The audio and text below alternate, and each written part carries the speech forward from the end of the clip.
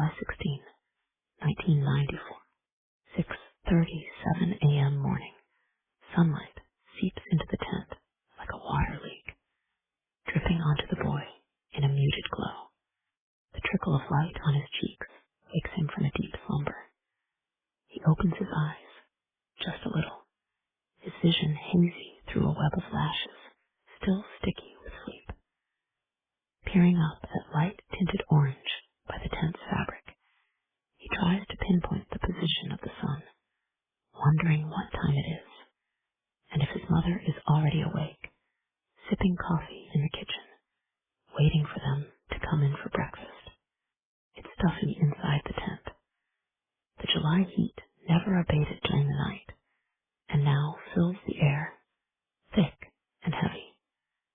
He wanted to keep the tent flap open while they slept, but his father said mosquitoes could get in, so the flap remained zipped shut, trapping the heat, which mingles with the distinct smells of boys in summertime. Grass and sweat, bug spray and sunblock, morning breath and body odor.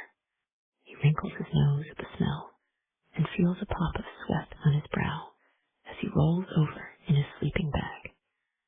It feels safe, like a hug. Although awake, he doesn't want to get up just yet. He prefers to stay exactly where he is, as he is. A boy on a lazy Saturday morning, smack dab in the middle of a lazy summer. His name is Ethan Marsh. He is 10, and this is the last carefree moment he'll have for the next 30 years, because just as he's about to close his eyes again, he notices another bit of light, a bright vertical slit glowing on the side of the tent. Strange enough to make him sit up, eyes now fully open, taking in the single slash in the fabric that runs from the top of the tent all the way to the ground. It's slightly puckered, like skin that's just been sliced. Through the gap, he sees a sliver of familiar yard, freshly cut grass, light blue sky, the glare of sun that's only just now clearing the distant trees. Seeing it, Ethan is hit by a realization he's vaguely known since waking, but is only now beginning to understand. He is in a tent, in his own backyard, completely alone. But when he went to sleep the night before, there had been someone else with him. Someone now gone. One. Screech. I wake with a start, unnerved by the sound zipping across the dark room. It echoes off the walls and snakes back to me in multiple waves. I lie in bed, completely still, eyes wide open, until the noise fades. Not that it was ever there to begin with. Decades of experience have taught me that it was just in my head. Dream, memory, and hallucination all at once. My first since coming back to this house. Honestly, I'm surprised it took so long, especially with the anniversary of what happened here fast approaching. Sitting up, I look to the clock on the nightstand, hoping it reads closer to dawn than midnight. No such luck. It's only 2:15. I've got a long night of no sleep ahead of me. With a sigh, I reach for the notebook and pen I keep next to the clock. After much squinting in the darkness, I find a fresh page and scribble 4 frustrating words. Had the dream again. I toss the notebook back onto the nightstand, followed by the pen. It lands with a clack against the notebook's cover before rolling onto the carpet. I tell myself to leave the pen there until morning, that nothing will happen to it overnight, but the bad thoughts arrive quickly. What if the pen leaks? Its midnight black ink staining the cream-colored carpet. What if I'm attacked in the middle of the night, and the only thing I can use to defend myself is an uncapped bic, which now sits out of reach? That second one, as alarming as it is improbable, pulls me out of bed. I grab the pen and set it on the notebook. There, much better. Anxiety soothed for now, I'm about to crawl back under the covers when something outside catches my attention. Light, not unusual for Hemlock Circle. Despite the lack of streetlights, it's never completely dark here. Light spills through bay windows onto immaculate front lawns and brightens second-floor bedrooms before the sun rises and long after it sets. The sconces flanking the chins, front door burn from dusk to dawn, warding off both trespassers and the bats that occasionally try to roost in the eaves. All summer long, the Wallace's backyard pool glows an alien blue. At Christmas, lights twinkle at 5 of the 6 homes in the neighborhood, including the Patels, who put theirs up at Diwali and don't take them down until a new year begins. And there are the garage lights. Every house has them. A pair of motion-activated security lights centered above the garage doors that glare like headlights when triggered. In the evenings, they flick on and off around the cul-de-sac with the frequency of fireflies as residents return from work in the waning light, go out to fetch the mail, haul recycling bins to the curb. As it gets closer to midnight, a few will continue to spring to life.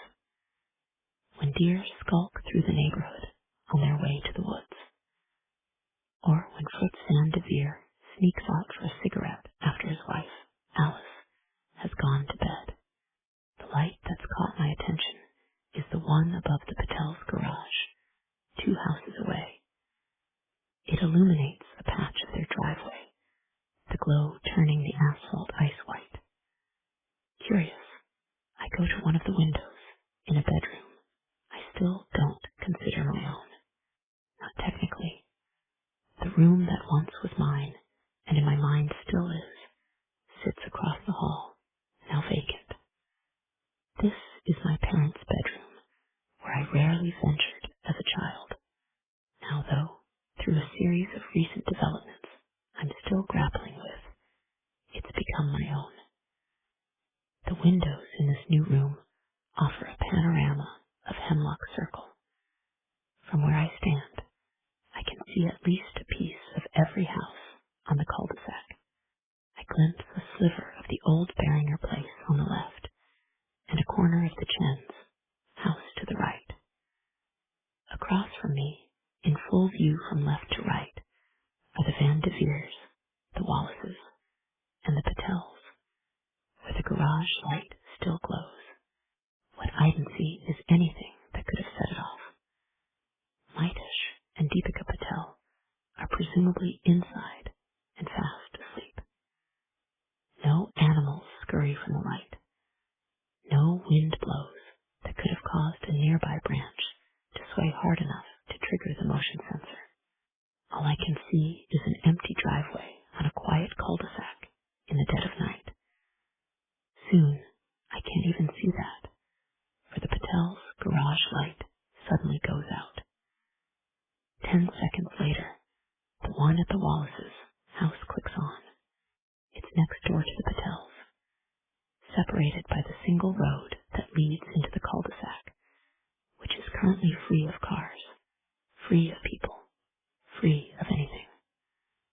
I draw close to the window, my nose almost touching the glass, straining to see something, any small thing, that could have triggered the light above the Wallace's garage. There's nothing visible, that is. Still, I stay pressed to the window, watching, even after the Wallace's garage light clicks off. The only thing I can think of that could have triggered it is a bat. They thrive here, as the Chen's porch lights can attest, feeding off the many insects that live in the woods, circling the cul-de-sac. They're also notoriously difficult to see in the darkness. But then the light above the Van de Veers' garage springs to life, and I know my theory is wrong. Bats willy-nilly, chasing prey. They don't methodically move from house to house. No, this is different. This is worrisome. Unease spreads through my chest as I think about 30 years ago. I can't help it. Not after what happened here. When the Van de Veer's light turns off, I begin to count. 5 seconds, then 10, then a full minute. Long enough for me to think that whatever is out there has moved on, likely into the woods, which means it was an animal. Something simply too small and quick for me to spot, but not small and quick enough to evade the hair-trigger garage lights of the houses on Hemlock Circle. The tightness in my chest eases, and I allow myself a sigh of relief. Then, the light above the Barringer's garage turns on. The light itself is just out of view, but the glow it throws onto the lawn and sidewalk makes my pulse do a stutter step. Whatever's out there isn't gone. In fact, it's getting closer. Several scenarios pop into my head, starting with the worst, because that's my default mode. Always going straight to the most alarming, the most dire. In this case, that would be that someone is circling the cul-de-sac. Someone I can't see, but who is definitely out there, moving from house to house, searching for another child to snatch. Second in line, and just a shade less worrisome, is the idea that whoever is outside has come to case Hemlock Circle, testing the security lights to see how easy it would be to break into one of the houses here.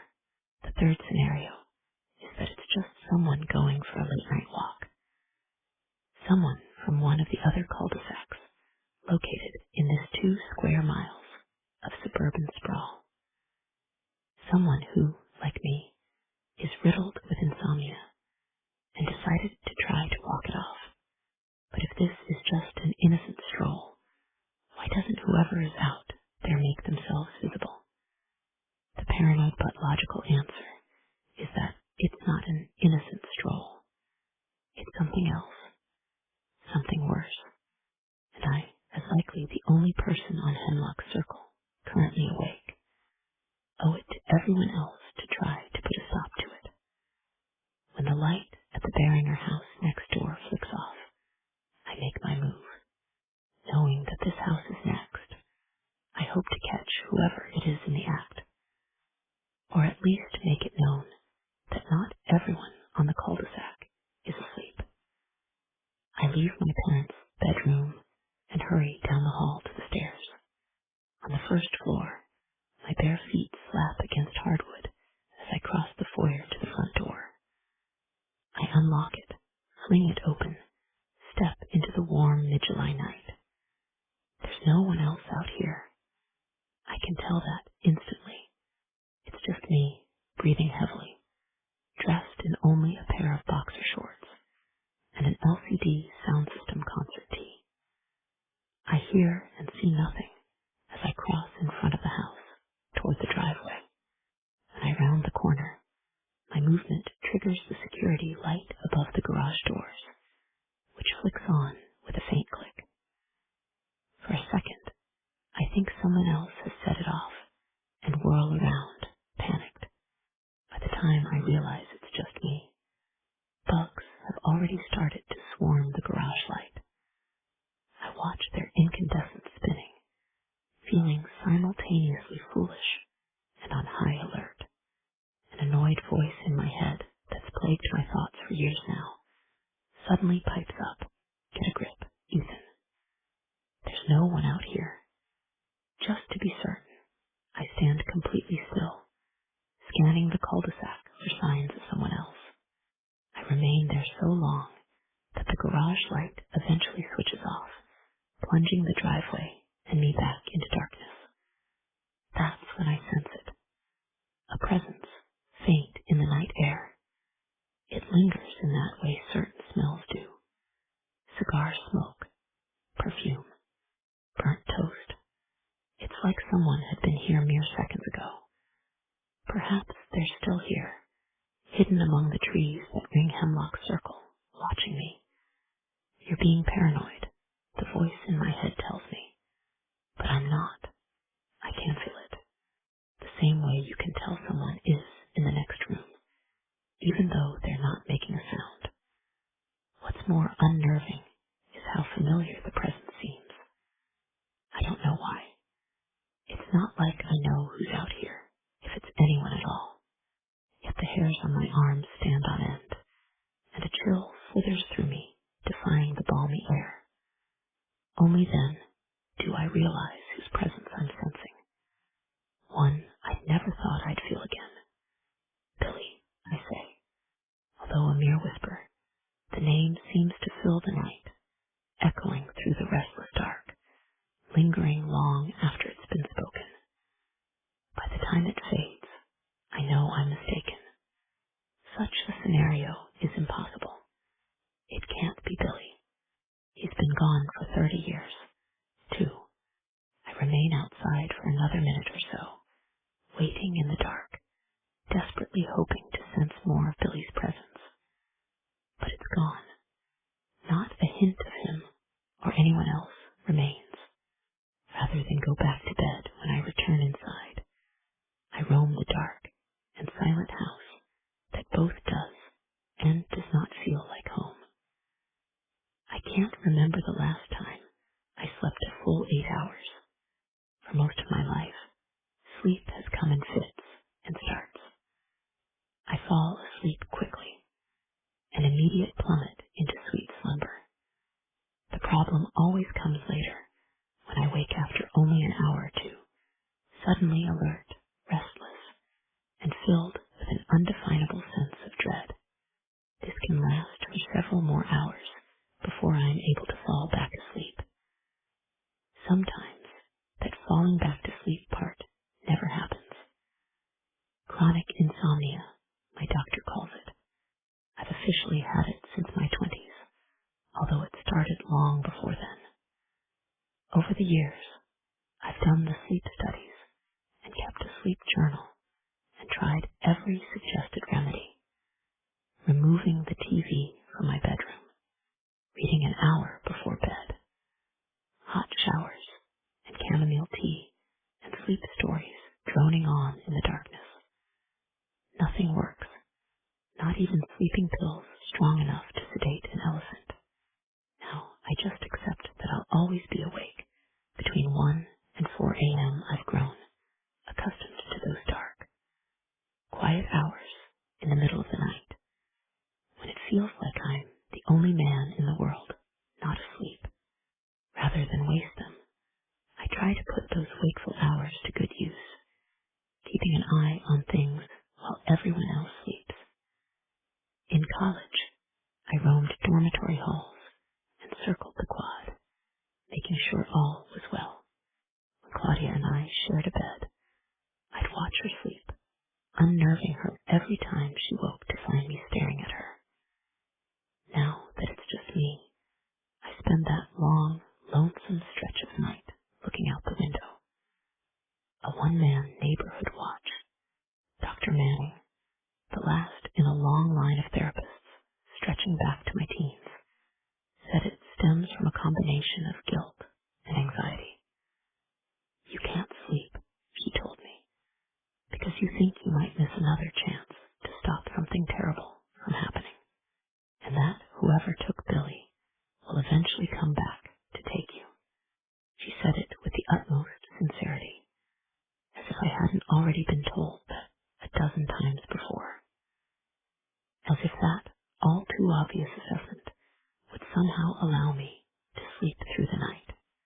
I pretended it was some major breakthrough, thanked her profusely, left her office, and never returned.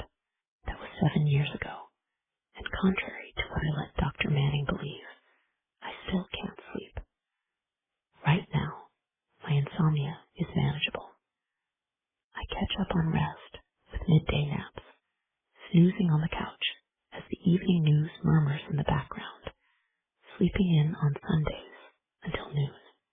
That'll change when the school year starts in September. Then I'll have to be up by 6, whether I've slept or not. Tonight, though, is still mid-July, allowing me to roam from room to room. I've done nothing to the house in the week since I moved in while my parents moved out, and the place now has a disjointed, temporary feel. As if all of us, my parents, the movers, me gave up halfway through.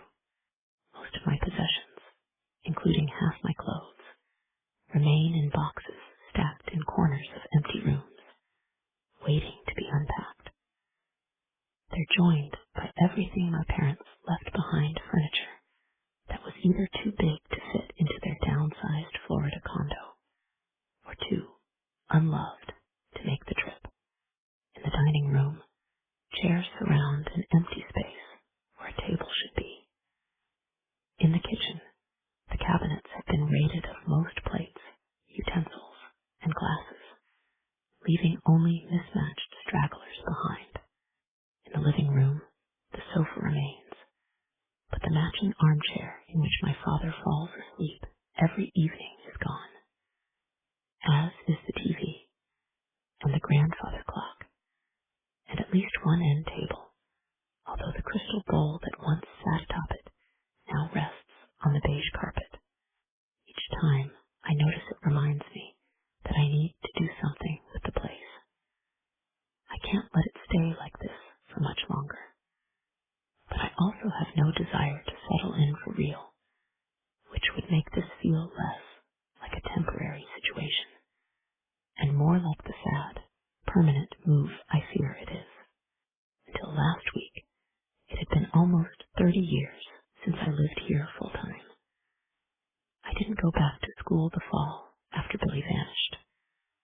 Rather, not the school I'd been attending, the one with familiar halls and teachers I knew, and friends I never saw during the summer, even though we lived only a mile or so apart.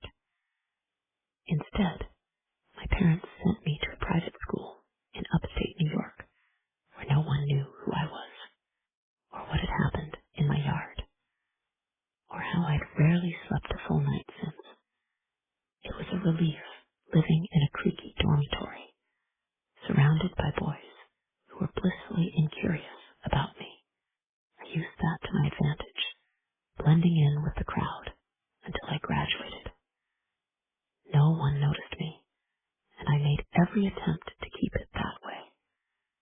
The few close friends I did were still kept at arm's length when it came to Billy, even though I told no one about him. They couldn't help but notice how gloomy I got right before the holidays or summer breaks, and how happy I was to be back at school when they ended. I think my friends assumed I hated my parents. The truth was that I hated this house. I hated being reminded of what happened here. I hated waking up in the middle of the night, looking out my bedroom window, and seeing the same patch of grass where Billy vanished. Most of all, I hated the guilty feeling that overcame me every time it happened. Billy was gone. I was still here. Somehow, that didn't seem right.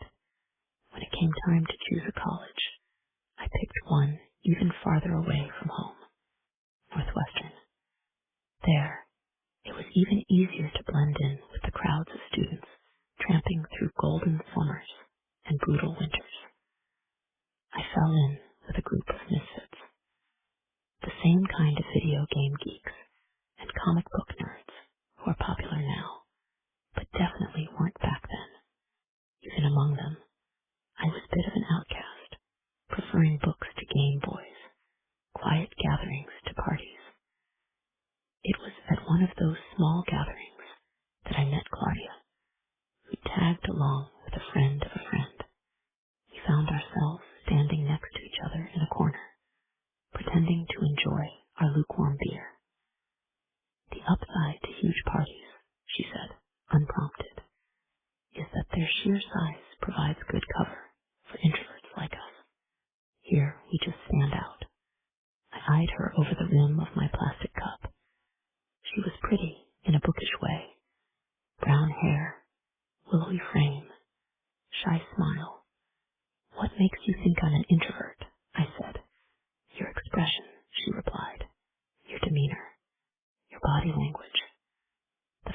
that you're standing here with me, President of Introverts Anonymous.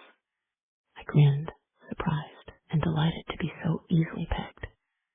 Yet you talked first, only because I have a weakness for guys in glasses. That single sentence gave me enough courage to ask her out on a date. We went for deep dish pizza and beer, that most cliched of Chicago first dates.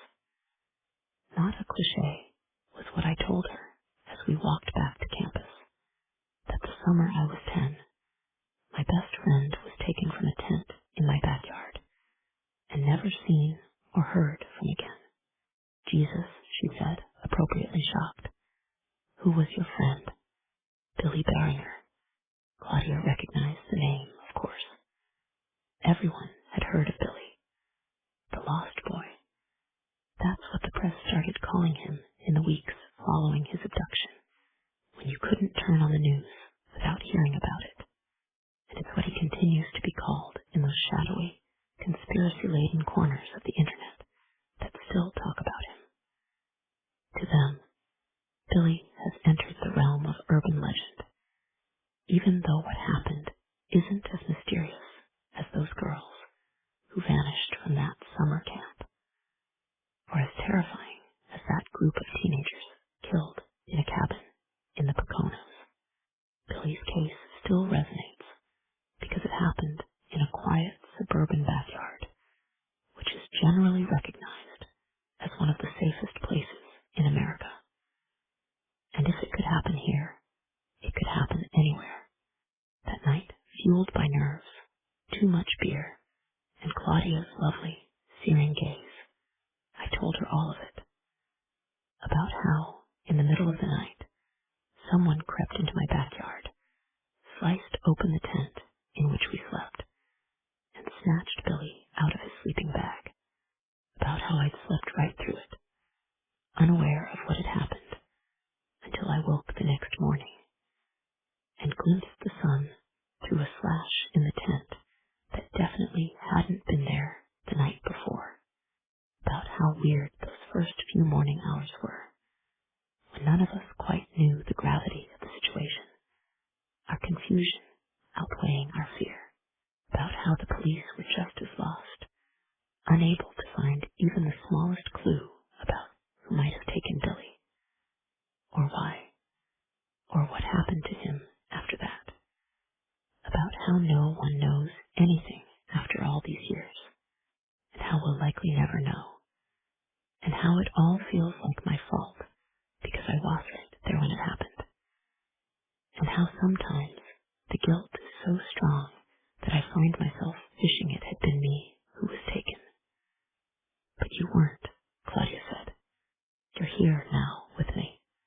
She kissed me then, my heart exploding into 1,000 butterflies. In that moment, I swore that I would remain there with her for as long as possible. That turned out to be 17 years, during which both of us graduated. Me first, then Claudia 2 years later. We stayed in the Chicago area, where she got a job with the Park Service, and I found a teaching gig at a private school, not unlike the one I had attended. I was never the most popular teacher, a far cry from the cool ones you see in movies, whose passion is so infectious that students end up standing on desks reciting poetry. I showed up, gave my lessons, guided bored teenagers through Great Expectations Sand to kill a mockingbird. Our life together might not have been exciting, but it was good. Until it was. Now I'm here, moving through a dark house half filled with boxes containing remnants of that once good life.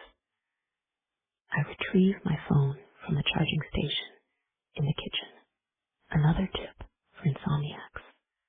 Sleep with your phone in another room and tap out a text. Can't sleep, of course. I pause, then type what I'm really feeling. I miss you, Claude.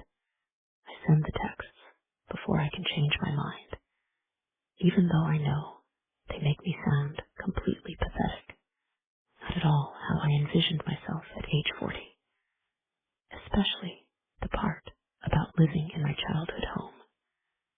This was my parents' idea, sprung on me when they announced they were finally taking the plunge and moving to Florida. "You'll be doing us a favor," my mother said when I initially resisted. "Selling a house like this is such a headache." What she meant, but couldn't bring herself to say, is that she knew I was going through a rough patch, both emotionally and financially, and that they were happy to help, even though I'm far past the age of needing help from my parents. At least I should be. I relented and moved into the house after getting them settled into their new condo outside Orlando. I've been here ever since, caught between adulthood and adolescence.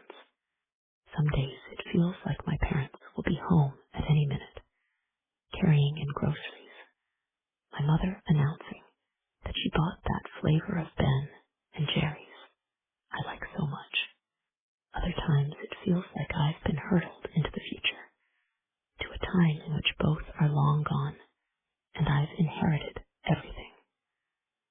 At the end of the hallway, past the mudroom and the laundry room, is what used to be my father's study, and now serves as my makeshift office. The boxes in here are opened, a half-hearted feint at unpacking. My father left the bookcases, but took the desk, forcing me to use my laptop, propped on a battered coffee table I found in the basement.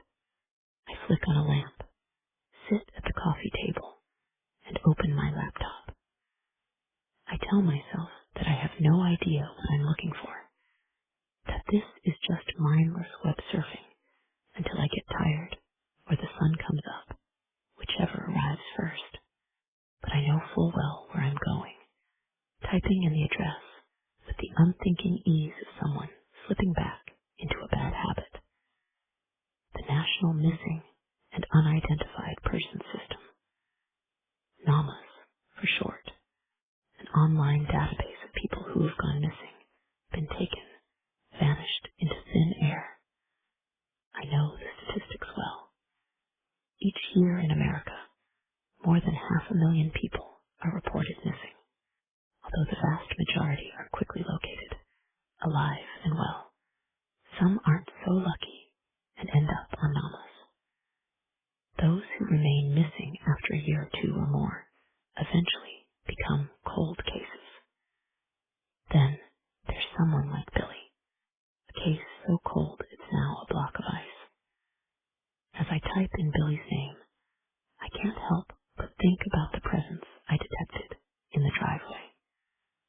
Feeling it was like being an amnesiac hit with 1,000 memories at once, a sudden awakening, as surprising as it was comforting, a sense of long-forgotten familiarity, and enough to make me think, for a slice of a second, that it was indeed Billy, that he was alive, that he had returned.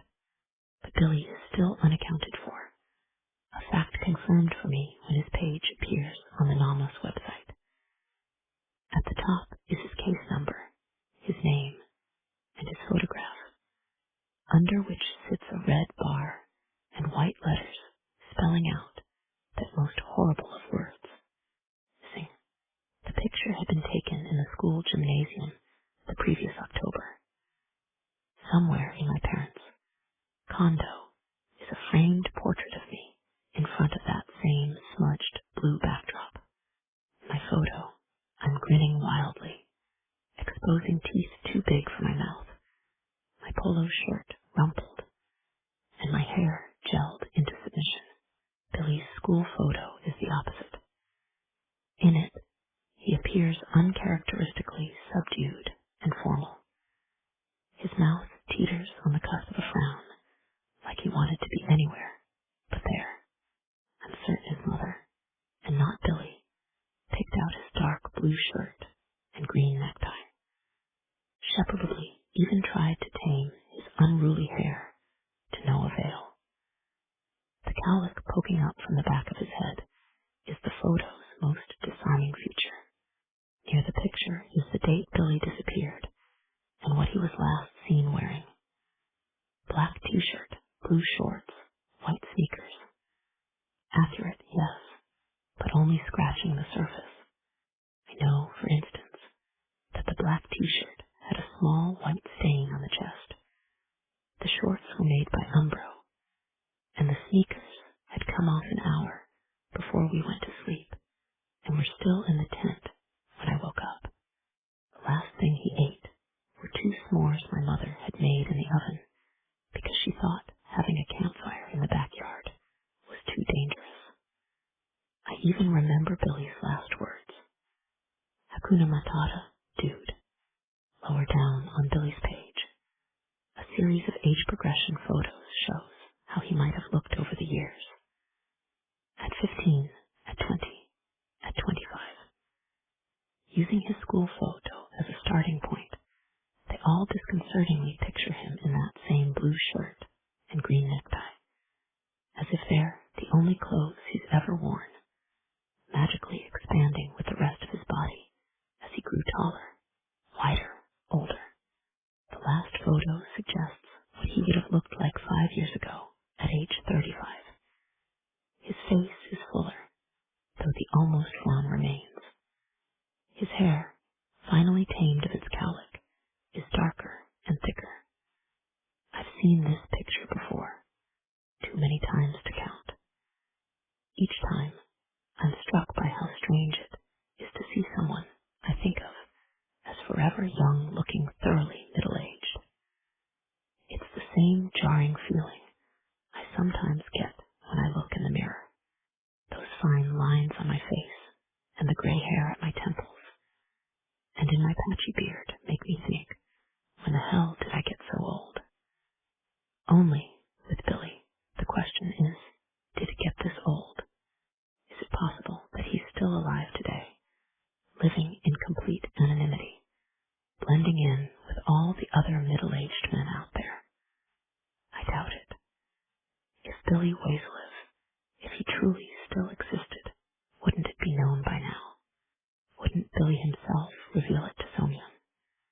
In case he does, there's a police contact at the bottom of the page. It's changed multiple times in all the years I've been coming to Billy's Namas listing, including since my last visit.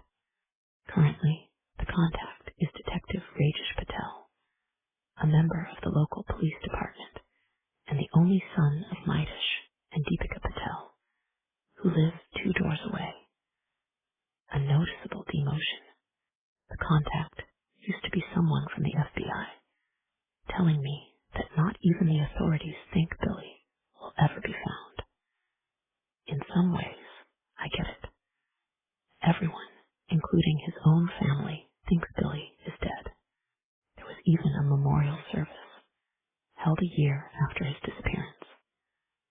I attended, sweaty and itchy, in a suit bought just for the occasion, staring at a silver-framed photo of Billy that sat atop an empty coffin. Everyone else, meanwhile, stared at me, the kid who hadn't been taken. I felt the entire church quietly assessing me, wondering what made me different enough that a kidnapper would choose Billy over me. In that moment, I so badly wanted the roles to be reversed. For Billy to still be alive, and for me to be anywhere but there. A feeling that grew more pronounced once Mrs. Barringer started screaming. Full-on, chest-heaving wails so loud inside the church that they rattled the stained glass windows. I close the Namas listing and do a Google search of Billy's name.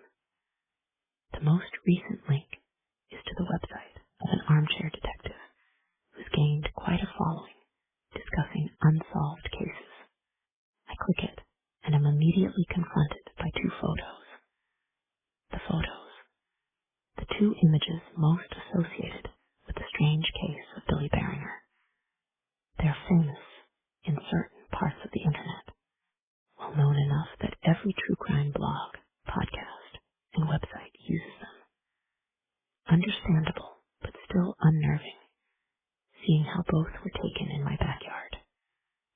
One shows an orange pup tent on a patch of lawn that's being fenced in by a perimeter of police tape, snapped by a starlit photographer who snuck into the backyard without my parents' permission. The photo has become the defining image of the Billy Beringer case.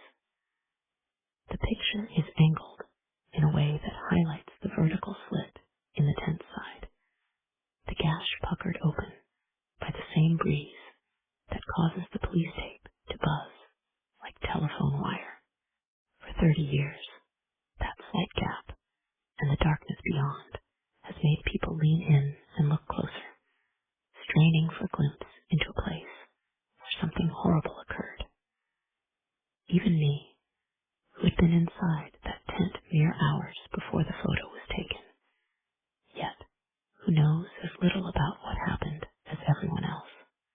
The other picture is the last known photograph of Billy, snapped on the 4th of July, 1994. It shows him eating a wedge of watermelon, pink juice dripping from his lips, like he's a vampire.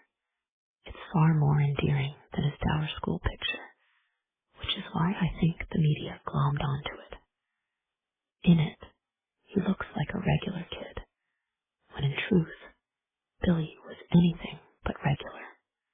Someone stands next to him, completely cropped from the photo, except for a sliver of bare arm nudging Billy's at the edge of the frame. That's me.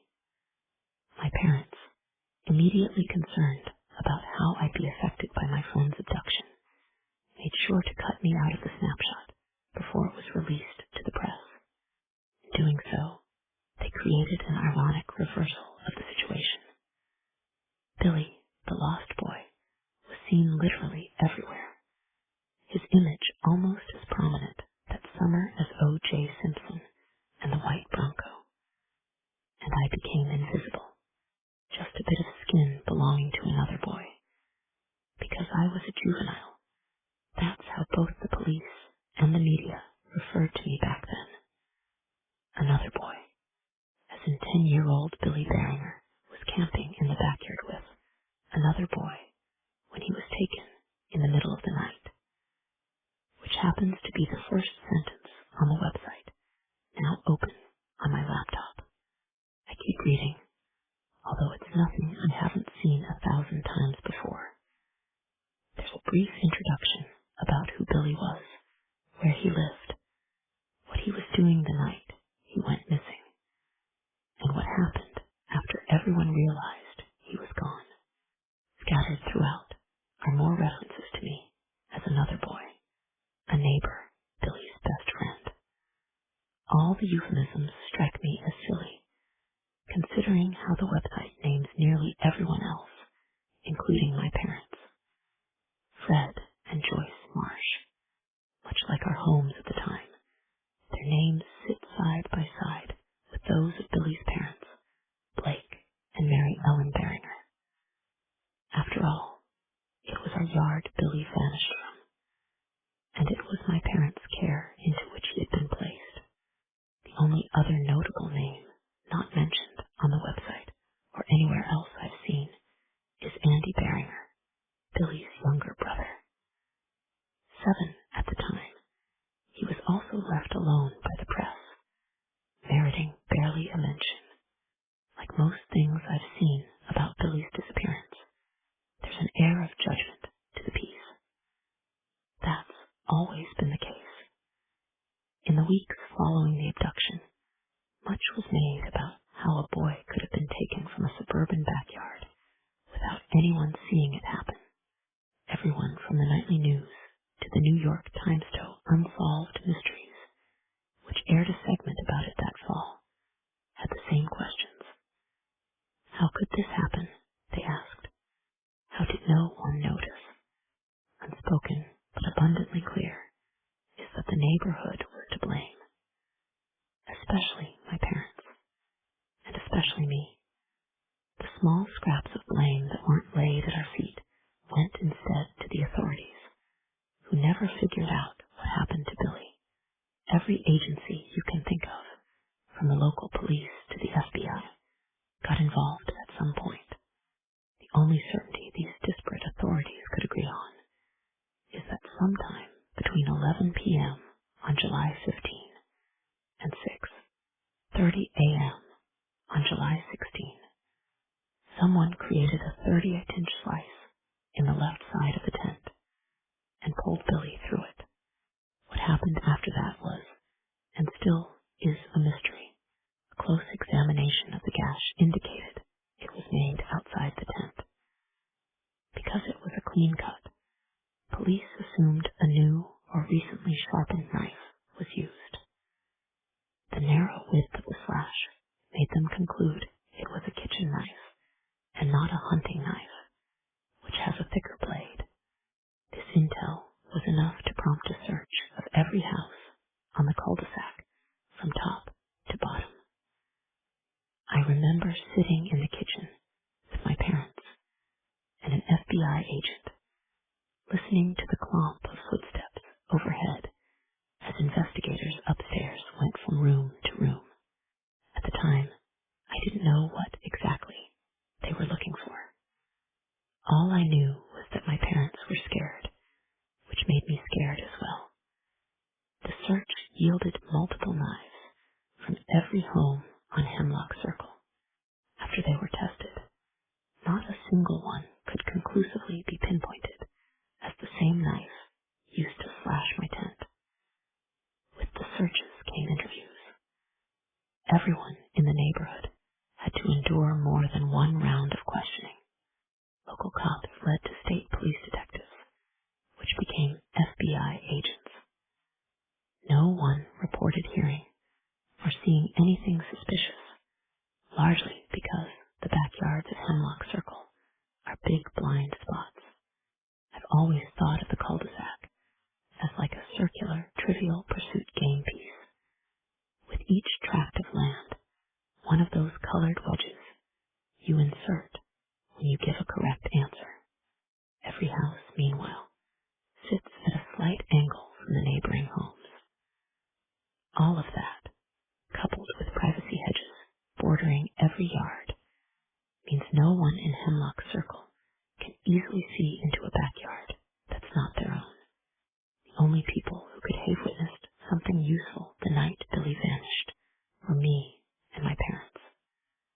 But their bedroom sat at the front of the house, offering a view of the cul-de-sac and not the yard behind it. As for me, well, the website I'm looking at sums it up like this. The other boy in the tent claimed to have seen and heard nothing. One word in that sentence gnaws at me. Claimed, as if I possibly could have lied to the police about that, as if I don't care what happened to Billy, when in truth I would do anything to learn what fate befell him. Yet there's nothing left to be done. Despite all the searches and interviews, the only trace of Billy's whereabouts came after a K-9 unit followed his scent for a mile through the vast forest that surrounds the cul-de-sac.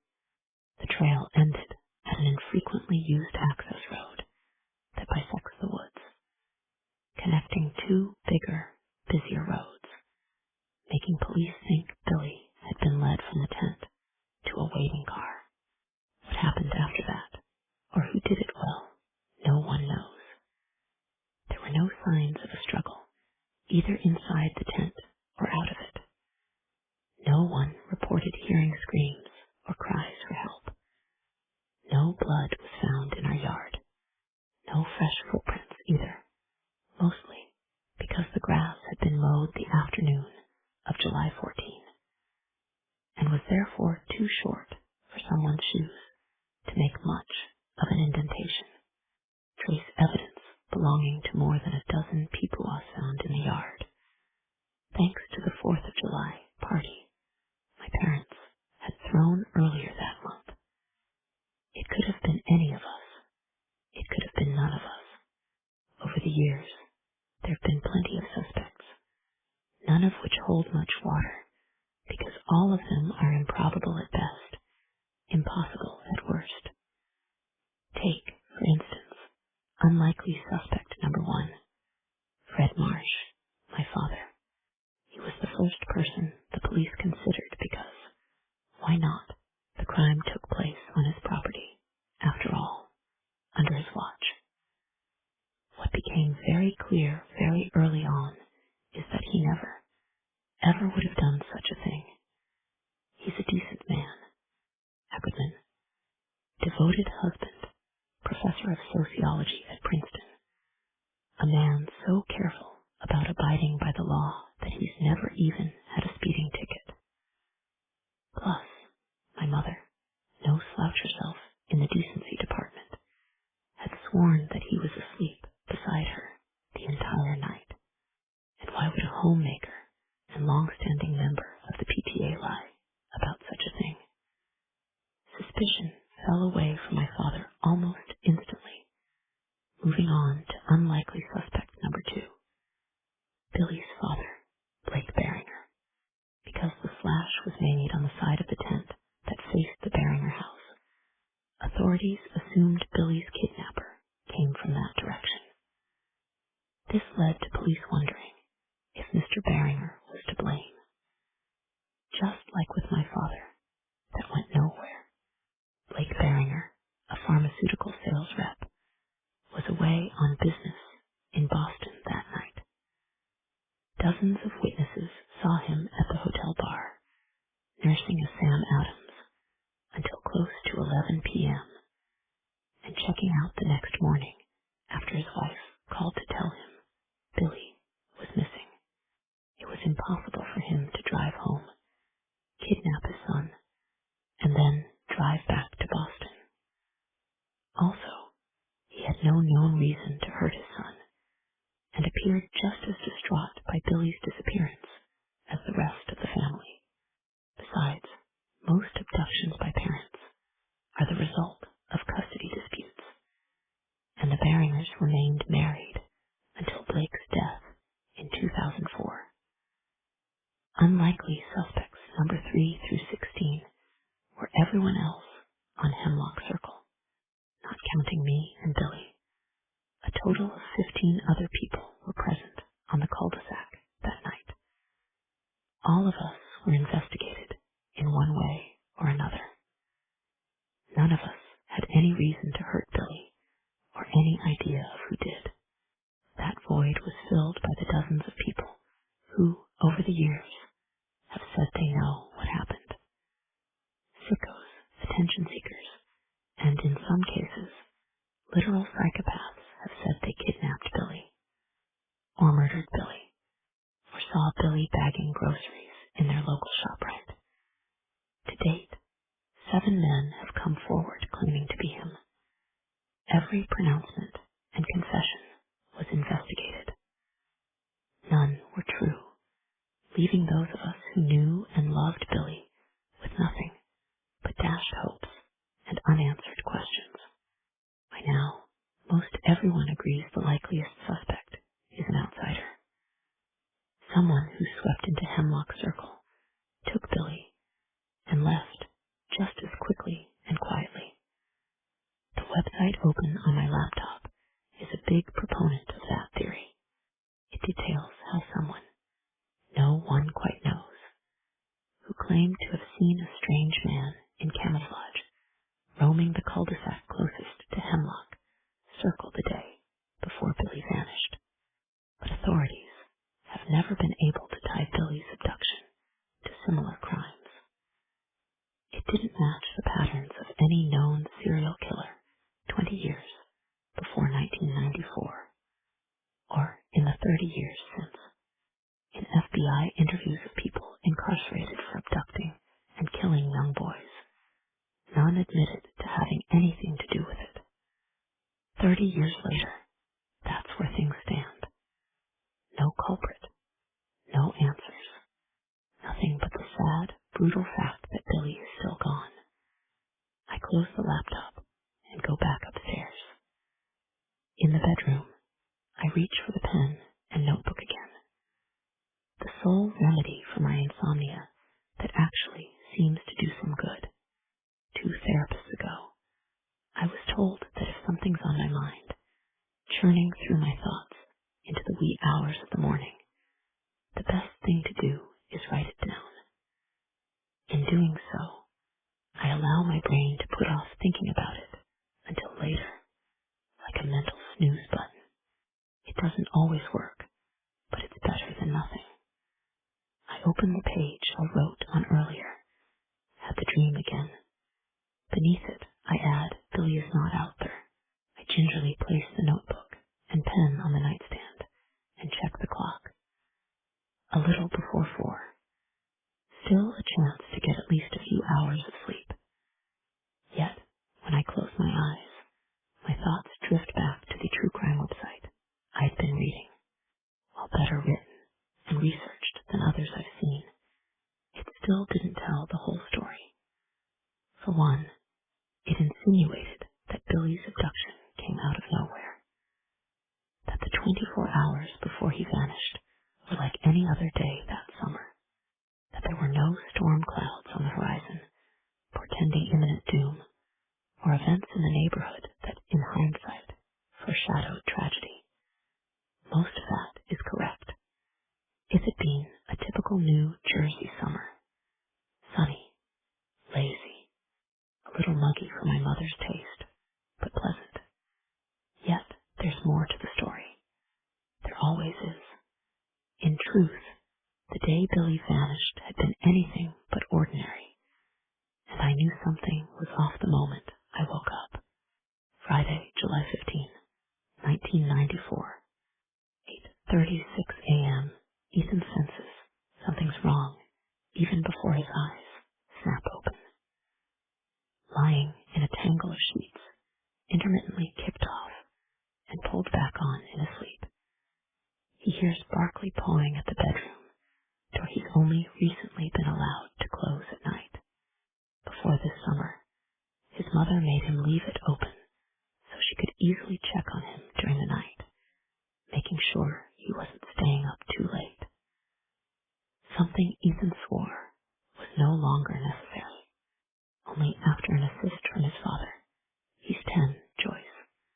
Give the boy some privacy. Did his mother relent? Since the end of the school year, he's been allowed to close his door each night before going to bed. Now, though, as his beagle continues to sniffle and scratch, begging to be let out, Ethan reconsiders his decision. Maybe, he thinks, leaving the door open another year isn't such a bad idea after all. At least then Barkley could come and go as he pleases, allowing Ethan to sleep in. As he kicks off the sheets and slides out of bed, Ethan notices the unmistakable scent of pancakes and bacon slipping through the crack beneath the door. No wonder his dog wants to be let out. The smell of his favorite breakfast makes Ethan eager to leave, too. He opens the door, letting Barkley bolt down the stairs to the kitchen. Ethan's about to do the same when he's stopped by a realization as sudden as it is confusing. Today is Friday. His mother only makes pancakes and bacon on Saturdays. Why would his father be doing it this morning while his mother at work? The answer comes to Ethan when he enters the kitchen, finding not just his father, but his mother, too. A rarity for weekdays so far this summer, since she started working. His mother has been gone by the time he wakes up most mornings during the week. A strange reversal from how it was during the rest of the year, when his father left early. His dad taught a few summer classes, but those weren't until the afternoon, leaving him to fix Ethan's breakfast. Even more strange was the night before, when Ethan's mother returned to the office 2 hours after dinner. He and his father had been watching a rerun of The Simpsons when she came into the living room, car keys jangling in her hand, and said, "I need to go to the office real quick. I left something there." Ethan, only half paying attention, heard his father say something to the effect of, "Now, can't it wait?"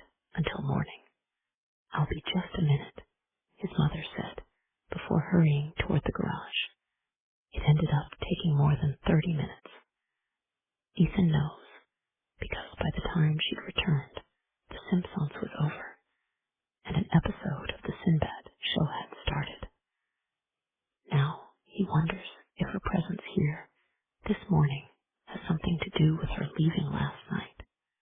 Morning sport, his father says from behind that morning's New York Times. At his elbow sits a steaming mug of coffee and a plate stacked with pancakes. Standing at the stove, Ethan's mother says nothing, while it's never been spelled out for him. Ethan knows deep down that he's had a mostly carefree existence. He lives in a nice house surrounded by other nice houses, in a nice neighborhood made up of other nice neighborhoods. He gets whatever toys he wants, even if he's forced to wait until Christmas or his birthday to receive them. His parents buy a new car every 2 years. They've been to Disney World twice.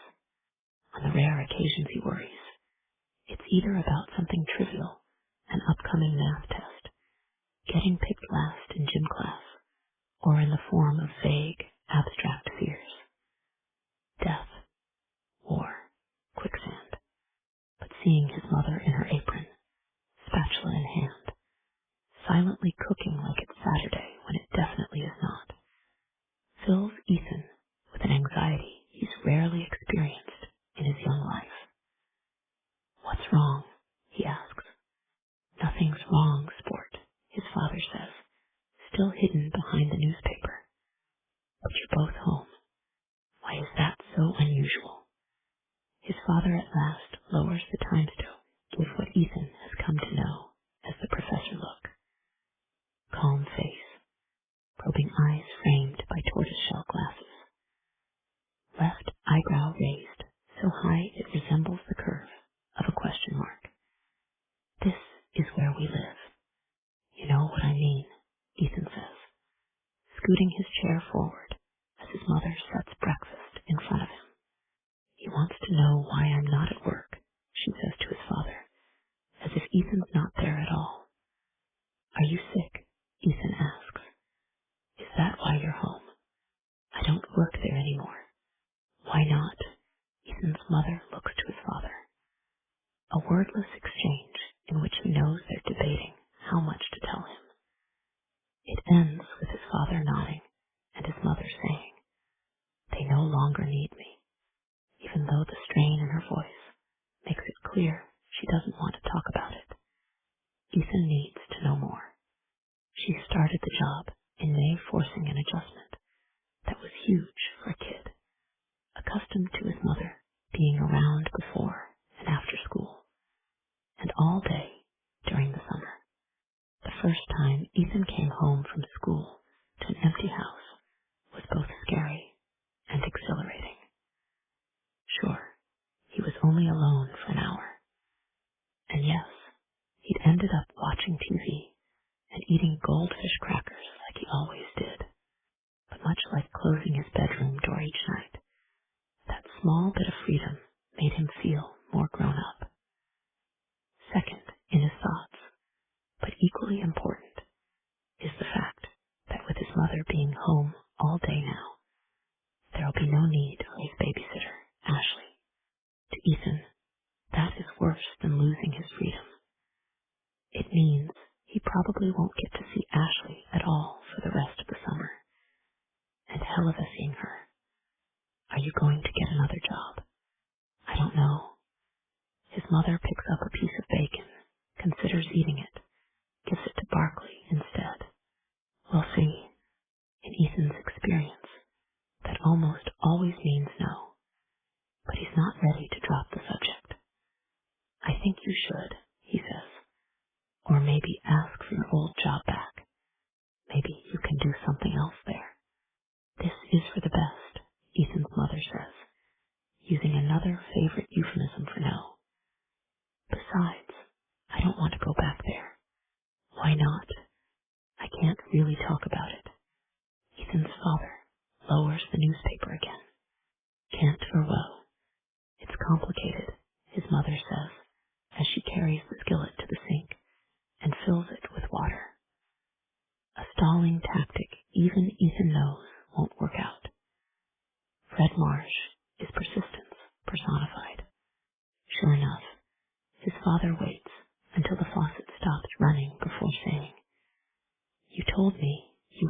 go because of budget cuts. What's so complicated about that? Rather than answer, Ethan's mother grabs a Brillo pad and starts to scrub. Joyce, what aren't you telling me? His father says. Did something happen last night? At the sink, Ethan's mother nods toward Barkley, who's at the sliding door to the patio, snout against the glass. Take him outside, she tells Ethan. He probably needs to pee. Ethan, staring at the half-full plate in front of him, starts to argue, but thinks better of it. Something weird is going on with his parents. Go on, sport, his father adds. Just for a minute. Breakfast will still be here when you get back. Ethan opens the door, and Barkley zooms outside, his tail bouncing as he tears through the yard, scattering birds. Ethan follows. The patios, sun-warmed paving stones hot beneath his bare feet. In the cooler grass of the lawn, he finds the stick he and Barkley played with the day before. Here, boy, he says, immediately drawing Barkley's attention. Fetch. He tosses the stick high into the air, watching it spin as it arcs across the lawn and lands on the edge of the woods that border the backyard. Barkley romps after it as Ethan glances toward the house. Inside, his parents sit at the breakfast table, caught in mid-argument. Seeing them like that tightens the knot of worry in Ethan's stomach. Divorce is another one of his vague fears, although less abstract than the others. He's seen what happens when parents split. 3 years earlier, the house next door had been occupied by Ethan's former best friend, Sean. When his parents got divorced, their house was put on the market, and Sean was forced to move to Texas with his mother. Ethan hasn't heard from him since. He worries the same thing could soon happen to him, even though neither of his parents seems too angry as he watches them through the patio door. His father's sporting the professor look again, which Ethan knows comes with many meanings. Curiosity, impatience, frustration. His mother's expression is easier to read. She simply looks sad. Ethan turns away, facing the rest of the yard.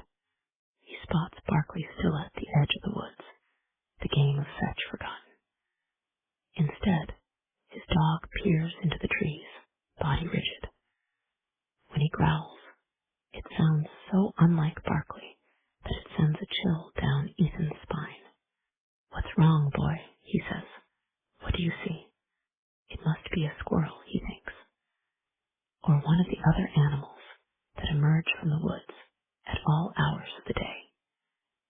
Ethan can only remember one other time when his dog growled at Fritz Van de Veer during the 4th of July picnic, for reasons no one could understand. Come here, boy, Ethan says, trying to coax his dog away from whatever's in the woods. When that doesn't work, he goes to Barkley, crossing the yard to the point where freshly mowed grass meets the forest's edge. A clear line of demarcation. Past it, the woods stretch for miles, interrupted only by an access road that cuts through it. Recently, Ethan's been allowed to venture with Billy to the road, about a mile away, but no farther, which is fine by him. He has no desire to go beyond it. It's not that he's scared, exactly. He's just never felt the need to explore the woods any farther, mostly because he already knows what's there. Lots of trees, lots of rocks. Oh, and the Hawthorne Institute, which Ethan knows nothing about beyond the fact that it exists, and that he's not allowed to go there. Stay away from that place, his mother once told him during an autumn walk in the woods. Why? Because it's private property, and it would be trespassing, which is illegal. But what's there? Ethan asked. Nothing you'd be hard for it and continues to stay away. Unlike other kids his age, he doesn't find the forbidden tantalizing. He suspects the institute is just like where his dad works, only stuffier. A noise sounds behind them, startling Ethan and Barkley both. They whirl around in unison, the empty woods suddenly forgotten, focusing now on the emerald lawn stretching between them and the house. Sitting in the grass, a few yards from the hedge that separates Ethan's lawn from Billy's, is a baseball. Ethan picks it up, noting the grass stains and Barkley's bite marks. From dozens of previous times, the ball has been thrown into his yard. So far this summer, it's been an everyday occurrence, a secret code passed between Ethan and his neighbor, and the message is always the same. Billy wants to play. 3. Screech. I bolt awake at 8 a.m., breathless from the dream. Twice in one night. Not a good sign. At least the dream isn't echoing through the bedroom like it did hours earlier. That's due to both the sunlight pouring through the windows and the roar of a lawn mower tearing across the front yard. Most suburbs run with the precision of a Rolex, and Hemlock Circle is no different. Mondays are trash day, during which everyone wheels their hulking bins of garbage to the curb in the morning and drags them back to the garage in the evening. The same is done with the recycling every other Friday. Tuesdays are when the landscaping crews arrive, swarming the cul-de-sac in ear-splitting cacophony. Lawn mowers, weed whackers, leaf blowers, especially leaf blowers. If suburbia had an official sound, it would be the agitated whir of compressed air blasting across patios and driveways, clearing them of any cut grass blades or stray leaves that dare to rest on their surfaces. When the leaf blowers cease, the resulting silence feels momentarily unnerving. Too quiet, too abrupt. For now, though, the lawn mower keeps on trucking, moving from the front yard to the back as I shower, dress, and head downstairs to the kitchen to make coffee. As it brews, I try to shake off my latest encounter with the dream, which has haunted me since the day after Billy's disappearance. It's always the same, beginning in darkness that's just starting to recede. My surroundings soon grow clearer, enough for me to see that I'm inside my old tent. The one Billy was snatched from when I was 10, but Billy's still there, asleep beside me. Above him, running the height of the tent, is a long gash. Sensing the presence of someone just outside, I peer into the slash, finding only darkness beyond. Whoever it is, I can't see them, despite knowing they were right there. Then I hear it. Screech. The sound of the tent being sliced, even though that part's already happened. It's a delayed noise, just like the way you see the lightning before you hear its accompanying thunder. That's when I wake up. Every damn time. The horrible screech lingering a moment in whatever room I happen to be in. Why I keep having the dream, and what any of it means, is a mystery I'd love to solve. At first, I assumed it meant that when the tent was slashed, I was at least conscious of it happening, if not fully awake. But I have no memory of hearing it happen. No vague recollection of opening my eyes and seeing the gash in the fabric. I honestly still don't know what to make of that. A stranger entered my yard, sliced through my tent, took my best friend. Is it possible I could sleep through all of that, noticing nothing, remembering absolutely nothing? The insomniac me of today would say no, but 10-year-old me was a different story. Back then,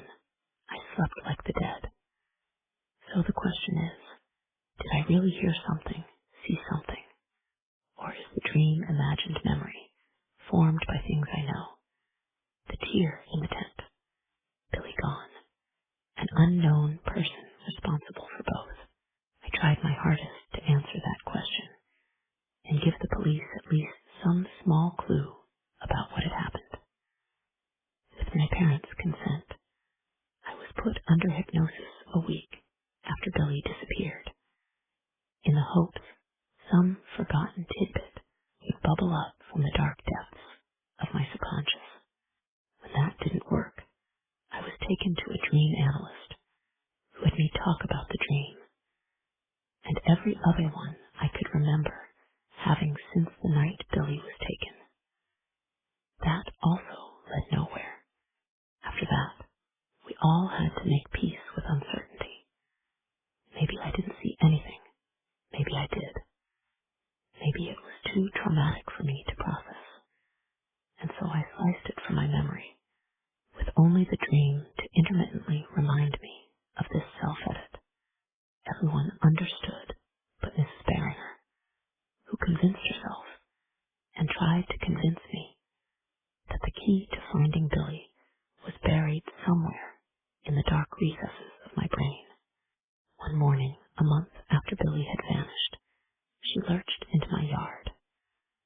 Worry had aged her so much that she looked like a stranger, someone to fear. Mrs. Barringer had dragged Billy's younger brother into the yard with her, likely too afraid to let him out of her sight. Andy, 7 at the time, couldn't bring himself to look at me or his mother. He simply stared at the grass, scared and ashamed.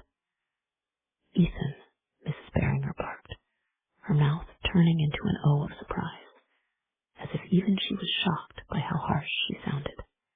She dropped Andy's hand and hobbled toward me, her footsteps slick-swishing through the grass. You need to tell them, she said, gently this time. Okay, sweetie. Just tell the police what you remember about that night. But I don't remember anything. Mrs. Barringer was within arm's reach now. I took a backward step toward the house, but she latched onto my shoulders with both hands. Her grip was tight and rough, the complete opposite of her still soothing voice. You have to remember something, even if you don't think you do. You couldn't have slept through the whole night. Her grip on my shoulders became a pinch. She started shaking me, lightly at first, but growing more violent with each passing second. Soon I was being jerked back and forth, my head bobbing uncontrollably. Even though I was young and scared, I knew what Mrs. Barringer wanted from me. I wanted the same thing myself, some clue, no matter how small, that might help find Billy. But I remembered nothing. I knew nothing. I'm sorry, I cried. I'm so sorry. At that point, my mother rushed outside and pulled me away from Mrs. Barringer's grip. He doesn't know anything, Mary Ellen, she said, not without kindness. I'm certain she saw a bit of herself in Mrs. Barringer's unhinged state. The way she gazed at our neighbor, my mother seemed to understand that, had it been me who was taken, she would be the one in Theriard, Schackenperson, pleading for information. I'm taking that first, blessed sip of coffee when I realize the noise outside has stopped. No lawn mower, no leaf blower. In their place comes the jaunty chime at the doorbell. I answer it, finding one of the lawn guys on the front porch. Are Mr. and Mrs. Marsh home? He says, using a rag to wipe sweat from his brow. They just moved, actually. Are you the new homeowner? No, I say, because technically I'm not, which makes me wonder what exactly I am. I'm their son. I'm staying here until my parents put the house on the market. It dawns on me that he might already know this, and is gearing up to politely request payment for the lawn he's just mowed. I try to spare him the chore by saying, how much do I owe you? Nothing, he says. Your parents paid in advance for the entire summer. Here, because there was something in your yard this morning. It was no problem today, but in the future, I'd really appreciate it if you made sure your kids don't leave sports equipment in the grass when we come to mow. I don't have kids. I squint, confused. What sports equipment? This. The man digs into a deep pocket of his cargo pants. He removes his hand and holds it out so I can see it. There, resting in his cupped palm, is a baseball. Friday, July 15, 1994. 8:56 a.m. Billy looks at the baseball in his hand, surprised by how battered it's become after just a few weeks of use. The once white leather is now a dull gray and scuffed with dirt and grass stains. There are even a few teeth marks from the couple of times Barkley found it before Ethan could. That might happen again today if he's not careful. Billy can hear the dog with Ethan on the other side of the hedge. He knows it's weird. The way he crouches behind the hedge, listening to Ethan play with Barkley in the yard next door. Other boys would just pop through the greenery and say hello, but where's the fun in that? No, Billy prefers to do it his way, the weird way. Hidden behind the hedge, gripping the baseball, waiting for the perfect moment to spring his secret code. The first time he tried it was the first day of summer vacation. Already bored by 10 a.m., he decided to run next door and ask Ethan if he wanted to go exploring in the woods.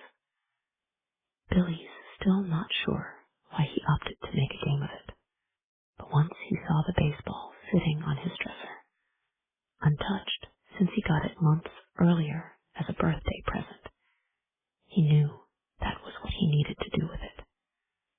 Ethan was confused at first. He'd brought it back to Billy, asking if it accidentally went over the hedge while he and Andy were playing catch. As if that were an everyday occurrence in the Beringer backyard. It was. Andy sometimes tossed a ball back and forth with their dad, but Billy never. I threw it there on purpose, Billy told him. Ethan scrunched his eyes. Why? I don't know. I wanted it to be like a secret message. Whenever you find the ball in your yard, it means you need to come over and find me. I saw it in a movie. A man who moved into a haunted house kept finding balls left by a ghost. Why would a ghost do that? Billy sighed then, as if the answer was obvious, so the man would know he was there. Ethan shook his head and passed the ball back to him. That's weird, he said, but not in a bad way. Not like Rajesh Patel or the other older boys on the school bus who spit the word at him like an insult. Ethan meant it as an observation. Or so Billy likes to think. He knows he's not like other boys his age, and sometimes that bothers him. Sometimes he even wishes he could be different, not so prone to flights of fancy or fits of imagination. Not as much of a nerd, to use another word thrown at him on a regular basis, even though Billy thinks of nerds as being super smart, which he is not. He's okay at English and loves reading, but he completely sucks at math. All the other not smart boys he knows make up for it by being athletic. Another area in which Billy is hopeless. He's eccentric. He once heard his father say to his mother, when Mrs. Jensen called them in for a parent-teacher conference, because she was concerned about Billy's inability to fit in with the rest of his class. I don't understand why that's such a bad thing. It's not bad, necessarily, his mother said. But I worry. This world isn't kind to boys who stand out. That was 3 years ago. And even though they'd moved to a new house, a new town, and a new school since then, still found himself unable to fit in. He'd feel completely alone if it weren't for Ethan, who never seems to mind Billy's eccentricities, which is why Billy thought it was fine to try out his baseball a secret message bit on his best friend, and why he's kept it up every day so far this summer. Well, every day except yesterday. Yesterday was special. But today, Billy is back to his regular routine, ready to toss the ball while Ethan's still in the backyard. A stealth delivery, as if the ball had indeed been placed there by a ghost. Peering through the hedge, he sees Ethan in the middle of his yard, shooting a concerned look at Barkley. The dog's at the edge of the woods, growling. "Come here, boy," Ethan calls. When Barkley doesn't come, Ethan goes to him. Billy watches his friend cross the yard, waiting until he's at the trees. In one swift, silent motion, Billy stands, tosses the ball over the hedge, and listens to it hit the ground. Then he runs. Again, weird. Since he knows Ethan will see the baseball in 2 seconds, he might as well stay. Yet Billy hurries back to his house, running through the open back door and up the stairs to his bedroom. There he sits and waits for Ethan to find him. 4. I stare at the baseball, which now sits on the kitchen counter. Pristinely white with red stitching, it looks brand new. This, I think, is a coincidence. It has to be. Billy is still gone. He hasn't come back. And he absolutely wasn't outside last night, roaming the cul-de-sac, despite that brief tingle of recognition I'd felt at the time, the weird way, hidden behind the hedge, gripping the baseball, waiting for the perfect moment to spring his secret code. The first time he tried it was the first day of summer vacation. Already bored by 10 a.m., he decided to run next door and ask Ethan if he wanted to go exploring in the woods. Billy's still not sure why he opted to make a game of it, but once he saw the baseball sitting on his dresser, untouched since he got it months earlier as a birthday present, he knew that was what he needed to do with it. Ethan was confused at first. He brought it back to Billy, asking if it accidentally went over the hedge while he and Andy were playing catch. As if that were an everyday occurrence in the Beringer backyard. It was. Andy sometimes tossed a ball back and forth with their dad, but Billy never. I threw it there on purpose, Billy told him. Ethan scrunched his eyes. Why? I don't know. I wanted it to be like a secret message. Whenever you find the ball in your yard, it means you need to come over and find me. I saw it in a movie. A man who moved into a haunted house kept finding balls left by a ghost. Why would a ghost do that? Billy sighed then, as if the answer was obvious, so the man would know he was there. Ethan shook his head and passed the ball back to him. That's weird, he said, but not in a bad way. Not like Rajesh Patel or the other older boys on the school bus who spit the word at him like an insult. Ethan meant it as an observation. Or so Billy likes to think. He knows he's not like other boys his age, and sometimes that bothers him. Sometimes he even wishes he could be different, not so prone to flights of fancy or fits of imagination. Not as much of a nerd, to use another word thrown at him on a regular basis, even though Billy thinks of nerds as being super smart, which he is not. He's okay at English and loves reading, but he completely sucks at math. All the other not smart boys he knows make up for it by being athletic. Another area in which Billy is hopeless. He's eccentric. He once heard his father say to his mother, when Mrs. Jensen called them in for a parent-teacher conference, because she was concerned about Billy's inability to fit in with the rest of his class. I don't understand why that's such a bad thing. It's not bad, necessarily, his mother said, but I worry. This world isn't kind to boys who stand out. That was 3 years ago, and even though they'd moved to a new house, a new town, and a new school since then, Billy still found himself unable to fit in. He'd feel completely alone if it weren't for Ethan, who never seems to mind Billy's eccentricities, which is why Billy thought it was fine to try out his baseball a secret message bit on his best friend, and why he's kept it up every day so far this summer. Well, every day except yesterday. Yesterday was special. But today, Billy is back to his regular routine, ready to toss the ball while Ethan's still in the backyard. A stealth delivery, as if the ball had indeed been placed there by a ghost. Peering through the hedge, he sees Ethan in the middle of his yard, shooting a concerned look at Barkley. The dog's at the edge of the woods, growling. Come here, boy, Ethan calls.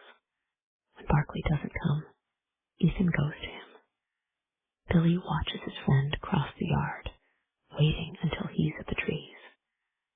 In one swift, silent motion, Billy stands, tosses the ball over the hedge, and listens to it hit the ground. Then he runs. Again, weird. Since he knows Ethan will see the baseball in 2 seconds, he might as well stay. Yet, Billy hurries back to his house, running through the open back door and up the stairs to his bedroom. There he sits and waits for Ethan to find him. 4. I stare at the baseball, which now sits on the kitchen counter. Pristinely white with red stitching, it looks brand new. This, I think, is a coincidence. It has to be. Billy is still gone. He hasn't come back. And he absolutely wasn't outside last night, roaming the cul-de-sac, despite that brief tingle of recognition I'd felt at the time. In that moment, they are a picture-perfect family. Father, mother, son, all enviably adorable, with another child arriving soon. A girl, Russ told me as we drank beer on this very patio 2 nights ago.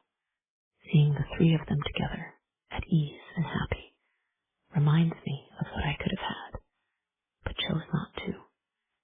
It was me who didn't want kids, although for a time I thought it was something both Claudia and I agreed on. I remember everything about the moment I realized I was wrong, from the ecru walls of the restaurant to the scent of the grilled salmon that had just been placed in front of me. A singy mix of lemon and wood smoke. I was reaching for my glass of wine when Claudia, out of nowhere, said, I want to have a baby. I froze, my fingers still wrapped around the stem of the wineglass, unable to respond. Ethan, did you hear me? Worry had edged into Claudia's voice. She knew her words were like a hand grenade tossed into our marriage. Now she was bracing herself for the explosion. I heard you, I said quietly. Claudia leaned forward, uncertain. And you told me you didn't want kids, I said, which was the truth. After a month of dating, right before it got really serious, we decided to lay all our cards on the table. The biggest one, the make or break one, involved not wanting children. We agreed on that. I know, we did, and I was fine with that. I really was. Claudia looked at her lap, where I assumed her hands were bunching her napkin under the table, a nervous tick that I knew so well. Until that moment, I thought I knew everything about her. But for the last few years, I've started to think that maybe I do. What changed? Me, she she said. I changed. At least my thinking has. I sighed then, a sad exhalation, because my thinking hadn't changed, although it was clear Claudia hoped it secretly had. You're upset, she said. Yes, I was, but not with her. I couldn't be mad at Claudia for feeling the way she did. I was scared about what it meant for our marriage. I'm surprised, that's all. I know, Claudia said, and I'm sorry. I should have told you sooner. Why didn't you? I guess I thought it would pass. But the longer I've thought about it, the more I realized I want it. I can't stop thinking about our legacies, what we'll leave behind when we're gone. Right now, that's nothing. But if we had a family, Claudia's voice trailed off, forcing me to fill the void. We're a family, you and me. No, Ethan, she said. We're just us. Then she started to cry, right there in the middle of the restaurant. And I knew that our marriage was in deep trouble. I'm wrenched from my memories by the appearance of Russ's mother emerging from the house, wearing a floppy straw hat and clutching a trowel caked with dried dirt. In her 70s, she still moves with effortless grace. Hi, Mrs. Chen, I say, just like I did when we were kids. Hi, Ethan, she calls back, before continuing to the gladiolas, waving in the breeze at the patio's edge. Are you remembering to water your mother's flowers? Yes. A lie. I haven't watered anything inside or out. Still, it pleases Mrs. Chen, who nods and says, You're a good son, just like my Russell. Russ cringes at the compliment, which makes me wonder if he's thinking about his older brother, Johnny, the bad son, the son who might have eventually become good if he hadn't died of a drug overdose when Russ was 9. That was the first great loss on Hemlock Circle. Hey, I thought of someone else you could ask about the baseball, Russ says. The Wallaces. Why, I scoop up the ball Benji had thrown dropped, confused why Russ thinks I should go to a house on the other side of the cul-de-sac. Especially since the only person there now is Gruff Vance Wallace. Ashley's back. She and her son moved in last month. I didn't know that, I say, trying to hide the surprise flashing through me like heat lightning. Ashley Wallace is back on Hemlock Circle. Your parents probably didn't mention it because they know you had a huge crush on her back in the day, Russ says, grinning. I did not. You totally did. We all did. Jennifer shoots him a look. Oh, did you now? Did I say we? Russ stalls with a sip of coffee. I meant Ethan and Billy. He meant that none of us did, I add.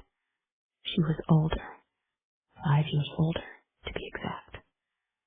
Not much of an age difference now, but completely out of my league when I was 10, and despite my present-day denial, hopelessly in love with Ashley Wallace.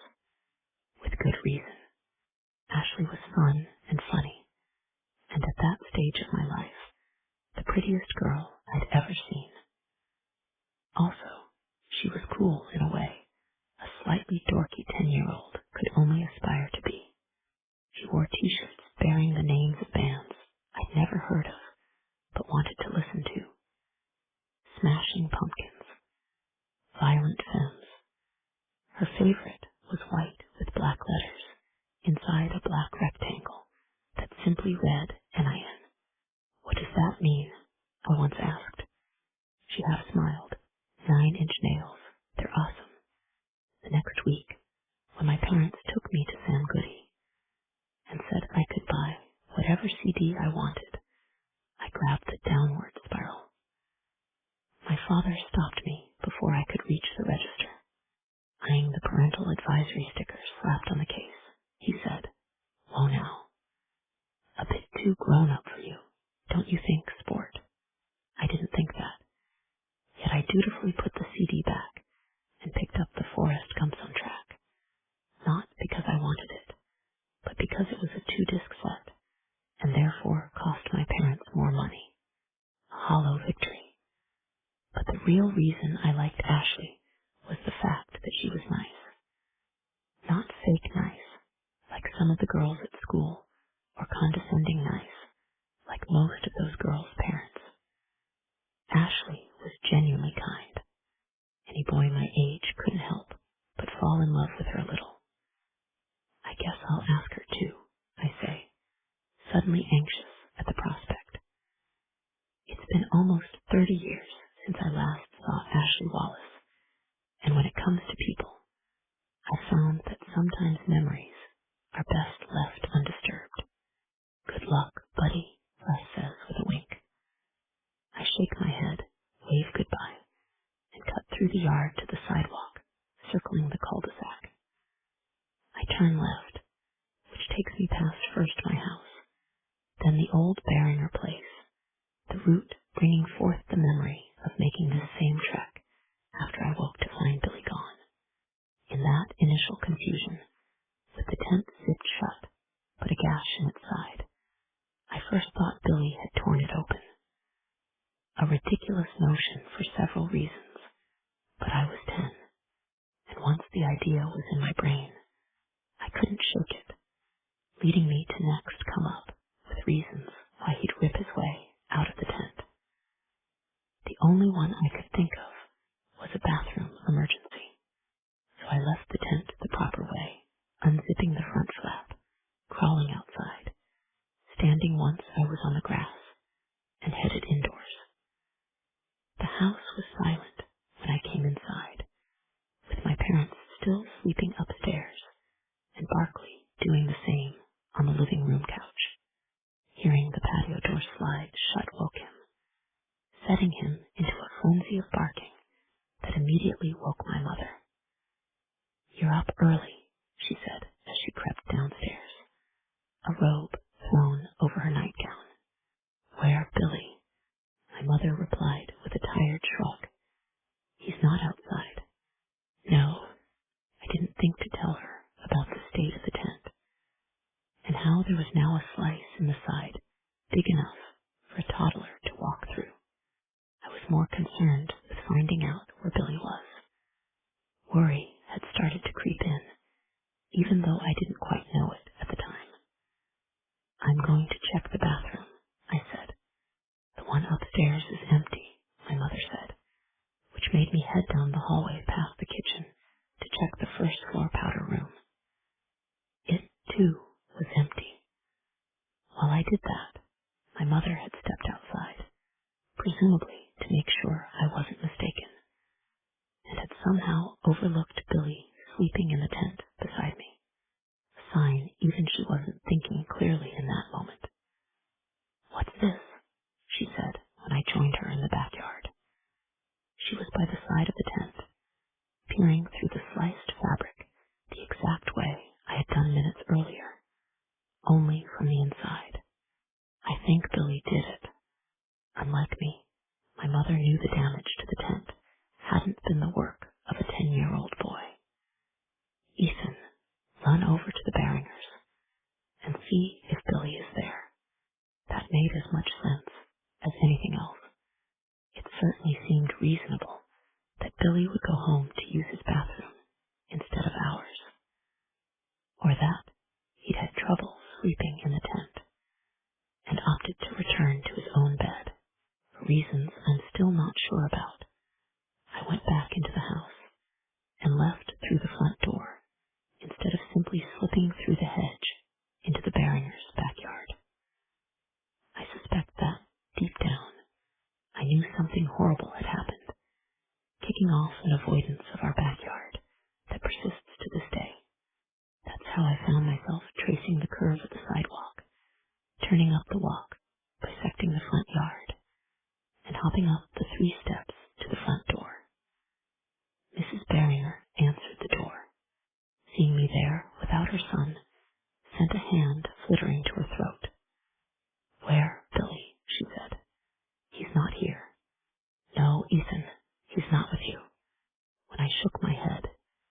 Fear sparked in Mrs. Barringer's eyes. Seeing her silent panic made clear the unnerving fact I'd been trying to suppress since waking up in the tent. Billy was gone. 30 years later, he's still gone, as is his family. The house they once occupied now stands empty. I pause on the sidewalk, struck by how utterly abandoned the place feels. It's not surprising no one wants to buy it. The shutters have been faded by the sun, and the windows are as dark and empty as the eyes of a corpse. The only sign of life is the flowers lining the front walk. Bright and in full bloom, it's clear there the work of Mrs. Chen, Hemlock Circle's expert gardener. She probably couldn't bear the sight of unattended plants and took it upon herself to care for them. After one last look at Billy's house, I continue to the next one on the cul-de-sac, the Van de Veer residence. Fritz Van de Veer and his wife, Alice, were the first to settle on Hemlock Circle after it was built in the late 80s. They were soon followed by the Wallaces, the Patels, the Chens, and my family. Of the 6 original houses, only the Barringer place has been home to more than one family. First the Remingtons, who spent 3 years there before they got divorced and moved away. Then the Barringers, then several other families who came and went. That turnover, while normal for most neighborhoods, is unusual in a place like Hemlock Circle, where few people ever leave. Make no mistake, it's weird that 5 out of the 6 families living on the cul-de-sac when Billy vanished remain here 30 years later. Even the Barringers, who had every reason to leave, stayed a few years after their son's disappearance. The night before they left for Florida, I asked my parents why they had stayed here for so long, why everyone had stayed. My father cited the diverse neighborhood, its cleanliness and quiet, its excellent schools and low crime rate. What happened to Billy notwithstanding, situated a stone's throw from Princeton and halfway between New York and Philadelphia. Its location made it one of the most desirable neighborhoods in the country. Despite the way he talked, I know the real reason that's kept every family here all these years. No one wanted to be the first to leave, lest it make them appear suspicious. Now that my parents have finally felt comfortable enough to move, I wouldn't be surprised if others did as well, especially Vance Wallace, who lost his wife to cancer a few years ago, and until Ashley moved back in, had lived in that big house all alone. To get to the Wallaces, I must pass the Van de Veers. As I do, I spot Fritz Van de Veer rounding the house, a garden hose in hand. Even though he's watering flowers, Fritz looks like a businessman on casual Friday. Pressed khakis, crisp white shirt tucked in to show off his still trim figure. The only sign that he's been retired for years are his sneakers, which are the same gleaming white as his shirt. Fritz is soon joined by his wife, Alice, who's clad in a floral sundress and sandals. She's as slender and elegant as the last time I saw her, which might have been more than a decade ago. Like her husband, her hair is a shade of beige that refuses to betray her age. Not quite blonde, not quite gray. Standing side by side, the two of them give off distinct Pat Sajak and Vanna White vibes. I step closer to their yard, stopping next to the hedge, separating their property from the old Barringer house. Hi, Mr. and Mrs. Van de Veer, I call out, sounding like I'm 30 years younger, and not the same age they were when Billy was taken. Such formality can be forgiven. As the only couple on Hemlock Circle,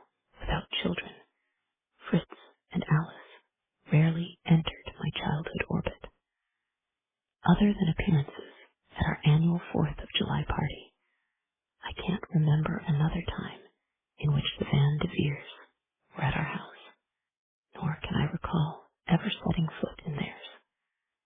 Then again, after Billy, the general mood of Hemlock Circle changed. The neighborhood grew more somber, less friendly. Russ's parents stopped celebrating Chinese New Year with an open house, and Ashley's halted their Memorial Day pool parties.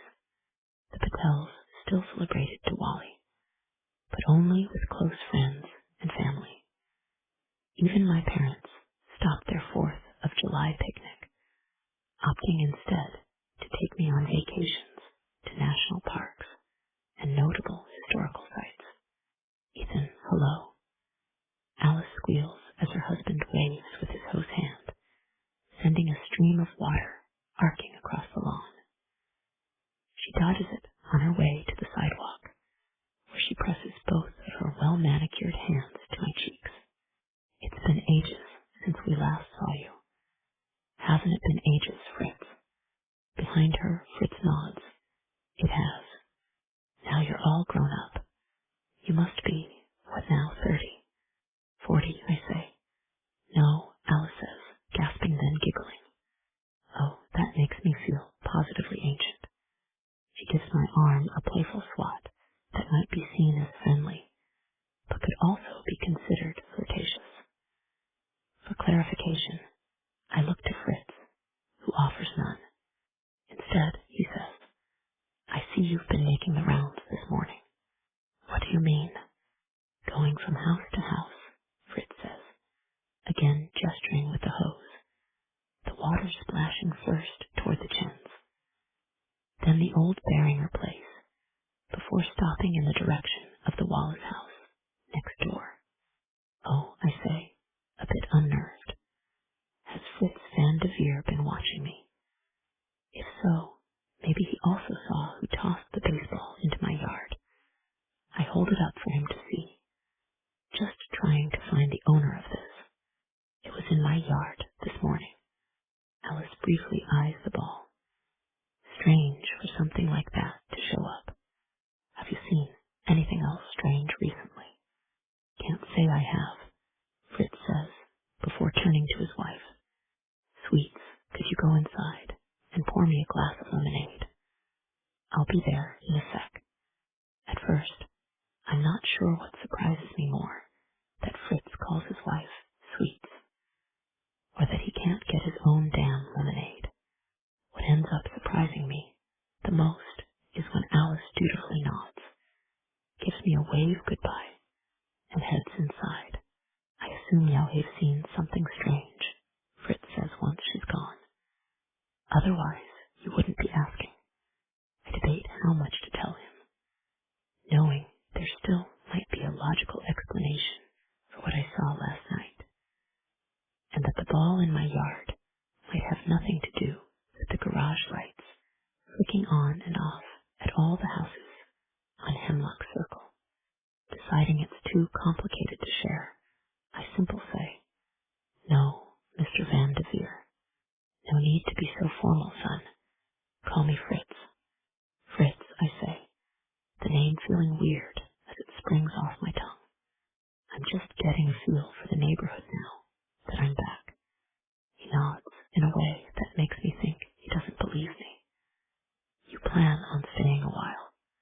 Maybe. I haven't decided yet. It'd be a shame if you didn't, Fritz says, as he aims the hose at a hydrangea bush dominating the corner of his yard. Its blue blooms quivering in the water spray. This place wouldn't be the same without someone from the Marsh family living here. I was sad to see your parents go. They settling in okay. They are, yes. Good to hear, he says. Next time you talk to them, give your mother my regards. Fritz cuts the water and starts gathering up the hose. I nod goodbye and resume heading to the Wallaces. My encounter with the Van de Veers already fading from my memory, since I didn't see much of them when I lived here as a kid. I suspect we'll have even fewer interactions now that I'm back. It isn't until I reach the Wallaces' front steps that I realize something odd about the conversation. Why did Fritz Van de Veer mention my mother, but not my father? Friday, July 15, 1994, 9:22 a.m. After throwing her half-eaten breakfast in the trash and shoving the syrup-streaked plate into the dishwasher, Joyce Marsh tells her husband that she's going to go outside. Their argument earlier had been intense, but brief, and even though everything since has been smoothed over for now, at least Joyce needs to put some distance between the two of them, or else she'll admit everything, that there is indeed more to the story of how she lost her job, that she can't ever tell him all of it. Rejoining the gaggle, Fred says, as she trades her house shoes for a pair of canvas slip-ons by the mudroom door. He's referring to the other wives of Hemlock Circle, who often gather for a few minutes each day in the yard of whoever happens to be out there first. Today, it's Trish Wallace, who's using a spray bottle to spritz the lilies that line her front walk. Deepika Patel, who lives next door, has already joined her, and Joyce knows it'll be a matter of minutes before the others make their way over. No one's quite sure when the gatherings began. It certainly wasn't planned, and there's no organization to it. Just a group of friends and neighbors spotting each other across the cul-de-sac and stepping outside to say hello. Still, Fred insists on calling it the gaggle, in a way that sounds more condescending than Joyce thinks he intends. As if they're all just a bunch of gossips with nothing better to do. She chalks it up to jealousy on his part. The men of Hemlock Circle never gather like this. Might as well, she says with a sigh. Time to get back in the habit, I guess. Once outside, she sees that in addition to Trish, Deepika, and Misty Chen, Mary Ellen Barringer has joined the group. A surprise. Her next-door neighbor rarely participates in the gaggle. At least, she didn't used to. Maybe that's changed since Joyce stopped taking part. Making her way across the cul-de-sac, she can't help but think about how jarring it is to not be going to work anymore. Yes, she'd only been there 2 months, but it was long enough to fall into a comfortable routine. Right now, for instance, she'd be settling at her desk with a cup of coffee after a 5-minute chat with Margie, the senior assistant. Margie's there right now, likely chatting with whoever they brought in to take Joyce's place. Joining the gaggle on the Wallace lawn makes her feel well. She's not sure how she feels. Failure is too strong of a word, but it feels akin to that. Disappointment, she guesses, that she's so easily slipped back into her old routine. Look who's back, Trish says. Day off. Permanently off, she replies. It just wasn't a good fit with my schedule. You know how it is. Joyce smiles through the lie. If she can't tell her husband anything, she's certainly not going to tell these women. Because, condescending though it may be, there is some truth to the name Fred gave the group. A mother's work is never done, Trish says, as the others nod in agreement. Their bobbing heads make Joyce wonder if they're silently judging her for trying to have a job, while also maintaining a home. On Hemlock Circle, the women aren't expected to work. They don't need to. It's an expensive neighborhood in an expensive corner of an expensive state. They all live here because they can afford it, thanks to their husbands. They are the wives of professors and scientists, engineers and bankers. Everything they could possibly want is provided for them. It's better this way, Misty tells Joyce. Ethan needs you at home, just for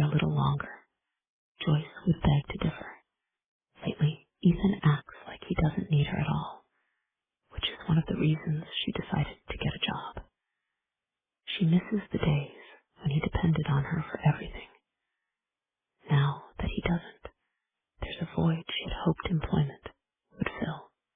I suppose you're right, Joyce replies, declining to debate the point with Misty, whose bright smile and perfect skin betray no hint that in the past 12 months she's endured one of the worst things a mother can go through. Poor troubled Johnny, such a tragedy. Right about what? Joyce spins around to see Alice Van Devere has joined the group. The last person she wants to see right now. From the tight-lipped smile Alice gives her, Joyce wonders how much she knows. Not just about what Alice's husband, Fritz, has been up to, but Joyce's role in all of it. She doubts Fritz outright told Alice anything, but wives have ways of finding things out, even things they shouldn't know. Alice is a good woman, Fritz once said as they rode in his car. The less she knows, the better. Being there for your kids, Trish says offhandedly, clearly assuming Alice wouldn't understand. She and Fritz are the only household on Hemlock Circle without kids, which makes them unofficial outsiders, even though they were the first to move here. Of course, Alice murmurs, changing the topic. Trish Wallace leans in close and says, I don't know if I should even mention this. It's probably nothing, but someone's been roaming the neighborhood. She goes on to tell them that some man, a stranger, was spotted walking between Hemlock Circle and Willow Court the previous afternoon. She heard it from Sally Sates, who's lived on Willow for as long as Trish has been on Hemlock. He came from the woods, Mary Ellen says. Trish nods. Apparently, Sally heard he emerged from the woods behind Willow before walking over here to Hemlock. She also said he was wearing camouflage. If that's not suspicious, I don't know what is. Or it could all be nothing, Joyce thinks. It's not illegal to walk in the forest surrounding the cul-de-sac. All of it is preserved woodlands, purchased by the county, with grants from the state in the late 80s. When New Jersey realized it was going to run out of undeveloped land if something wasn't done about it. Hence the thick wall of trees behind her house. A whole mile of forest until the access road, and then another mile after that until the Hawthorne Institute. Maybe it was a hunter that got turned around, she suggests. Hunting not allowed in these woods, Trish says. A hiker then. Joyce assumes people hike there all the time. One of them stumbling into a backyard is unusual, yes, but nothing to get worked up over. Do you think he was casing our houses? Alice says. We need a good neighborhood watch program, Deepika chimes in. I've been saying that for years now. Just keep your eyes open, ladies, Trish says with finality. This world gets crazier every day. The gaggle disbands after that, with the women retreating to their various homes. Standing alone on the asphalt of Hemlock Circle proper, Joyce stares at the house she shares with her husband and son. It looks so big from the street. A much larger house than she ever thought she'd live in. Built by the same developer at the same time, all the homes on Hemlock Circle look slightly similar, with brick fronts and dormer windows on the second floor and two-car garages. The North Jersey neighborhood she grew up in was filled with tall, narrow homes crowded close together like books on a shelf. She always assumed she'd settle down in a place similar to that. Instead, she's here, in what's technically the suburbs, but feels more remote than that. Like the cul-de-sac is an island unto itself.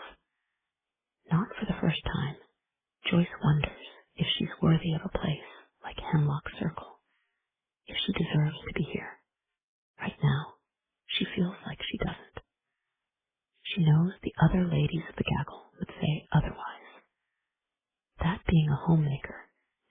as vital as any other job. You're the damn glue that keeps the household together, she imagines Trish Wallace saying. That may be true, but Joyce wants more than that. Why does she have to just be the glue? Can't she also help build the house? Right as she's about to go inside, Joyce hears her name being uttered from the yard next door. It's Mary Ellen Barringer, standing at the end of the privacy hedge, looking as hushed and serious as always.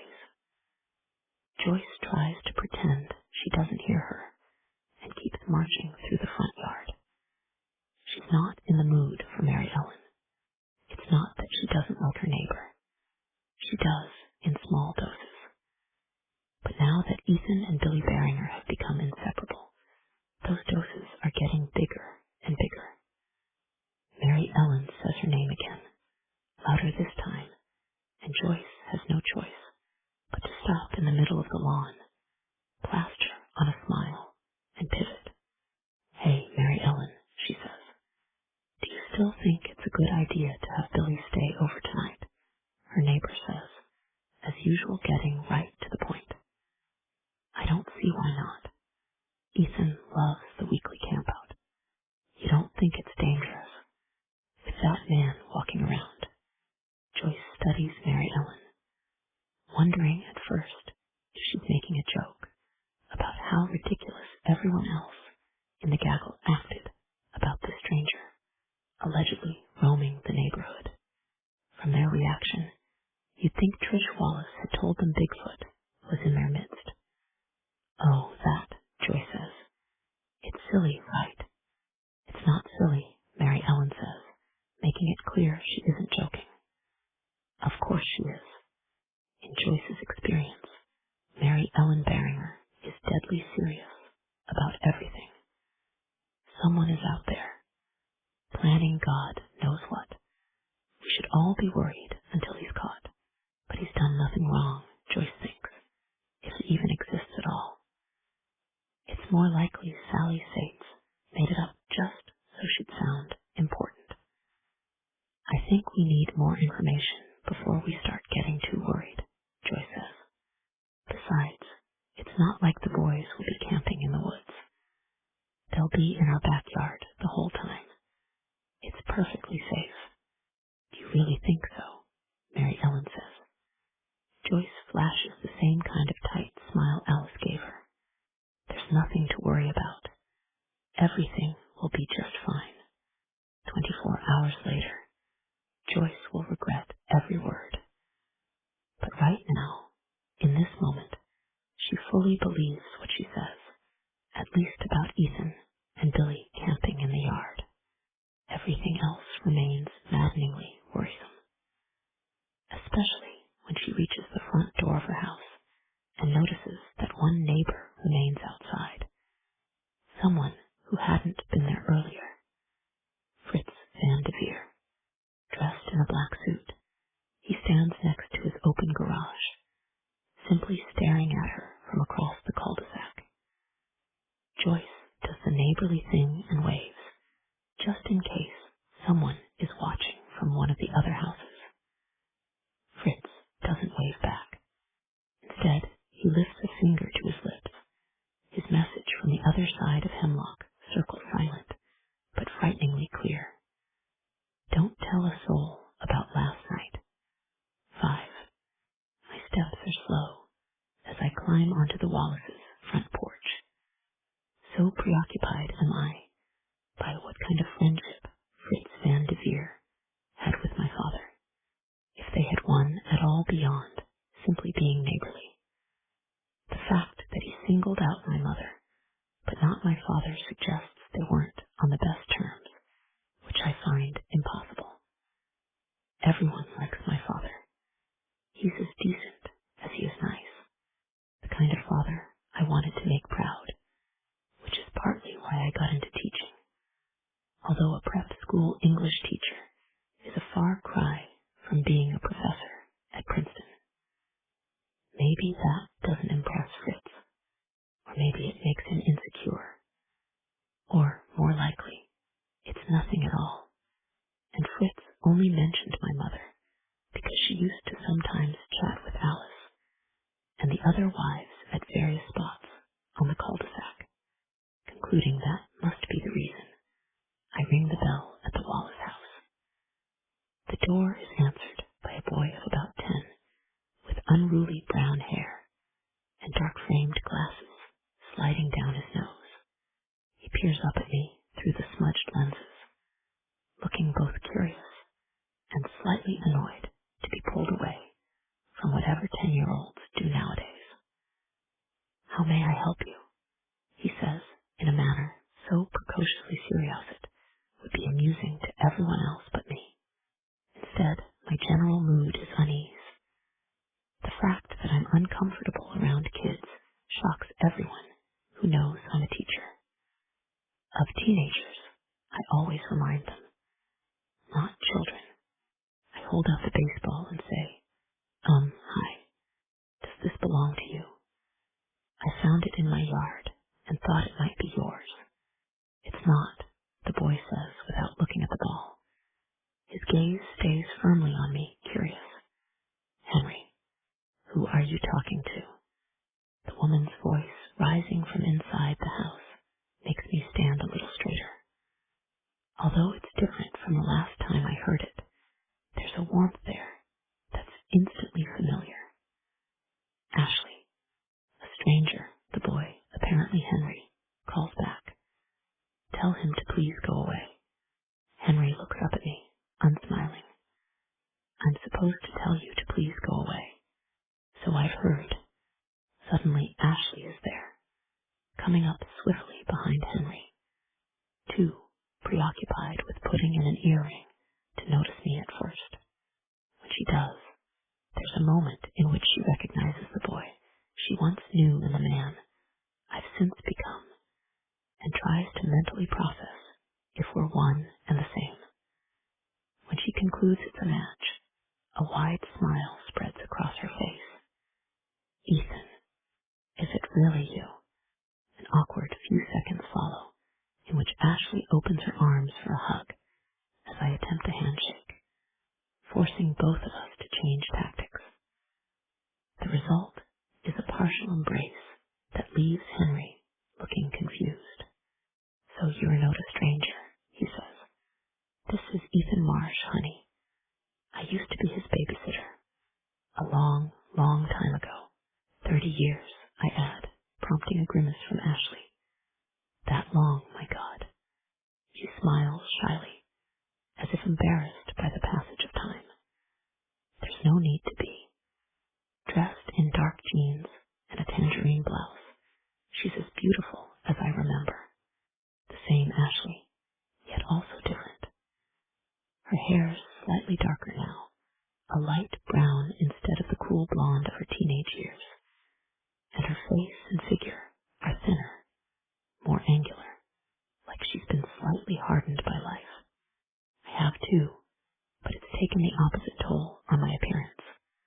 I'm softer, as if my body is trying to cushion life's blows. "I haven't seen you since."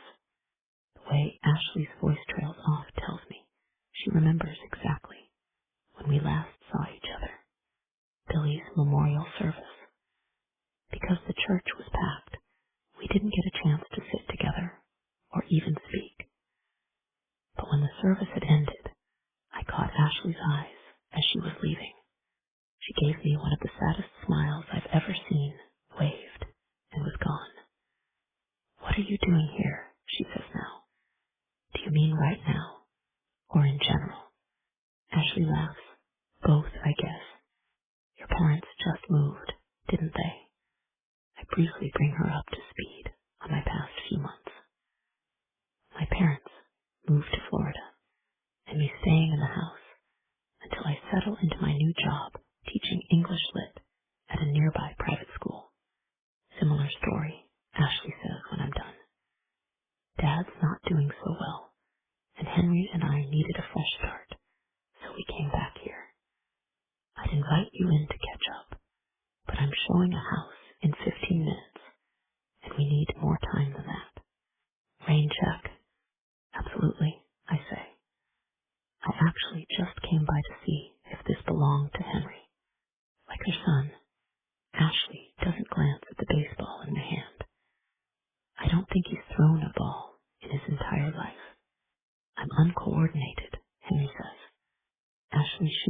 surprised look. Who told you that? Everyone, even your grandpa, especially Grandpa. As if summoned, Vance Wallace lumbers into view behind Ashley and Henry, barking out a half-confused, half-ornery. Who's calling me? No one, Dad, Ashley says with a sigh.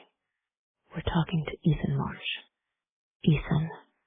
Mr. Wallace comes to the door, a little slower than I expected, but looking as pugnacious as I remember, even though he's now pushing 80, a former boxer. He opened several regional gyms in the 80s that had done well for many years before he sold them all to a national chain. Now, he looks like a cross between a retiree and a drill sergeant. Big arms, big chest, big belly, a tan that can't be natural. As he gets closer, though, I notice a slight vagueness in his gaze. Even though his eyes are locked on mine, it seems like he's looking past me instead of at me. Your parents make it to Florida in one piece, he says. They did. Good, we're going to miss them around here. He spots the baseball I'm holding. What's that? It's a ball, Dad, Ashley says nervously, giving the impression this isn't the first time she's had to help him identify everyday objects. It makes me wonder what exactly she meant when she said Vance wasn't doing well. I know that, he snaps. I wanted to know why he had it. Found it in my backyard, I say. I'm just trying to return it to its rightful owner. Any ideas where it could have come from?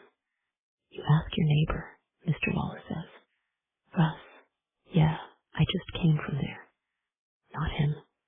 He gives an agitated point toward Billy's house.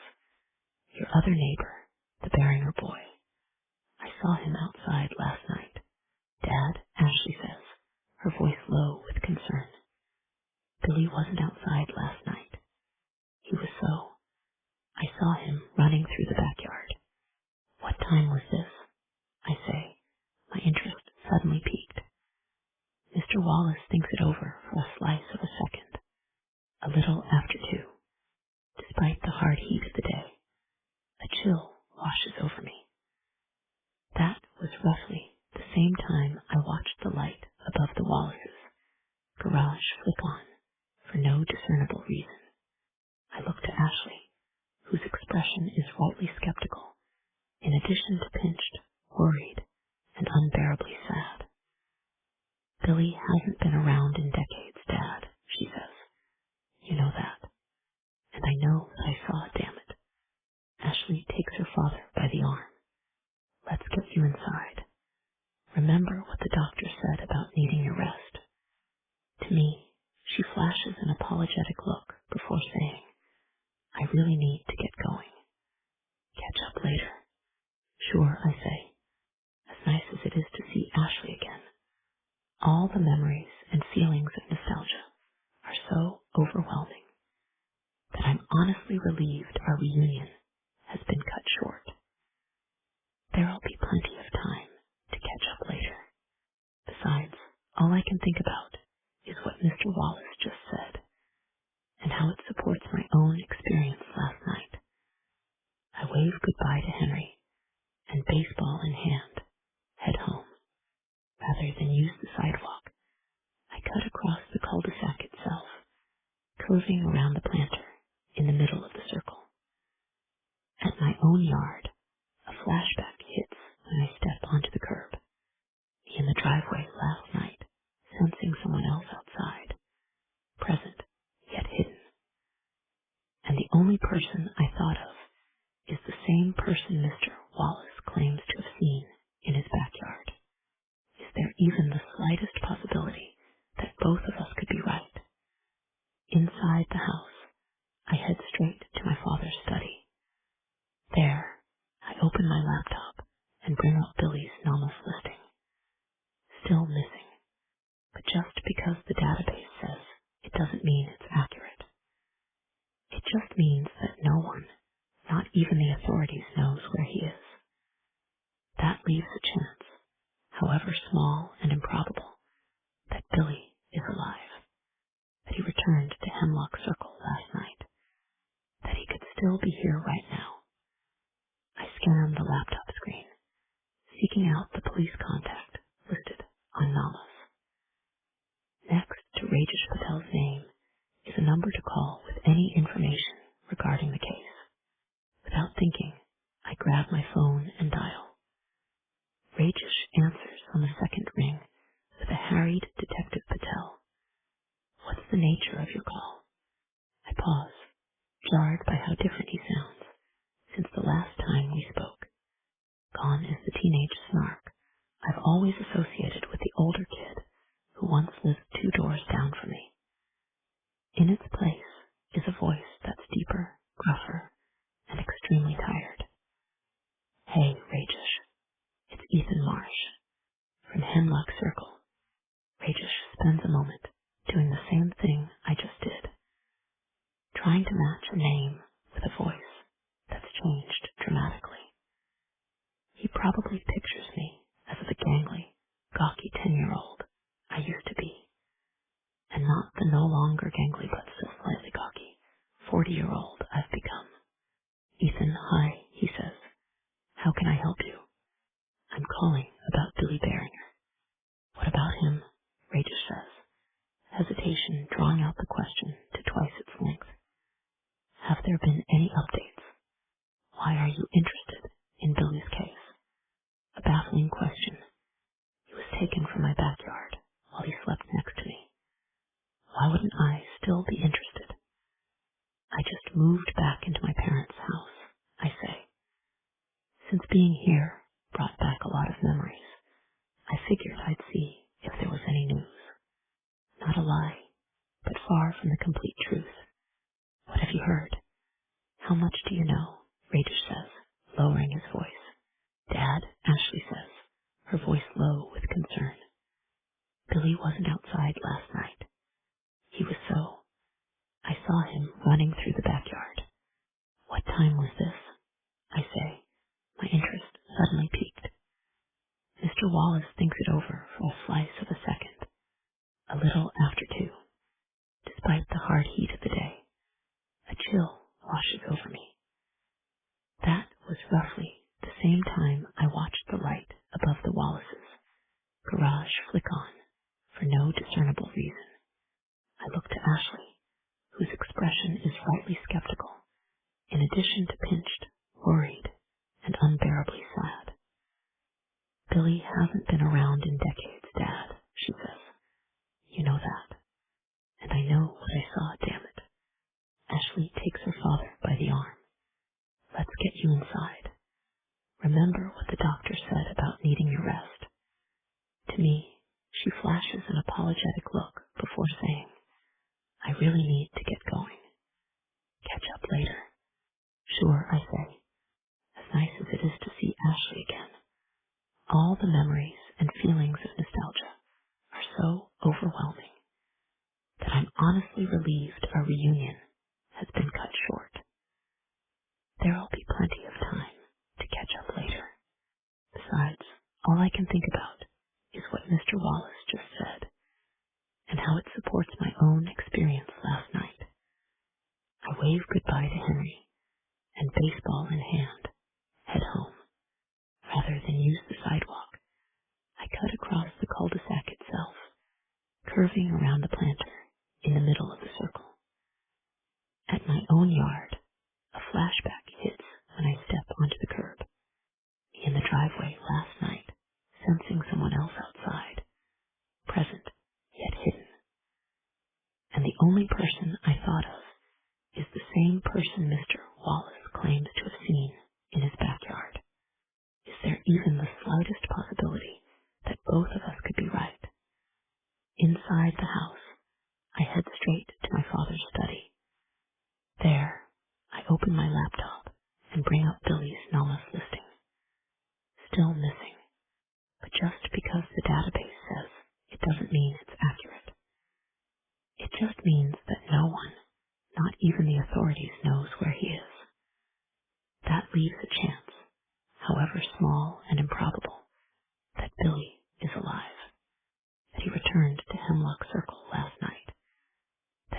still be here right now. I scan the laptop screen, seeking out the police contact listed on Namas. Next to Rajesh Patel's name is a number to call with any information regarding the case. Without thinking, I grab my phone and dial. Rajesh answers on the second ring with a harried Detective Patel. What's the nature of your call? I pause, jarred by how different he sounds since the last time we spoke. Gone is the teenage snark I've always associated with the older kid who once lived 2 doors down from me. In its place is a voice that's deeper, gruffer, and extremely tired. Hey, Rajesh, it's Ethan Marsh. From Hemlock Circle. Rajesh spends a moment doing the same thing I just did, trying to match a name with a voice that's changed dramatically. He probably pictures me as the gangly, gawky 10-year-old I used to be, and not the no longer gangly but still slightly gawky 40-year-old I've become. Ethan, hi, he says. How can I help you? I'm calling about Billy Beringer. What about him? Rajesh says, hesitation drawing out the question to twice its length. Have there been any updates? Why are you interested in Billy's case? A baffling question. He was taken from my backyard while he slept next to me. Why wouldn't I still be interested? I just moved back into my parents' house, I say. Since being here brought back a lot of memories, I figured I'd see if there was any news. Not a lie, but far from the complete truth. What have you heard? How much do you know? Rajesh says, lowering his voice. Beside me, Ashley claps a hand over her mouth. I think I'm going to be sick. She rushes to the powder room in the hallway, off the kitchen. The memory of visits 30 years ago showing her the way. I follow Ashley out of the room and hover in the hallway, far enough to give her some privacy, but unfortunately close enough to hear her retching behind the closed door. When she emerges a few minutes later, Ashley spots me and freezes. Then her face crumples, and she reaches for me, pulling me into a hug both desperate and sad. Weeping at my shoulder, she says, Oh, Ethan. All this time, I liked thinking he was still alive. I knew it wasn't true, but it was nice having that thought to cling to. I wrapped my arms around her, unable to keep the memories at bay, of the 2 of us a week after Billy had gone missing. By then, every parent in town was terrified to let their children out of sight for even a second. I was allowed to go outside and play, but only in the front yard, where I'd be in view of others in the neighborhood. That's where I was sitting that afternoon, not playing. Not by a long shot. Instead, I smoothed my hand over the grass, plucked a few strands, and watched them catch the breeze and fly away. Each time a blade lifted from my fingertips, I thought of Billy, who had in essence done the same thing, flown away, vanished. Even though no adult, not the police, not even my parents had told me so, I also knew the likelihood was high that Billy was dead. A horrible thing for a 10-year-old boy to deal with. Yet that's what I was thinking about when a brown Camry, shining like a polished penny in the light of the mid-afternoon sun, pulled up to the curb. I stood and instantly started backing toward the house. Despite staying mum about Billy's probable fate, the adults around me had plenty to say about stranger danger. I was on the verge of running when the passenger side window lowered, revealing Ashley behind the wheel. You got a new car, I said, because it was true. Her parents' other car had been a boat-like blue Chevy Malibu. Yeah, Ashley said. Now, are you going to stare at it all day, or are you going to get in? By then, my mother was outside the house,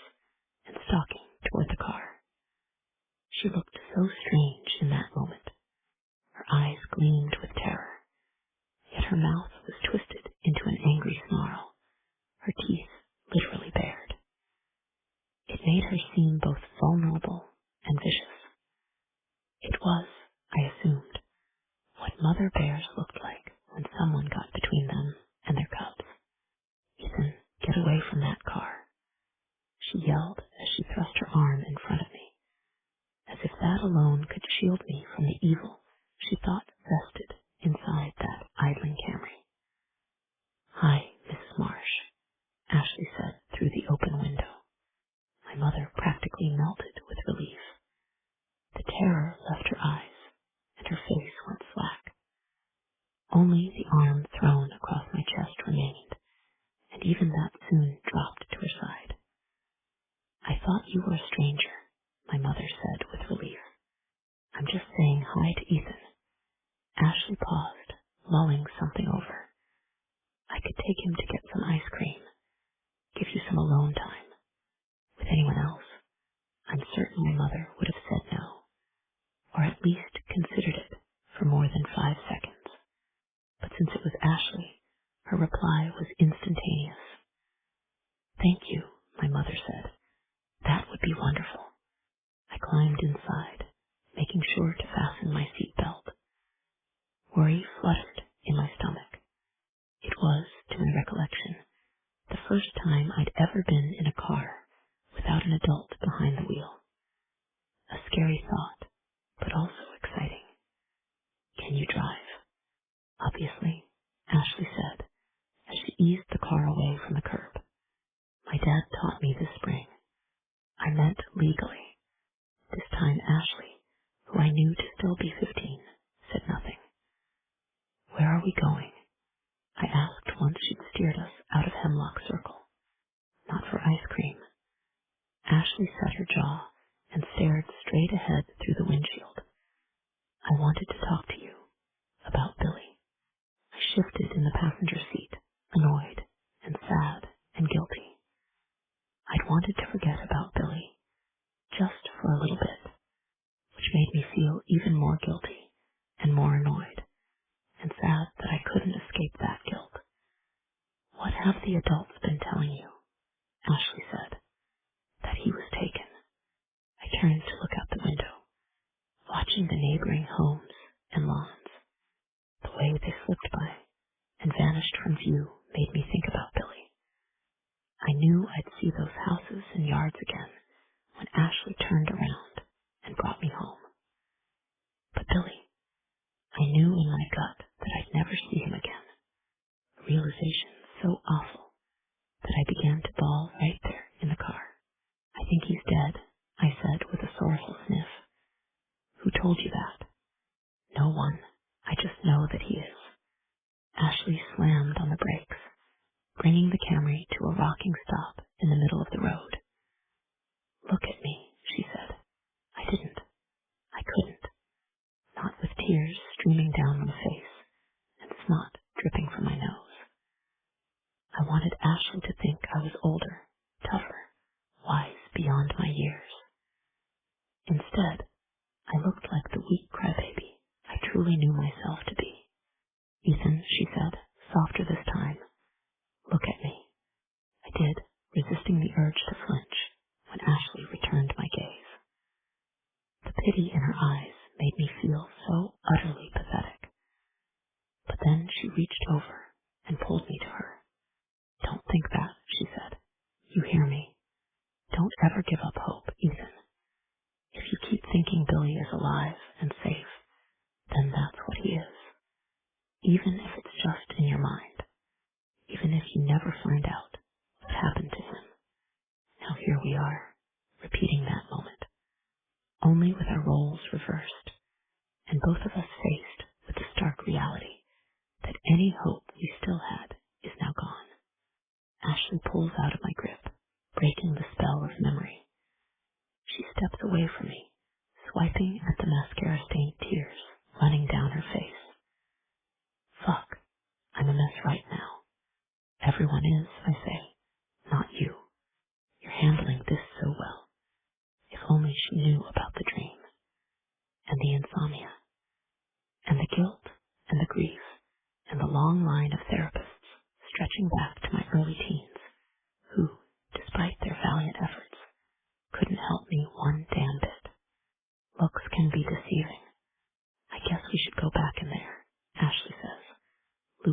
arm through mine.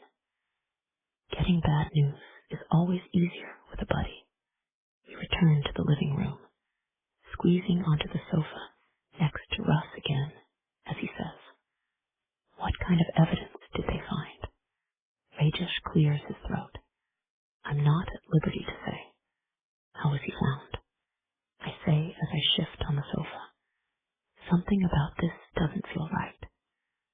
Billy had been missing for 30 years, with no clue as to where he was or what had happened to him.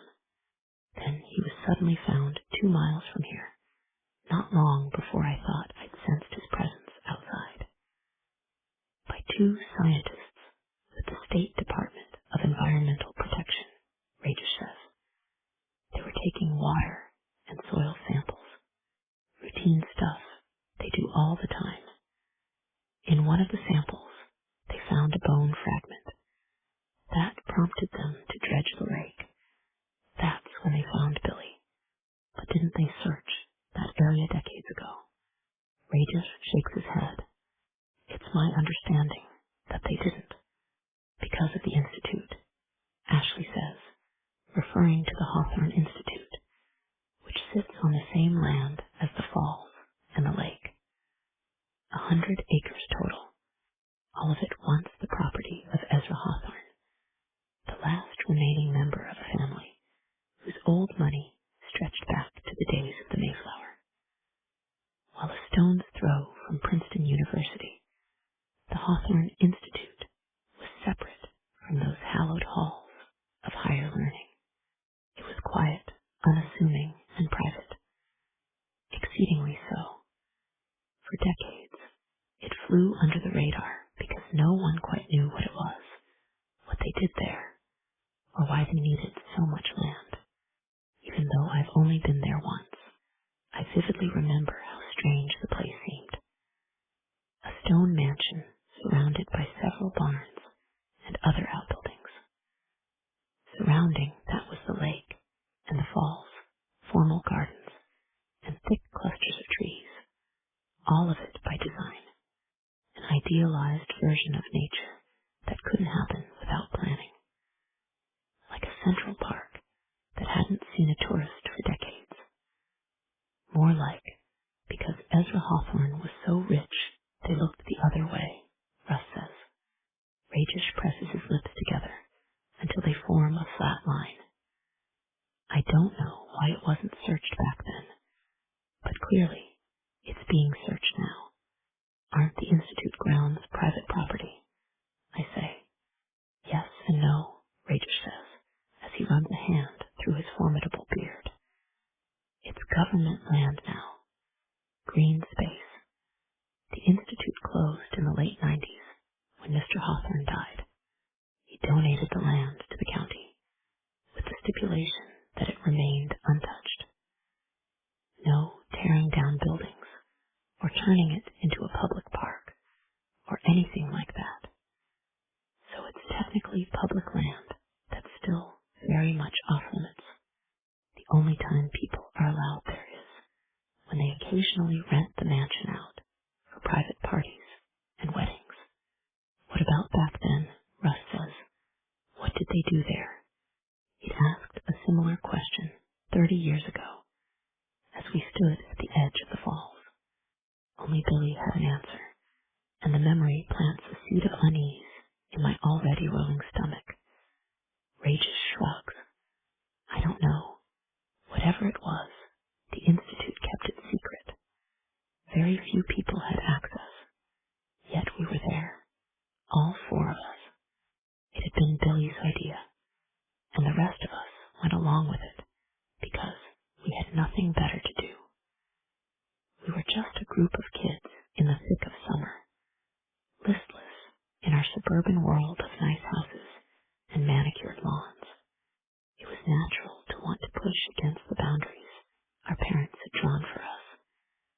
We ended up getting more than we bargained for. Billy, most of all. Possibly more than I ever could have imagined. Do you think this has something to do with that day? I say, because one of us needs to.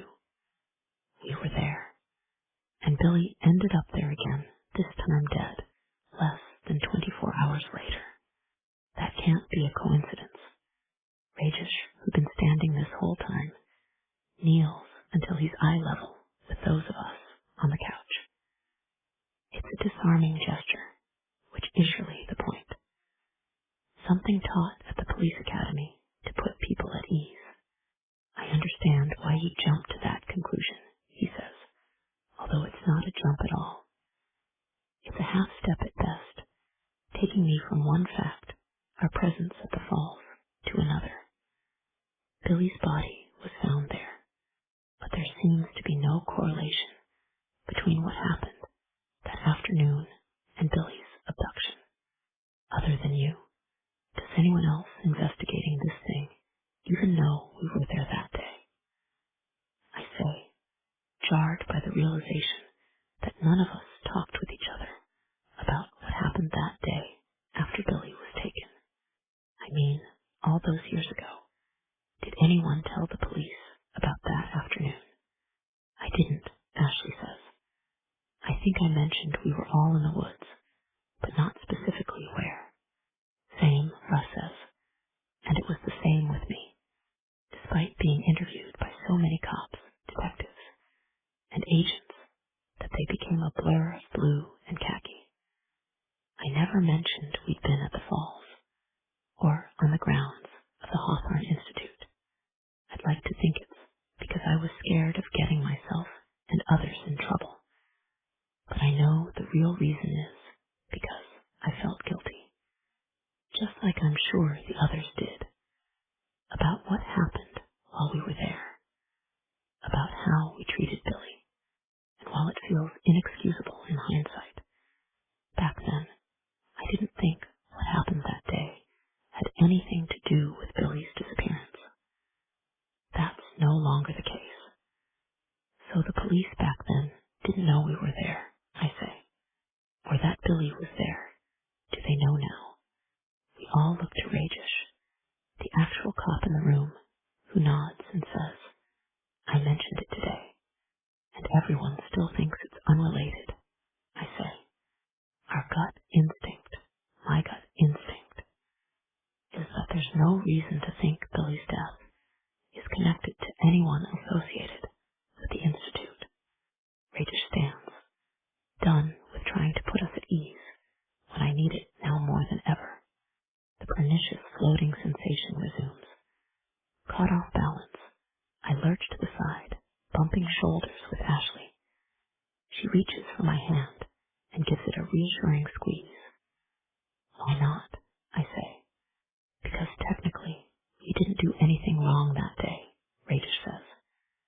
Yes, we were somewhere we shouldn't have been, but we were just a bunch of kids messing around, and we didn't see anything forbidden or suspicious. But don't you think it's the least bit strange that's the place where Billy ended up? It is strange, Rajesh concedes. If you don't stop to consider that a lake in a remote area where few people have access is the most convenient place in a 10-mile radius to dump a body. Next to me, Ashley blanches. Jesus, Rajesh, you don't need to be so blunt about it. Murderous blunt. Rajesh crosses his arms and stares her down. Billy was taken from the tent, killed, and his body was dumped in a lake. That's the brutal truth. Brutal is the perfect word to describe it. Billy was just a boy, and what happened to him is so brutal that, like Ashley earlier, I think I'm about to be sick. I take a deep breath and swallow hard, determined to keep it together at least until everyone else leaves. Are there any suspects? Ashley says. None that I'm allowed to tell you about, Rajesh says, inadvertently answering her question. Yes, there are indeed suspects. Russ leans forward, elbows on his knees. What about the stranger who'd been seen in the neighborhood? That was all conjecture.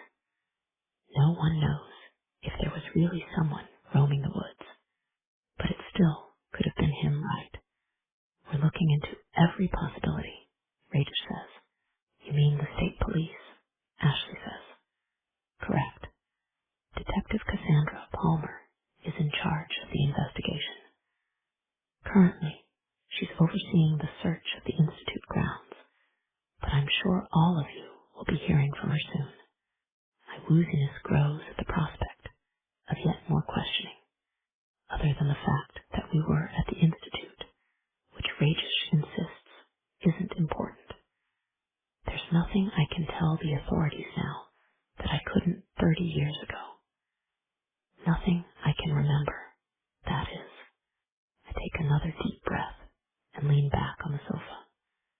Maybe because she senses my weariness, or because she's feeling the same way Ashley asks Rajesh, is there anything else? That's about it. About, meaning there is something else. And Rajesh is either unable to tell us what it is, or unwilling to. I suspect it's the former, because he adds, I'm sorry. I know all this is a lot to take in, especially with no real resolution. That fact is one of the many things I'm grappling with right now. For decades, all I wanted was an indication of what had happened to Billy. Now that I have an answer, it feels both horrible and inadequate. The knowledge of Billy's death only begets an even bigger mystery. Who did this to him? Why? For what purpose? Without those answers, all that's left is a sense of mournful disappointment. After 30 years, there should be more information, more justice, more fucking closure. Instead, all we can do is carry on with our day, which for Ashley and Russ means returning to their families. I walk them both to the door. Thanks for telling us what you could, Russ tells Rajesh on his way out. We appreciate it. At the door, Ashley gives me a quick squeeze and a peck on the cheek. It's nice to have you back, Ethan. Don't be a stranger. She leaves, and it's just me and Rajesh, who remains in the living room, his arms crossed. What's going on, Ethan? What do you mean? You damn well know what I mean, he says. You called me asking about Billy Barely 24 hours after his body was found. That's a coincidence, I think, is worth discussing. I plop back onto the sofa, stunned by yet another wallop of surprise. I think about how suspicious he sounded on the phone earlier. What have you heard? How much do you know? You think Ignobilly had been found when I called you earlier. I'm not saying that, Rachel replies, though it feels like that's exactly what he's saying. But I do find the timing of your call very interesting. Something had to have prompted it, other than being back in the house where it all happened. That's reason enough, don't you think? You've been back a week. I checked. Rajesh wags his finger at me, a gesture that's both absurd and taunting. In that moment, the stoic detective he's become flickers enough to reveal a glimmer of the bully he'd once been. So I suspect something else made you think to call about Billy's case. He's right, of course, but to tell him, that would mean having to explain how. For the briefest of moments, I thought Billy was outside circling the cul-de-sac in the middle of the night. Faced with the choice of appearing suspicious or merely mentally disturbed, I picked the latter. I thought I sensed him, I say slowly, fearful Rajesh the bully will show himself again. His presence in my yard. I tell him everything. About the dream, the garage lights, the sudden, strange sense that Billy was outside with me. That last part makes me weak with shame. That I really thought, even for the briefest of moments, that Billy was still alive, that he was here, that he was, I don't know, waiting for me. Rajesh lifts a brow.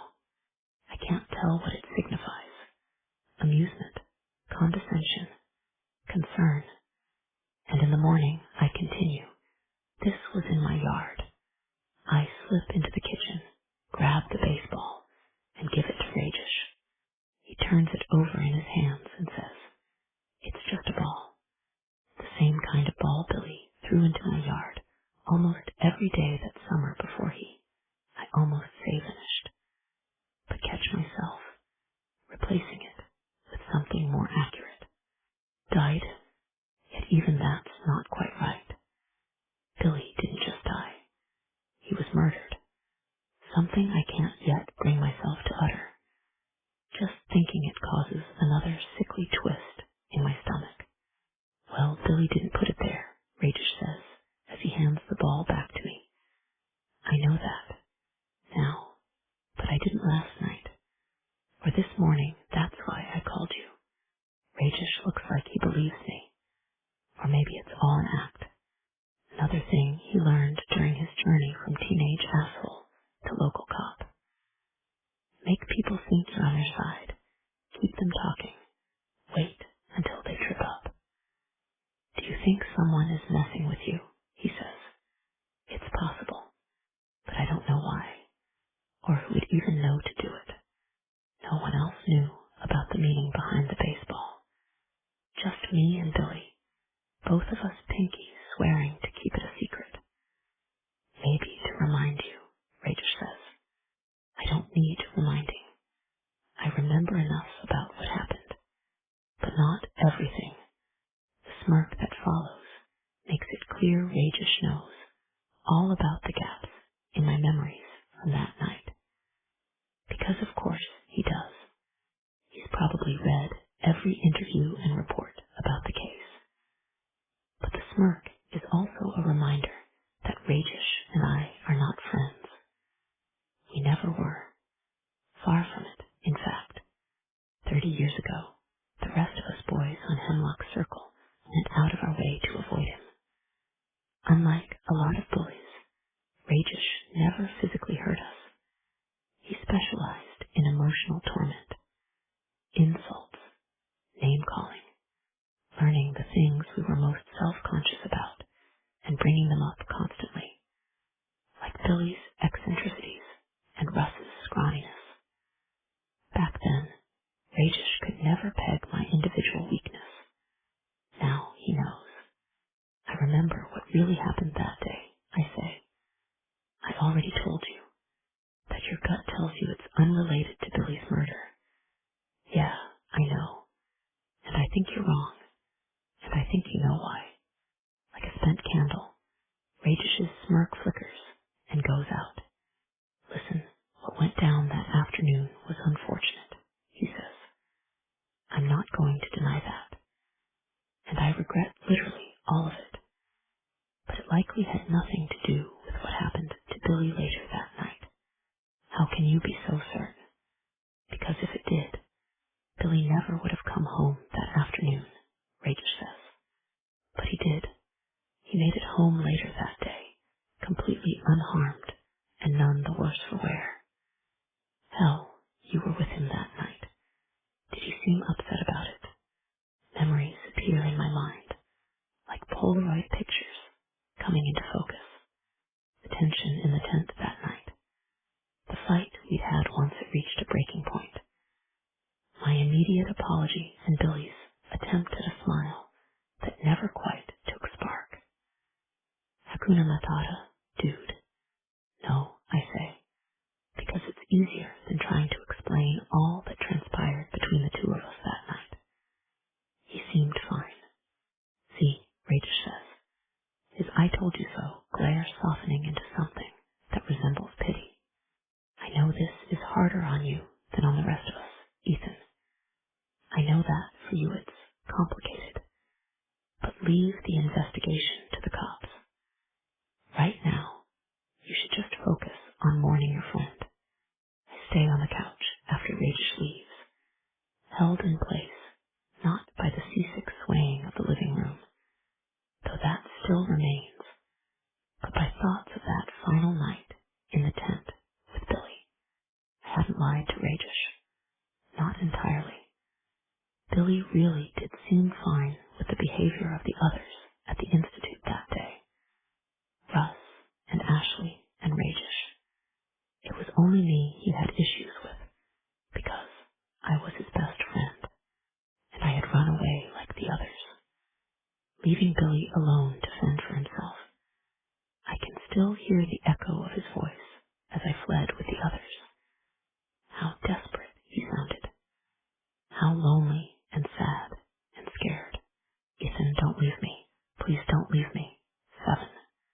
Once darkness has settled over Hemlock Circle like a funeral shroud, I reach for my phone. Even though I'm not supposed to, I feel the need to tell Claudia about Billy. More than anyone, she understands how much what happened to him has affected me. The phone rings 5 times before going to voicemail. Rather than making me miss her, the sound of her voice telling me to leave a message at the tone is soothing. It feels like old times. Hey, it's me, I say, knowing there's no need to clarify. I just got some news about Billy. I tell her about Billy's remains being found, and how he's been dead this entire time, and why the police think it's murder. I get so lost in the telling that I drone on for too long, not stopping until her phone decides I've talked enough and cuts me off with an abrupt beep. I'm about to call back and continue, but decide against it and FaceTime my parents instead. A simple phone call would suffice, but lately my mother prefers video calls, even though she has yet to master the nuances of them. When she answers, she holds the phone at a too close angle that cuts off both her chin and the bulk of her forehead. Hey, honey, she says, is something wrong with the house? The question, delivered with both urgency and resignation, tells me 2 things: that I get my anxiety from her, and that she doesn't think too highly of my adulting skills, both of which I have neither the time nor the headspace to think about right now. No, I say, the image on my phone shakes when my father enters the room wearing a turquoise polo and a white visor. I wonder if, as a former professor of sociology, he realizes it's taken him only a week to turn into the cliched Florida retiree. Hey, sport, he says. How's it going? You look tired, my mother adds. Are you sure nothing's wrong? I don't know what to say because I'm not sure why I called. I can't tell them about Billy like I did with Claudia. My parents have connections here, and they'll surely spread the word if they find out. It's best to stay quiet for now. I just wanted to see how you were settling in, I say. People around here have been asking. Great, my father says. Everything's unpacked. My mother nods proudly, and we met some of the neighbors. She jostles the phone, giving me a glimpse of the giant Monet print that had once hung in the living room. Seeing it now grace the walls of a different location is a surreal reminder of how much things have changed recently. Too much. I suddenly long to reach into the phone, yank my parents through the screen, and have them hold me the way they did when I was 10 and Billy first vanished. The feeling pulls me to the edge of confessing the forbidden. They found Billy. I even get the first word out. They. The sound of the doorbell prevents me from saying the rest. Perfect timing. Someone at the door, I say. But things are great here. That's why I called. To say you don't need to worry about me. I end the call and answer the door, finding Russ on the front steps carrying a bottle of bourbon. We're getting trashed, he announces. Having no reason to disagree, I invite him inside. We sit at the kitchen island, the place where I used to eat lunch, scarfing down grilled cheese sandwiches, or burning the roof of my mouth on Chef Boyardee ravioli fresh out of the microwave. Now I set out a pair of rocks glasses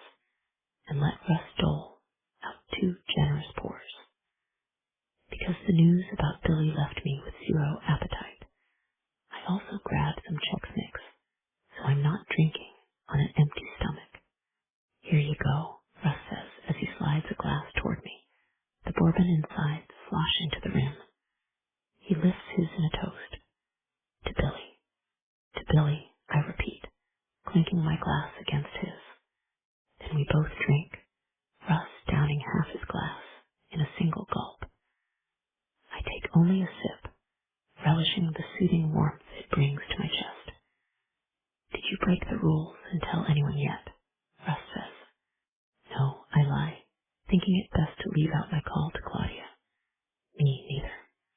I wanted to at least tell my mom, but figured it's best to stay quiet for now. She's not a gossip, but I think she still chats with Alice Van Devere and Deepika Patel a lot. Russ pauses to take another gulp of bourbon. Do you really think this has something to do with what happened that day? Maybe, I say, which is the best answer I can give. If it doesn't, then it's an awfully big coincidence. Russ grabs a handful of Chex Mix, but makes no move to eat it. So you think, what? That Billy saw something at the Hawthorne Institute he shouldn't have seen. So someone there took him from your tent, killed him, and hid the body. I know it sounds paranoid. Extremely, Russ adds, before finally tossing back the Chex Mix. But it's at least a possible reason for who took Billy. The lack of a suspect is one of the many things that kept the case burning in public memory. I've spent decades trying to think of who could have done it, always coming up empty. But now knowing where Billy was taken, Putswin was taken in a scary new light. Even if the police don't think it is, Russ takes another gulp of bourbon and swallows hard. Rajesh was right, you know. We didn't see anything strange that day. We didn't see anything, I say. But maybe Billy did after we left. No one knows what went on at that institute, Russ. Don't you think that's odd? That we live 2 miles from that place, but have no clue what they really did there. Russ says nothing for a good long while after that. Not until his glass is empty. As he pours himself another round, he says, just be careful with that kind of thinking. I mean, I understand why you'd connect that place to what happened to Billy. But if the police don't think they're related, maybe that's the truth. I crunch some Chex Mix and wash it down with bourbon. Then, who do you think did it? And why? I still think it was the stranger in the woods. Someone who took Billy, killed him, then went far, far away from here. Doesn't that seem a little too simple? I say. It's better than your conspiracy theory. Russ pauses, a boozy flush to his cheeks that suggests this isn't his second bourbon of the night. If Billy hadn't, he stops himself, prompting me to say, disappeared. I cringe at the euphemism for what we now know to be true. Billy was murdered. To call it a mere disappearance doesn't come close to the horribleness of the situation. Right, Russ says. If that hadn't happened, do you think we'd be friends now? Of course, I say, even though it's not entirely the truth. Before Billy was gone, our interactions were forced at best.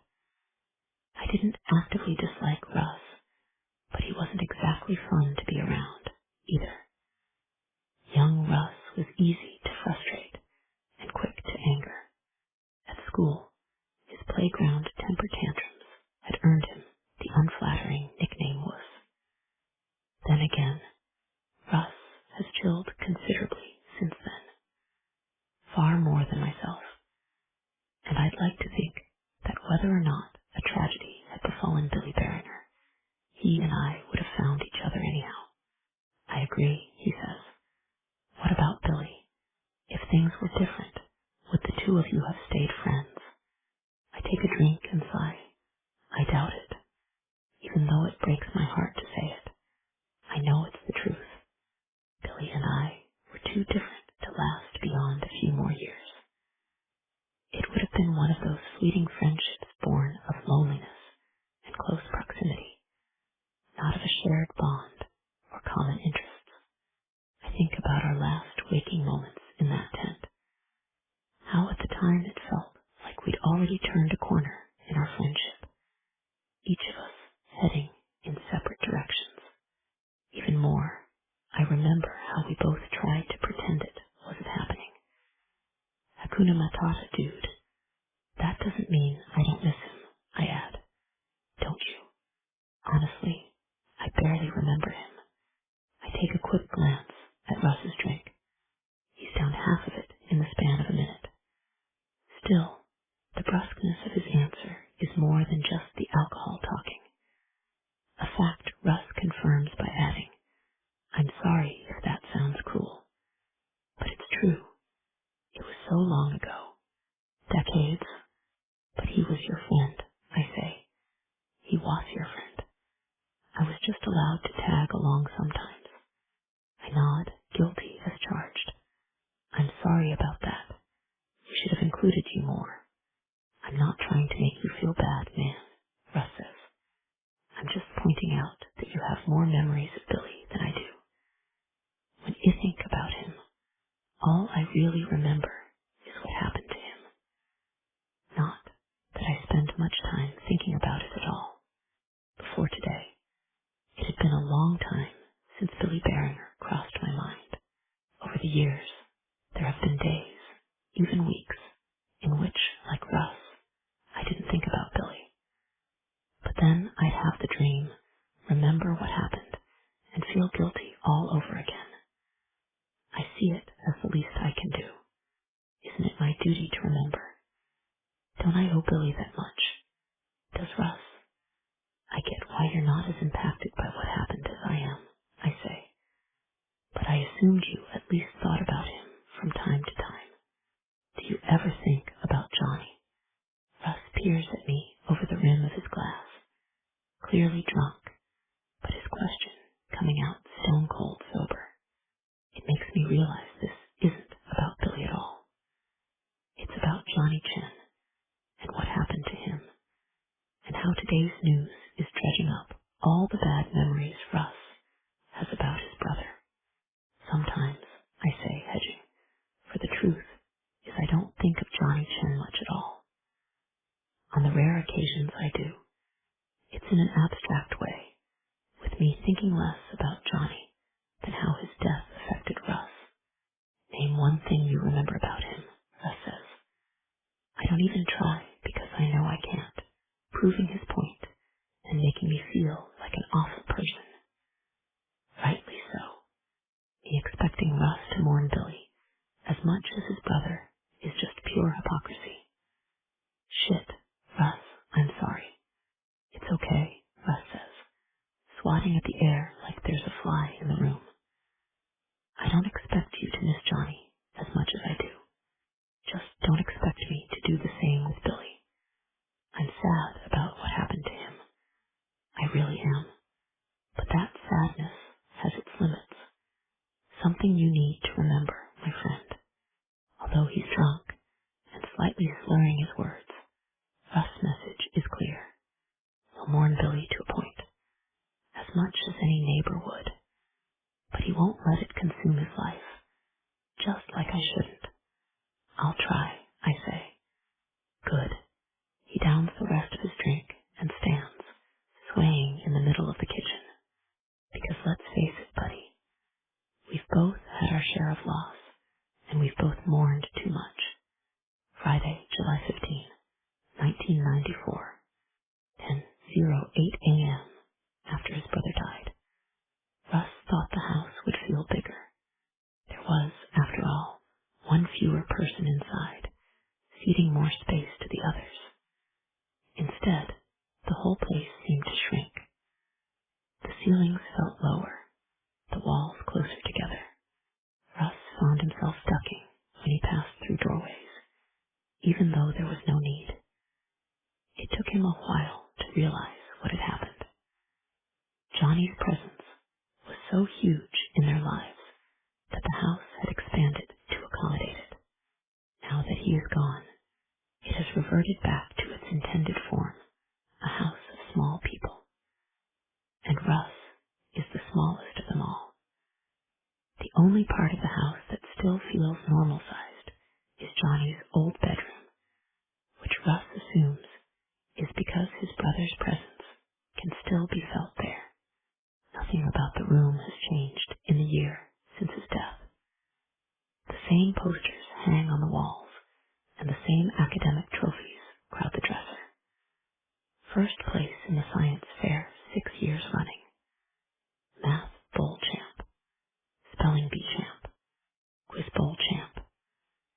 Russ eyes them all as he quietly closes the door behind him and tiptoes across the room to the window, overlooking the backyard. He's not supposed to be in here. His mother's orders. Ever since Johnny died, she's treated his bedroom like a shrine, and if Russ is caught up here, the punishment will surely be swift. It always is. Double the chores tomorrow. Maybe no TV for the night. Certainly no playing his Sega. But right now, Russ's mother is working in the flower bed that's become her pride and joy. He sees her from the window, elbow deep in dirt, a floppy sun hat on her head, now that she's returned from gossiping with the other wives of Hemlock Circle. She'll be gardening for the rest of the morning, giving him plenty of time to sit in his brother's room and inhabit the space the same way he imagines Johnny did when he was alive. Russ first snuck into his brother's room a few days after Johnny's funeral, when his father had returned to work, and his mother was still too grief-stricken to pay him much mind. Left to his own devices, Russ slipped inside, closed the door, and lay down on the bed, pressing his weight into the mattress and bringing the pillow to his face, searching for a hint of Johnny's scent. When Russ detected it, a small whiff of sweat and Calvin Klein cologne, it felt like his heart had been cracked wide open. A year later, the heartbreak is less acute. A small ache instead of full-blown pain. Russ feels twinges of sadness as he roots through his brother's belongings. Clothes and books and CDs that had been tossed into dresser drawers, discarded in the closet, kicked under the bed. He's searching not for reminders of Johnny, but for things that might show him how to take his place. If he can do that, fill the Johnny-shaped hole in their lives, then maybe the house will start to feel its normal size again, and the people inside it will return to their old selves. Russ shoots another envious glance at the scholastic trophies Johnny accrued over the years, knowing he'll never come close to winning something similar. He's an average student, whereas his brother was a genius.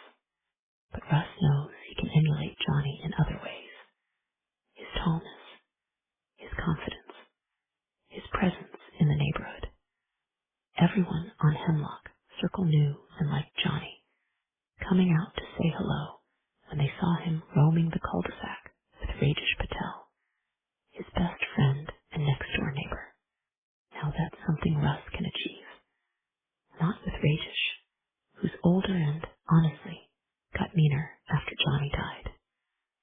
But it might be possible with Ethan Marsh, their neighbor on the other side, although Russ has had little luck in the past. Although they've grown up next door to each other, Ethan seems indifferent at best, annoyed at worst. "Why doesn't Ethan like me?" he once said to his mother.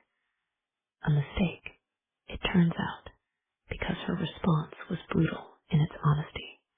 "He does like you," she said, adding after a pause. "But he'd like you more if you didn't get so angry all the time." Russ hated that his mother made a good point, and reacted accordingly by proving her right. "I don't get angry," he shouted before storming upstairs to his room and slamming the door behind him. Thinking about it now fills him with shame and, yes, anger. Although Johnny was the smart one in the family, Russ isn't stupid. He knows what the other kids say about him behind his back, how quick he is to anger, how easy it is to get him upset. Wuss, they call him. Now the stupid. Russ and wuss don't even rhyme. What those kids don't understand is that Russ can't help it. There are always so many thoughts rolling through his brain that he gets overwhelmed and melts down. He imagines them as marbles, cracking into each other and careening off the inside of his skull, a near constant stream of motion and color and distractions. He knows it's a problem because his parents told him so. Too many thoughts, his mother said, tapping her head. Bad to have so many. Russ cringes as he remembers that moment, just like he cringed when it happened. He wonders, not for the first time, if his mother can hear herself, if she knows just how stupid she sounds, with her clipped English and accent so pronounced that other kids at school make fun of it when they think he isn't around.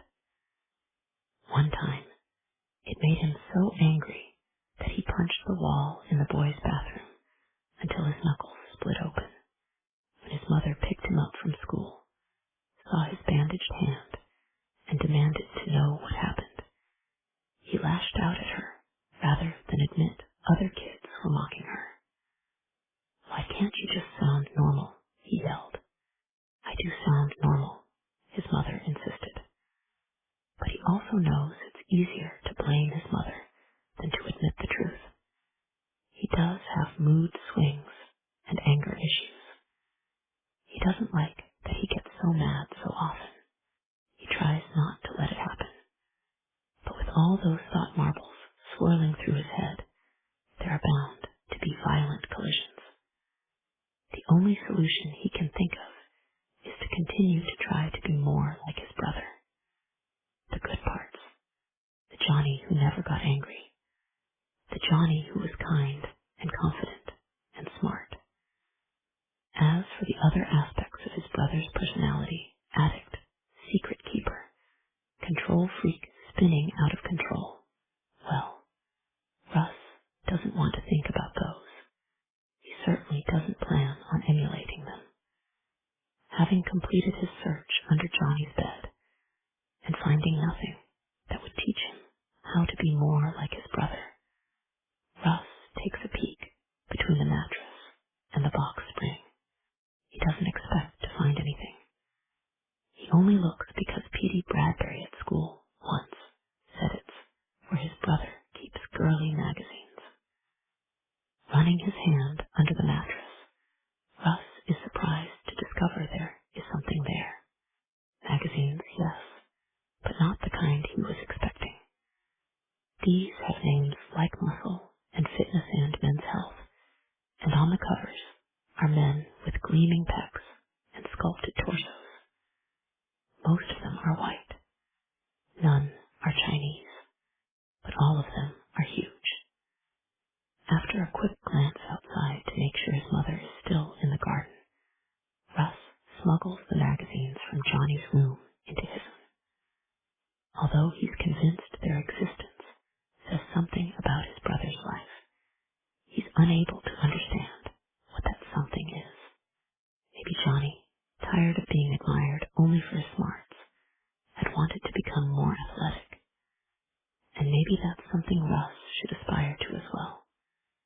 Safe in his room, he flips through the magazines, spotting not just pictures, but articles on proper diet, protein intake, the correct way to do a squat, the amount of weight required to make biceps bulge. Overwhelmed yet intrigued, Russ starts with the article that seems to be the most basic, a tutorial on the best way to do a push-up.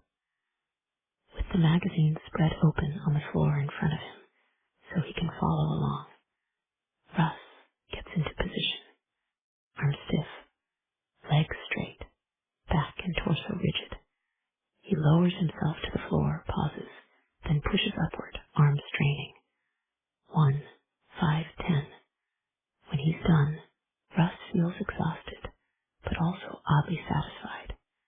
The burning ache in his arms fills him with a sense of accomplishment he rarely experiences, which is why he does another set, even though he's out of breath and his arms feel like wet noodles.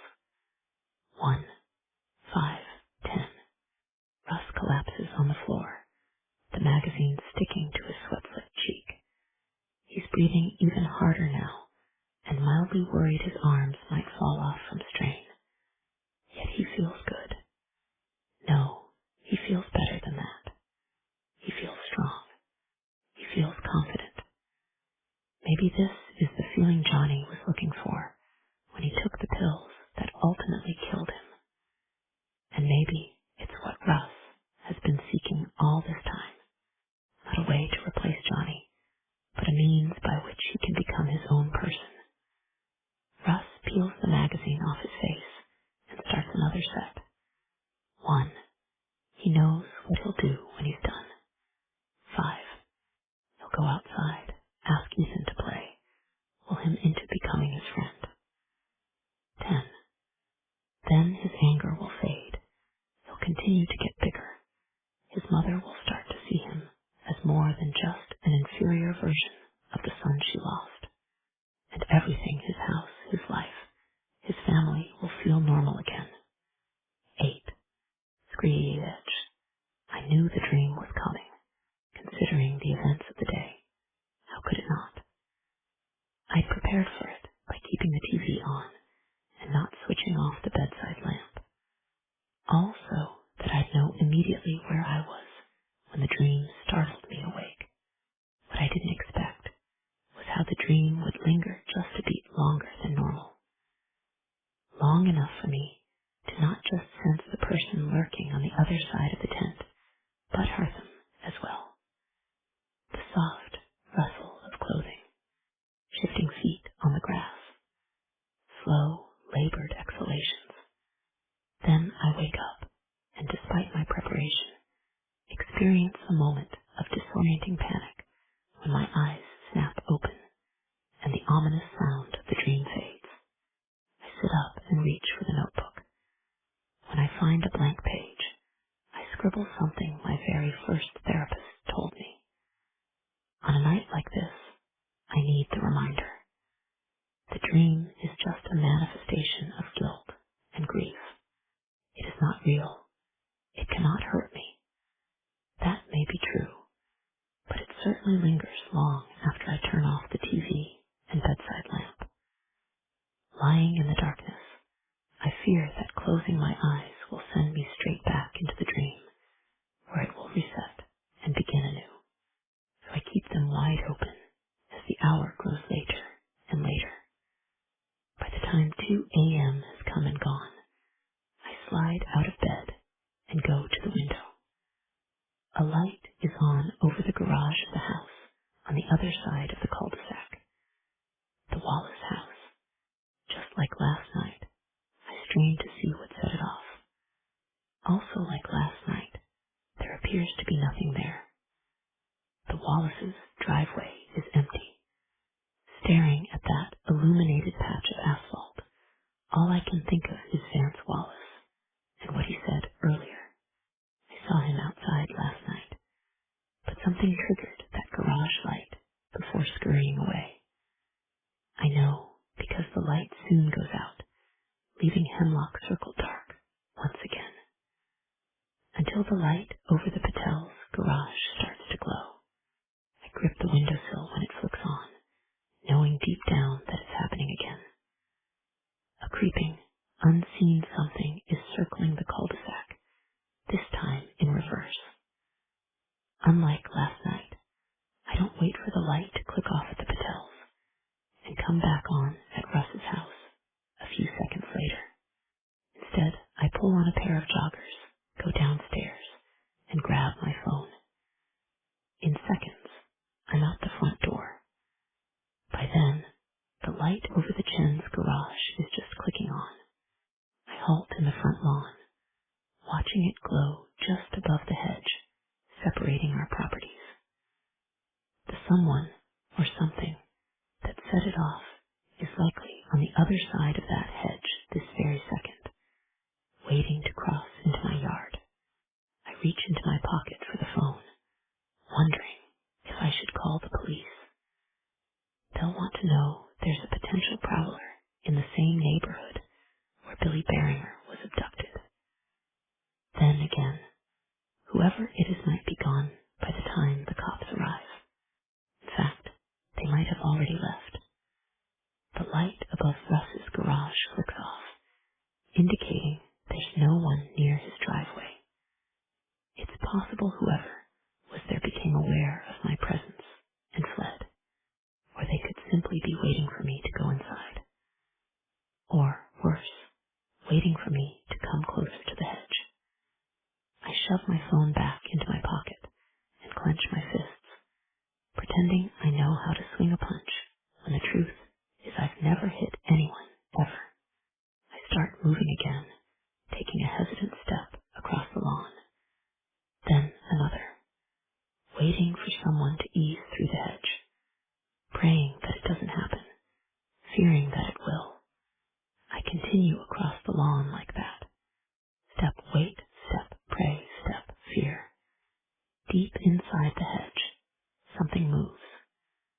I hear it ruffling, the sound drawing me closer when common sense tells me I should be doing the opposite, getting away and going back inside and calling the damn police. But it's too late. I'm already here, inches from the hedge as the rustling gets louder, when a rabbit darts out, close enough that I can feel the prickle of its fur on my shins. I yelp so loud I fear it's awakened the entire neighborhood. It certainly startles the rabbit, which zips across the driveway. I run in the opposite direction, around the rear corner of the house, not stopping until I realize where I am. The backyard, halfway between the house and the woods, standing in the exact spot where my tent had been that night. I suck in a nervous breath. I can't remember the last time I stood in this backyard. Definitely years, maybe even decades. All this time, I've purposefully avoided it, afraid to confront the memories being here would bring. Now here I am, back at the scene of the crime, and my first thought is how the yard has barely changed in the past 30 years. It remains a tidy swath of grass stretching from the back of the house to the edge of the woods.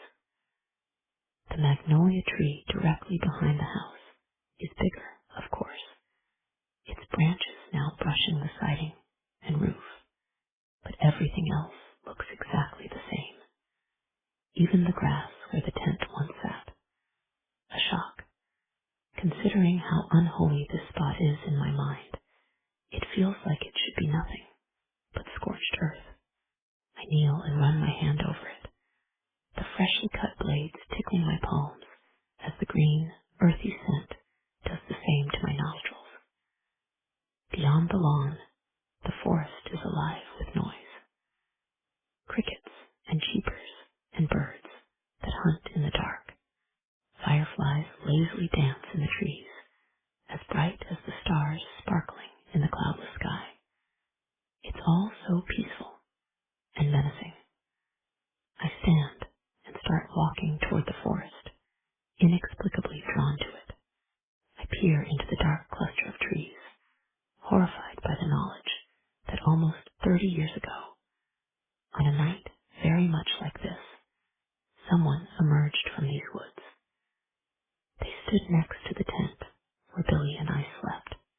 They sliced the tent, grabbed Billy, and I forced myself not to think about the rest. It's too horrible to imagine. To distract myself, I pull my phone out of my pocket and consider calling Claudia again. Instantly, I decide against it. Not twice in one day. As I drop the phone into my pocket, I notice something strange. The sounds coming from the woods have stopped. No crickets, or cheapers, or birds of prey hurtling through the night with a flap of their wings. Even the fireflies, so bright a moment ago, appear to have fled. In their place is silence and a tickle on the back of my neck that tells me I'm not alone. Someone else is here, in the yard, right behind me. I spin around and see.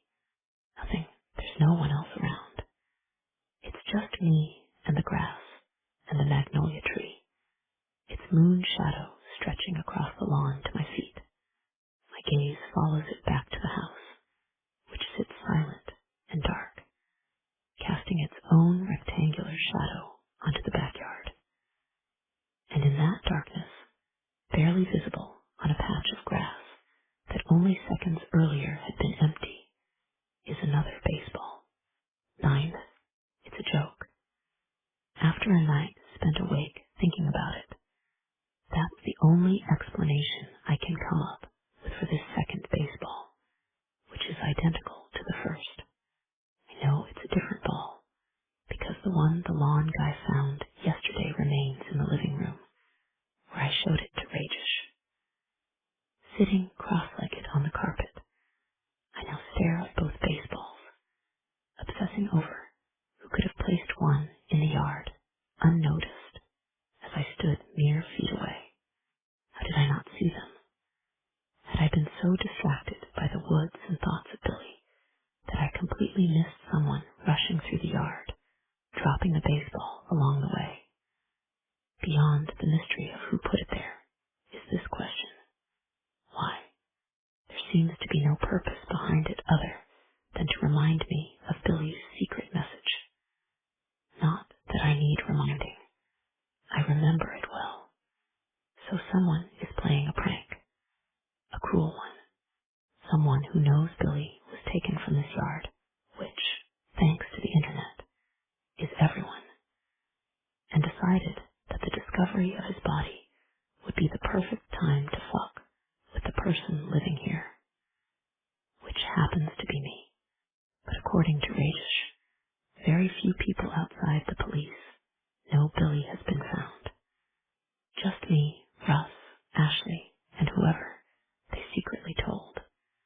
If they told anyone at all, when you subtract those who don't know the meaning of the baseball left in my yard, that leaves only 2 people who could have done it. Me and Billy. As I go upstairs and take a shower, I consider what my next step should be. Since the appearance of the baseballs has occurred during nights, when the lights mysteriously flicked on above the garages of Hemlock Circle, I assume the 2 are related. Perhaps whoever's leaving the baseballs is triggering the lights on their way to my yard. Still unknown is how they've managed to remain practically invisible while doing it, along with who they are and why they're doing it. The only way to find out any of those things is to catch them in the act. Luckily, I have an idea for how to do that, not to mention a friend who can help. I dress quickly, head downstairs, and grab my phone and car keys. I'm halfway to the garage when the doorbell rings. I reverse course and head to the door, determined to tell whoever it is to go away. But when I open it, I find Ashley on the front stoop with Henry, standing a few feet behind her, a book in his hands. Hi, she says in that too bright way used by people who know they're intruding. Are you doing anything right now? I was just about to head to the store. A frown crosses her face. Oh, okay.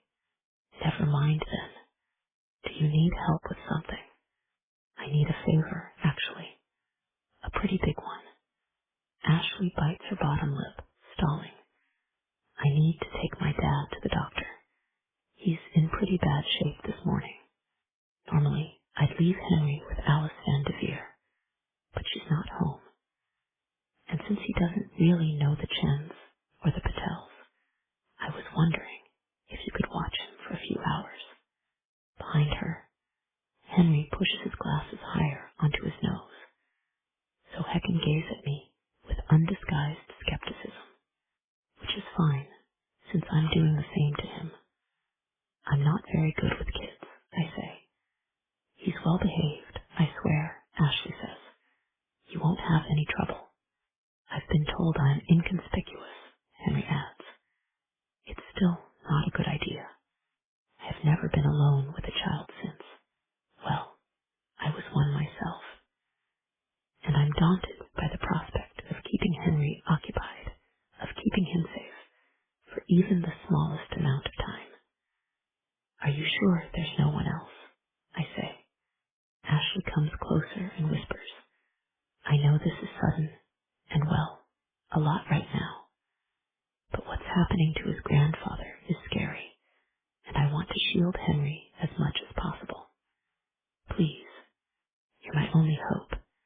I give Henry another wary look, thinking about when I was his age, and how Ashley watched me every weekday until Billy was taken. If she could do it at 15, then I can manage the same thing with her son now. I guess I can watch him for a little bit, I say. It'll be 2 hours, tops. You won't even need to feed him lunch. That's a relief, seeing how I have no idea what kids eat nowadays. Ashley kneels in front of her son, straightening the collar of his polo shirt and smoothing the sleeves. Ethan's going to watch you while I take your grandpa to the doctor. You two are going to go too. Russ's sporting goods store, I say. Exciting, Ashley says, feigning enthusiasm. Isn't that exciting, Henry? Henry looks as excited as a cat facing a bathtub full of water. Can't we go to the library instead? I'll take you to the library when I get back, Ashley says. How does that sound? Acceptable, I guess. Henry turns to me, his shoulders slumped in resignation. Well, Mr. Marsh, I guess I'm coming with you. 10 minutes later, we're heading to Russ's store. The mood in the car is awkward at best. I'm at a loss over what to say to a 10-year-old I've met only once, and Henry clearly has no idea what to make of me. So we ride in silence, me staying 5 miles under the speed limit. You doing okay back there? I say to Henry, who I relegated to the backseat because I'd once read it safer there. In the rearview mirror, I see him look up from the book he's reading, part of the Goosebumps series, The Werewolf of Fever Swamp. I'm fine, Mr. Marsh, he says.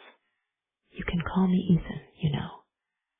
I prefer to keep our relationship formal, if you don't mind. I suppress a chuckle, voice-sized kid. So, do you want me to call you Mr. Wallace? Only as I'm saying it, do I realize that Henry might not have the same last name as his mother. I'm assuming there's a father in the picture somehow, even though it's clear he and Ashley are no longer together. Henry provides no clues, for his answer is a calm. You may continue to call me Henry. Right, Henry? I stall, trying to think of anything else I can say to this kid I barely know.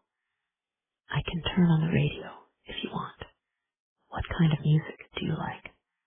My mom picks what we listen to, Henry says, which makes me pleased that some things about Ashley haven't changed. She always was fanatical about her music.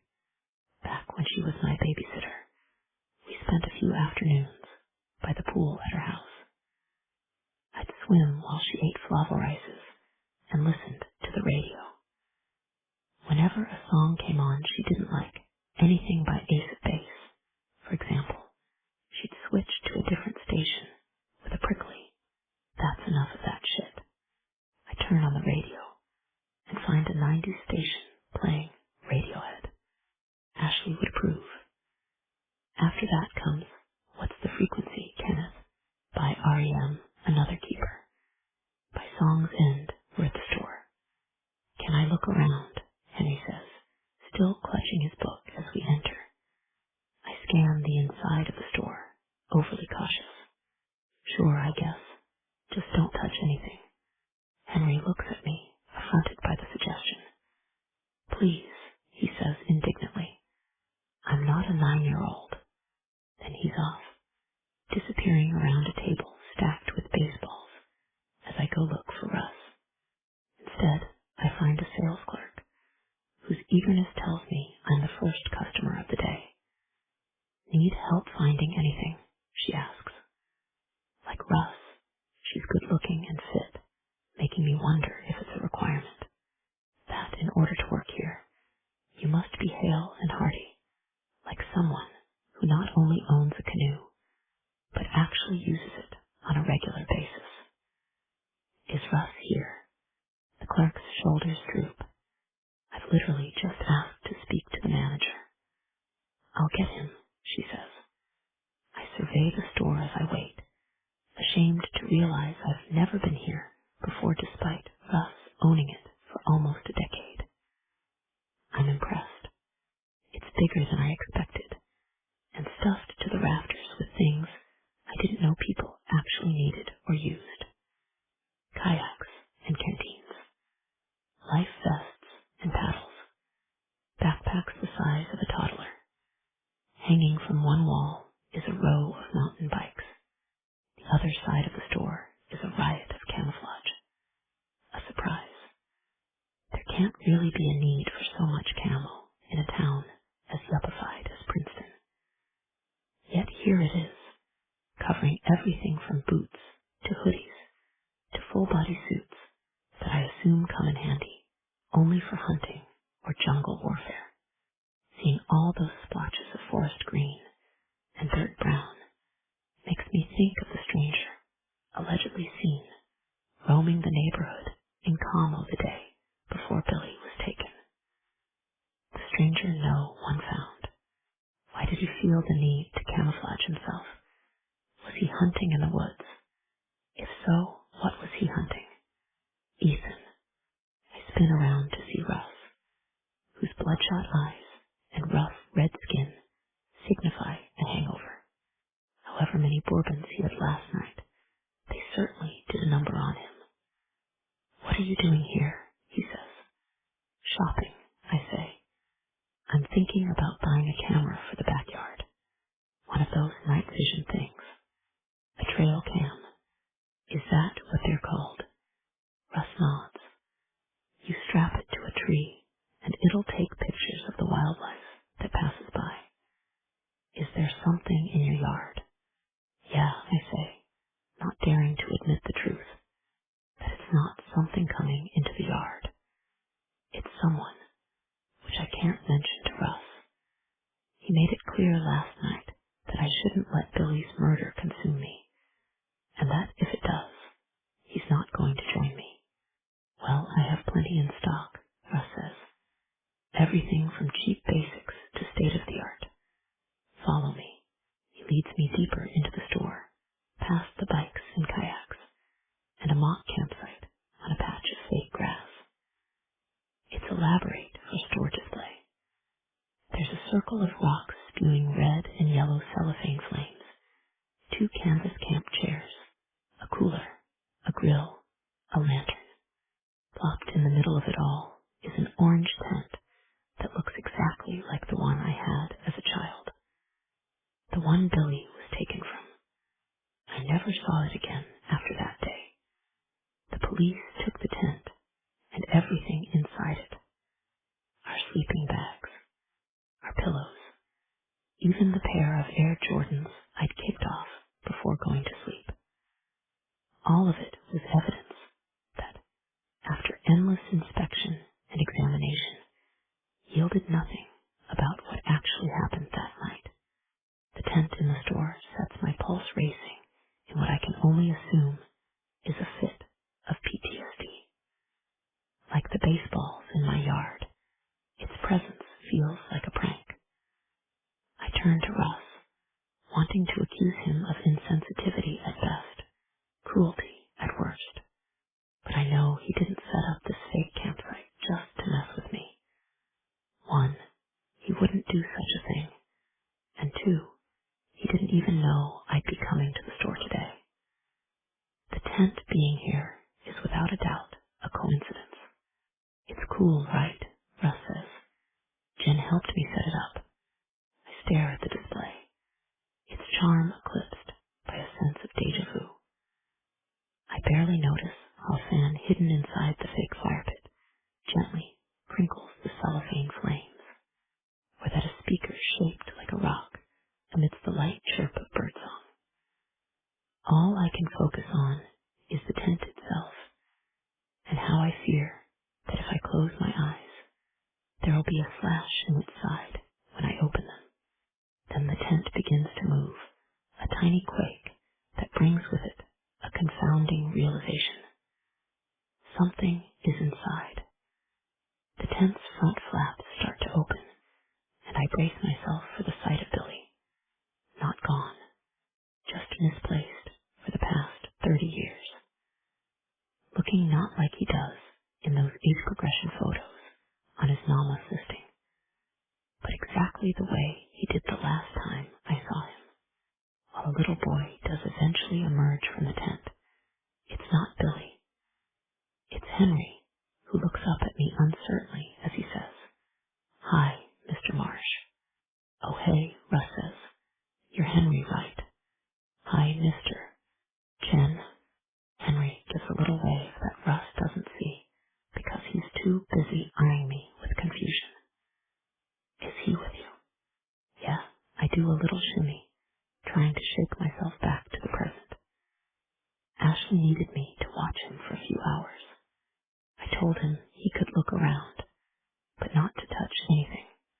I needed a quiet place to read, Henry says, holding up his book. "It's all good," Russ says. "Do you like camping?" "I've never experienced it." Henry stands and brushes his knees, as if he had just moved across the forest floor and not fake grass in the middle of a strip mall store. But as a reading space, the tent is quite satisfactory. "Good to hear," Russ says, before clapping his hands together. "Now, let's look at those trail cams." Henry and I follow him away from the campsite display to a shelf at the back of the store, filled with boxes of trail cams. "How much are you looking to spend?" A very good question. Until my teaching job starts in a few weeks, I'm not exactly flush with cash. Then again, I don't want to buy something so cheap that it barely works. I guess I want the best one. "Music to my ears," Russ says with a grin, before taking a box down from the shelf and showing it to me. Our top model. Most trail cams need an SD card to save the pictures on. This one comes with an app and uses Bluetooth to send 4K images directly to your phone. It's motion activated, of course. A deer or something steps in front of the camera, and click, a picture of it goes right to your phone. I scan the back of the box, reading the camera's features. It has night vision, which is a must, and a range of 100 feet. Definitely enough to catch the person dropping baseballs there.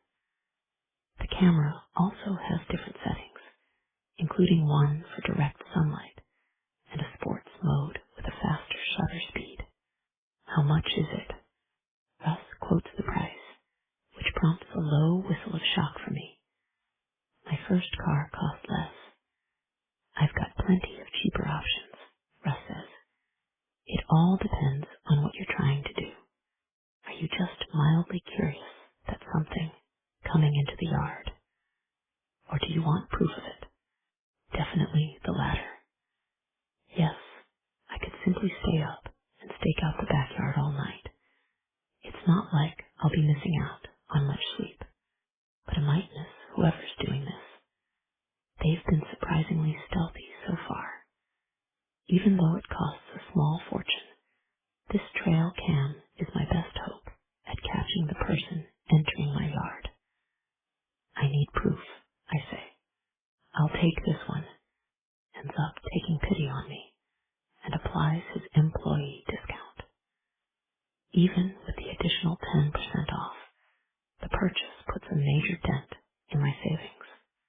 And now that the camera is removed from its box, and thereby unreturnable even to a friend like Russ, buyer's remorse has kicked in big time.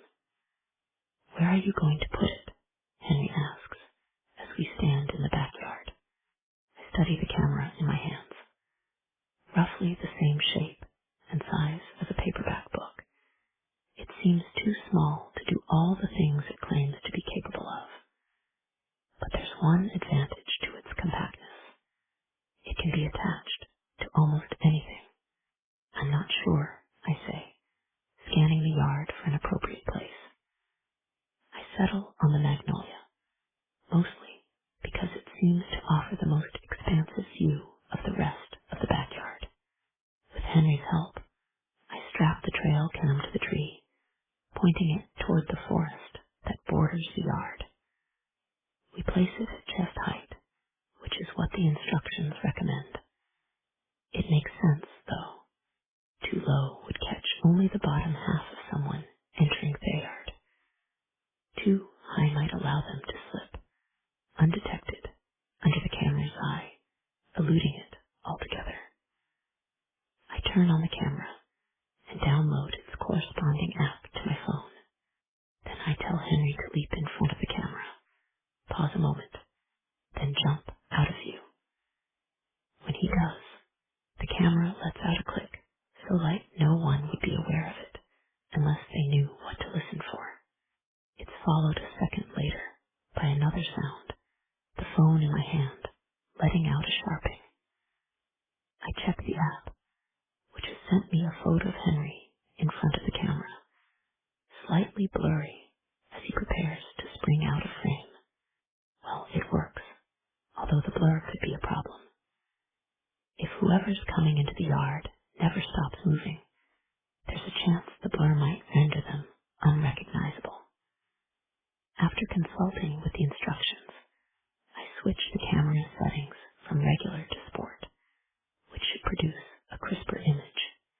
Then I ask Henry to pass in front of it again. Mr. Marsh, why do you need a camera in your backyard anyway? Henry asks as he jumps into frame, pauses, leaps away again. My phone sounds a second time. Ping. I think someone been coming here at night, I say as I check the app again. This time, the image of Henry is crystal clear, and I want to find out if it's true or not. Why do you think they're doing it? That's a very good question. One I hope the trail cam will help me answer. No idea, I say honestly. And you don't know who it is? Nope, I say, feeling foolish about how 2 nights ago I thought it might be Billy, returning after 30 years. But then I remember how Vance Wallace also claimed to have seen him outside at around the same time, and my sense of foolishness fades. Have you seen anyone in your backyard? I ask Henry. He shakes his head. Not really. Just some squirrels and birds. Oh, and a hawk. I don't like the hawk because it tries to eat the birds and squirrels. But never any people, I say. No, Henry says. Grandpa has, though. I lower my phone, intrigued. Who has he seen? Did he say? This time, Henry responds with a slow, uncertain nod. Knowing what I'm about to ask next, he says. But he made me promise not to tell anyone, especially my mom. What can't you tell me?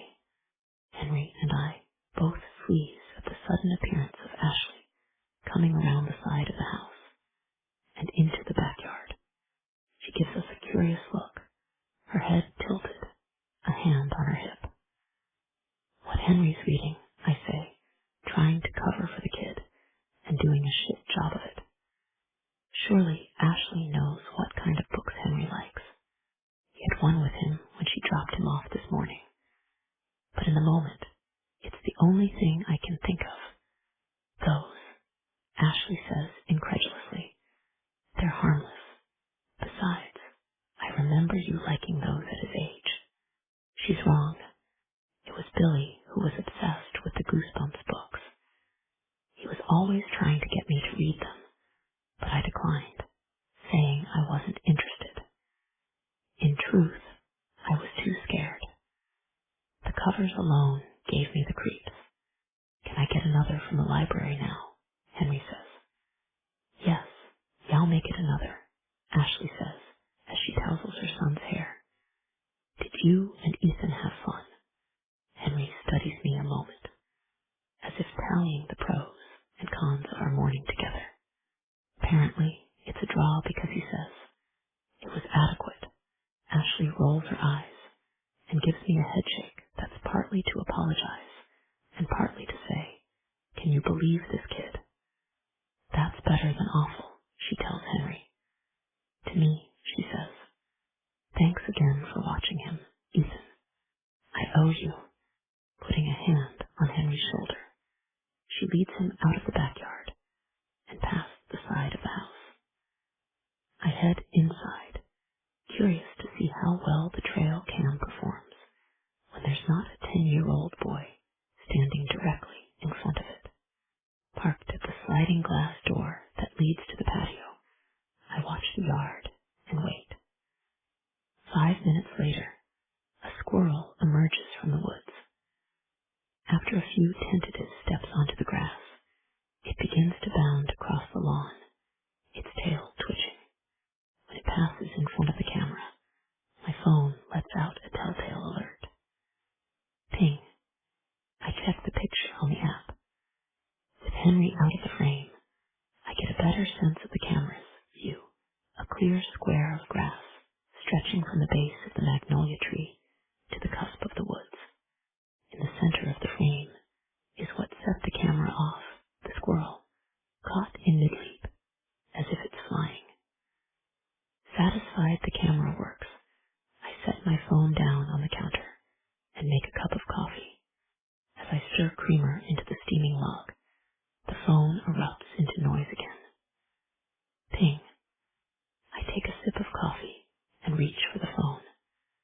The camera has now sent me a picture of a cardinal pecking at the ground, its red plumage bright against the green grass. I set the phone back down on the counter. Ping.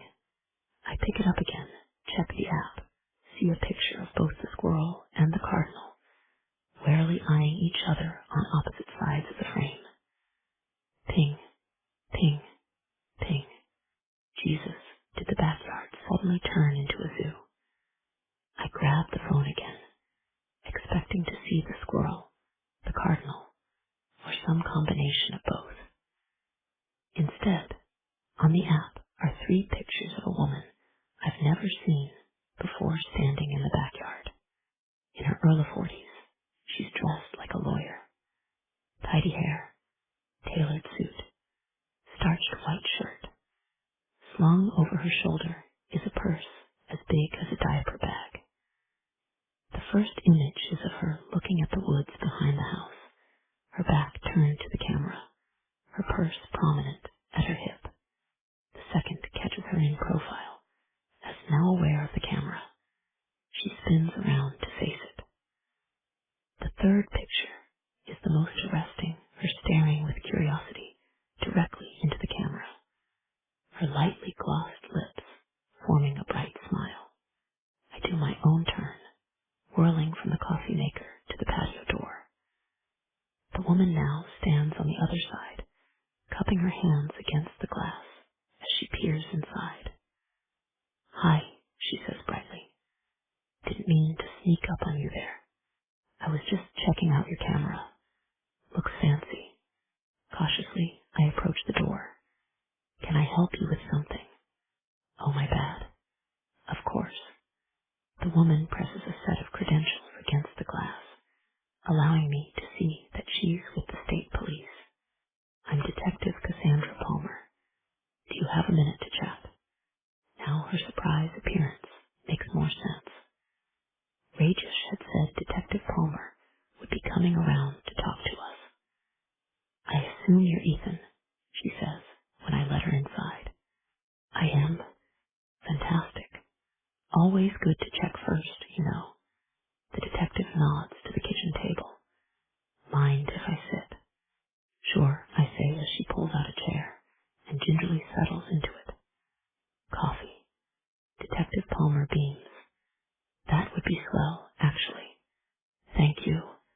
As I fill a second mug, I notice Detective Palmer looking through the kitchen doorway to other parts of the house, surveying the decor, or rather, the lack of it, she says. Are you moving in or out? Little of both, I say. My parents moved out. I'm moving in, temporarily. Detective Palmer smiles politely, as if she doesn't believe me. I don't, either. I join her at the table and slide the coffee her way. She takes a lip-smacking sip and says, So, Ethan, as you've likely already guessed, I'm here to talk about the Billy Barringer case. Detective Palmer pauses to enjoy another sip. That's why I was poking around outside, by the way. I wanted to get a good look at the crime scene. Hearing those words to describe my backyard is jarring, especially when they're uttered so cheerily.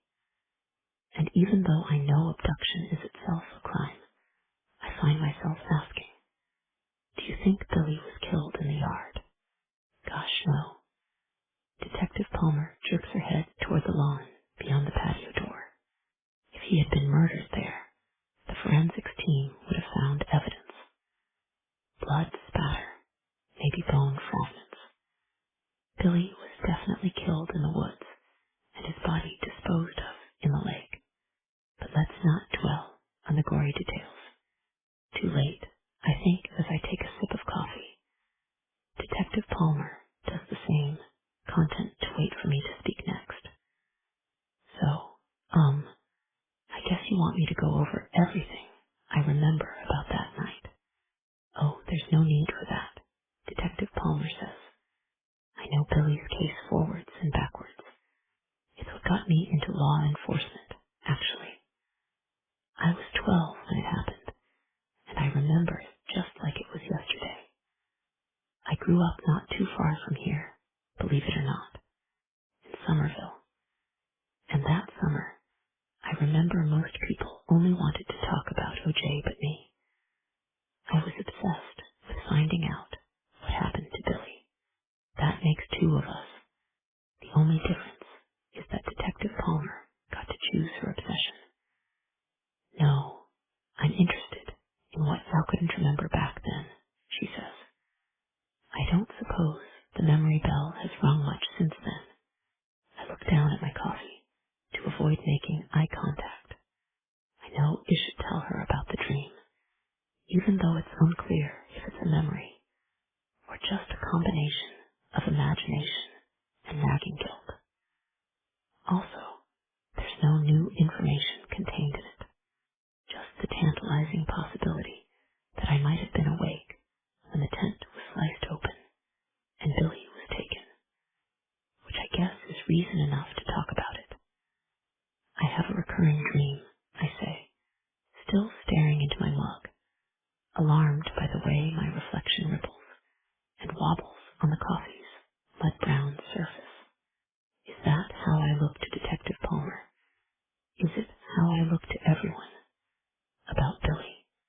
About that night? I describe the dream in as much detail as possible, right down to that unhala screech before I wake. Interesting, Detective Palmer says when I'm done. And it's the same every time. Always. I'd ask if you've tried to unpack what it all means, but I assume you have. I respond with a solemn nod. Do you have any idea who might have taken Billy? Detective Palmer says. I don't, I say. I didn't see anything. I wasn't asking if you saw who did it. I want to know who you think did it. I take another sip of coffee, thinking it over. For 30 years, I've pondered that very question, usually while lying awake in the middle of the night.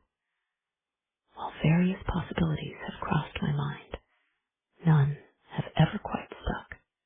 Ethan, Detective Palmer says, when 20 seconds pass without a response from me. Still here, I say, although part of me remains deep in thought. Who do I think took Billy? The question was always so hard to answer because I never knew why Billy had been taken or what happened to him afterward. Now that I know the latter, I can infer the former. Someone at the Hawthorne Institute, I say. Detective Palmer crosses her arms and leans back in her chair. An intriguing answer. I'm curious why you think that, and I'm surprised by her curiosity. Billy's bones were discovered there. Isn't that enough? Because we were there that day, I say. At the falls. Did Detective Patel tell you that? He did, yes. And did he also tell you what happened? He told me that as well, Detective Palmer says. Yet you don't think it's related to Billy's death. We're looking into every possibility. It's the same thing Rajesh said. Obviously, the official line. One that feels created to placate suspicious people like me, even though I have every reason to be suspicious. You are now, I say. But that wasn't the case 30 years ago. Do you know why the Institute's grounds weren't searched back then? Was it because Ezra Hawthorne was filthy rich? He was, yes, Detective Palmer says. And he made many generous donations to places throughout the state, including the governor's campaign fund. I roll my eyes. Of course he did, but I don't think that had anything to do with it. You have to remember, Billy's trail seemed to end at the access road in the woods, a mile away from the Institute, leading everyone to think he was taken to a car waiting there. And considering the Institute grounds are surrounded by a perimeter wall, it was assumed no one could easily trespass onto the property. But we did, I say. Me, Billy, 3 other people. We all trespassed with no problem, a fact none of you mentioned until yesterday. Detective Palmer's expression can only be described as not mad, but disappointed.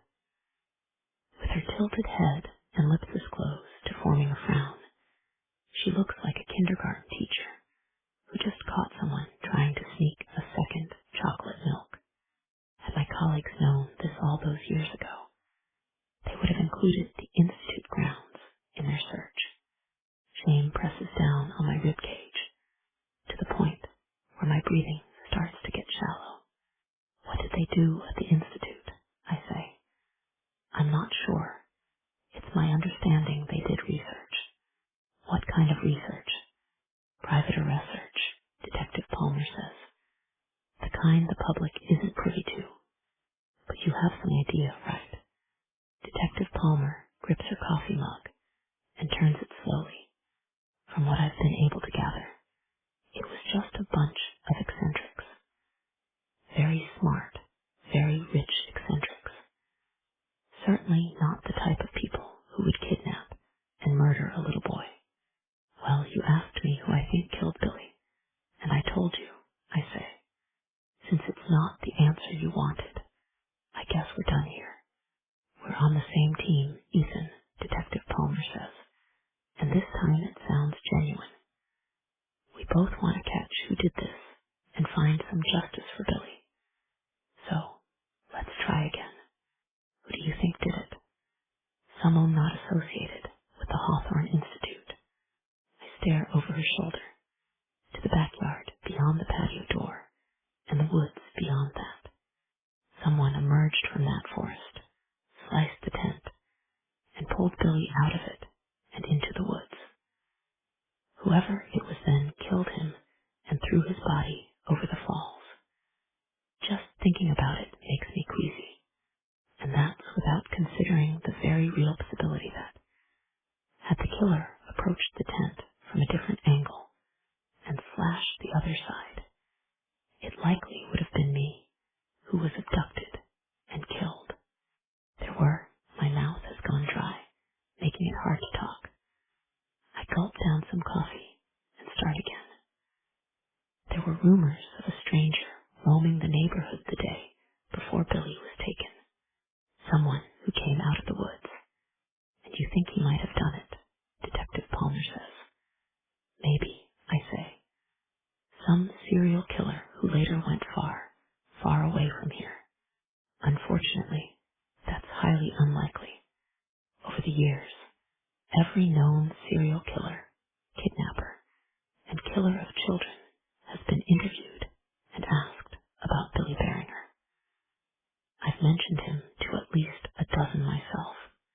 I try to picture Detective Palmer with her chipmunk cheeks and Girl Scout troop leader smile, interviewing a serial killer in a maximum security prison. It's impossible. Not a single one has confessed to the crime, which they love to do, even if they didn't commit it, she continues. No one has even hinted that they were in 100-mile radius at the time. So the culprit was either a psychopath who's killed only once, a sick thrill-kill situation, or a serial offender we don't know about, or who hasn't yet been caught. Or it was someone from here, I say. I can tell I'm right when Detective Palmer locks eyes with me from across the table. Now, I understand why she doesn't think the Hawthorne Institute had anything to do with Billy's death. She suspects it was someone closer to home. This wasn't done by someone on Hemlock Circle, I say. I understand why you think that. I know it's hard to believe one of your friends and neighbors is a killer. It's impossible, even when you consider the details of what happened that night. Detective Palmer stands and goes to the patio door. Pointing to the yard, she says, "You and Billy were asleep in a tent. Something you did throughout that summer, right?" I swallow, my mouth suddenly dry again, because I know what she's getting at. Every Friday night. So it wasn't a secret, Detective Palmer says, stating it not as a question, but as the undeniable fact it is. Now, consider how you didn't notice when Billy was taken.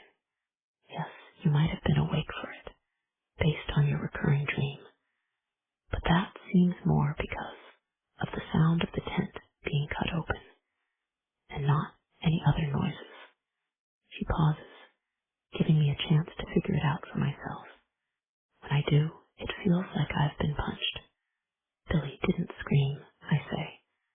Detective Palmer nods, pleased at my deduction skills. Nor did he yell for help or put up a fight. You didn't hear anything. Your parents claimed not to have heard anything. No one on this cul-de-sac heard anything. Now, why do you think that is? This time, no pause is needed for me to put it all together. Because Billy knew who it was, and he willingly left the tent and followed them into the woods, Detective Palmer says. That's why I'm convinced it was someone who lived here, and not some stranger who just happened to enter your yard and see a tent with two 10-year-old boys inside. I'm not as convinced. It's not unreasonable to think that someone outside of Hemlock Circle was responsible. As for the lack of a scream or calling for help, maybe Billy was in shock when he was pulled from the tent, or maybe he never woke up until he had been carried into the woods, and it was too late. But this is a good neighborhood, I say, filled with good people. They might seem that way on the surface, Detective Palmer says. When you're in my line of work, you tend to see people for who they really are. Most of them are good, I'll grant you that. Upstanding citizens who only want to do the right thing. I deal with a small percentage of people out there who don't do the right thing. They hurt. They kill. Sometimes for reasons beyond comprehension. These kinds of folks, they're definitely not good people. What would you call them? For the first time since she appeared in my yard. Detective Cassandra Palmer looks deadly serious.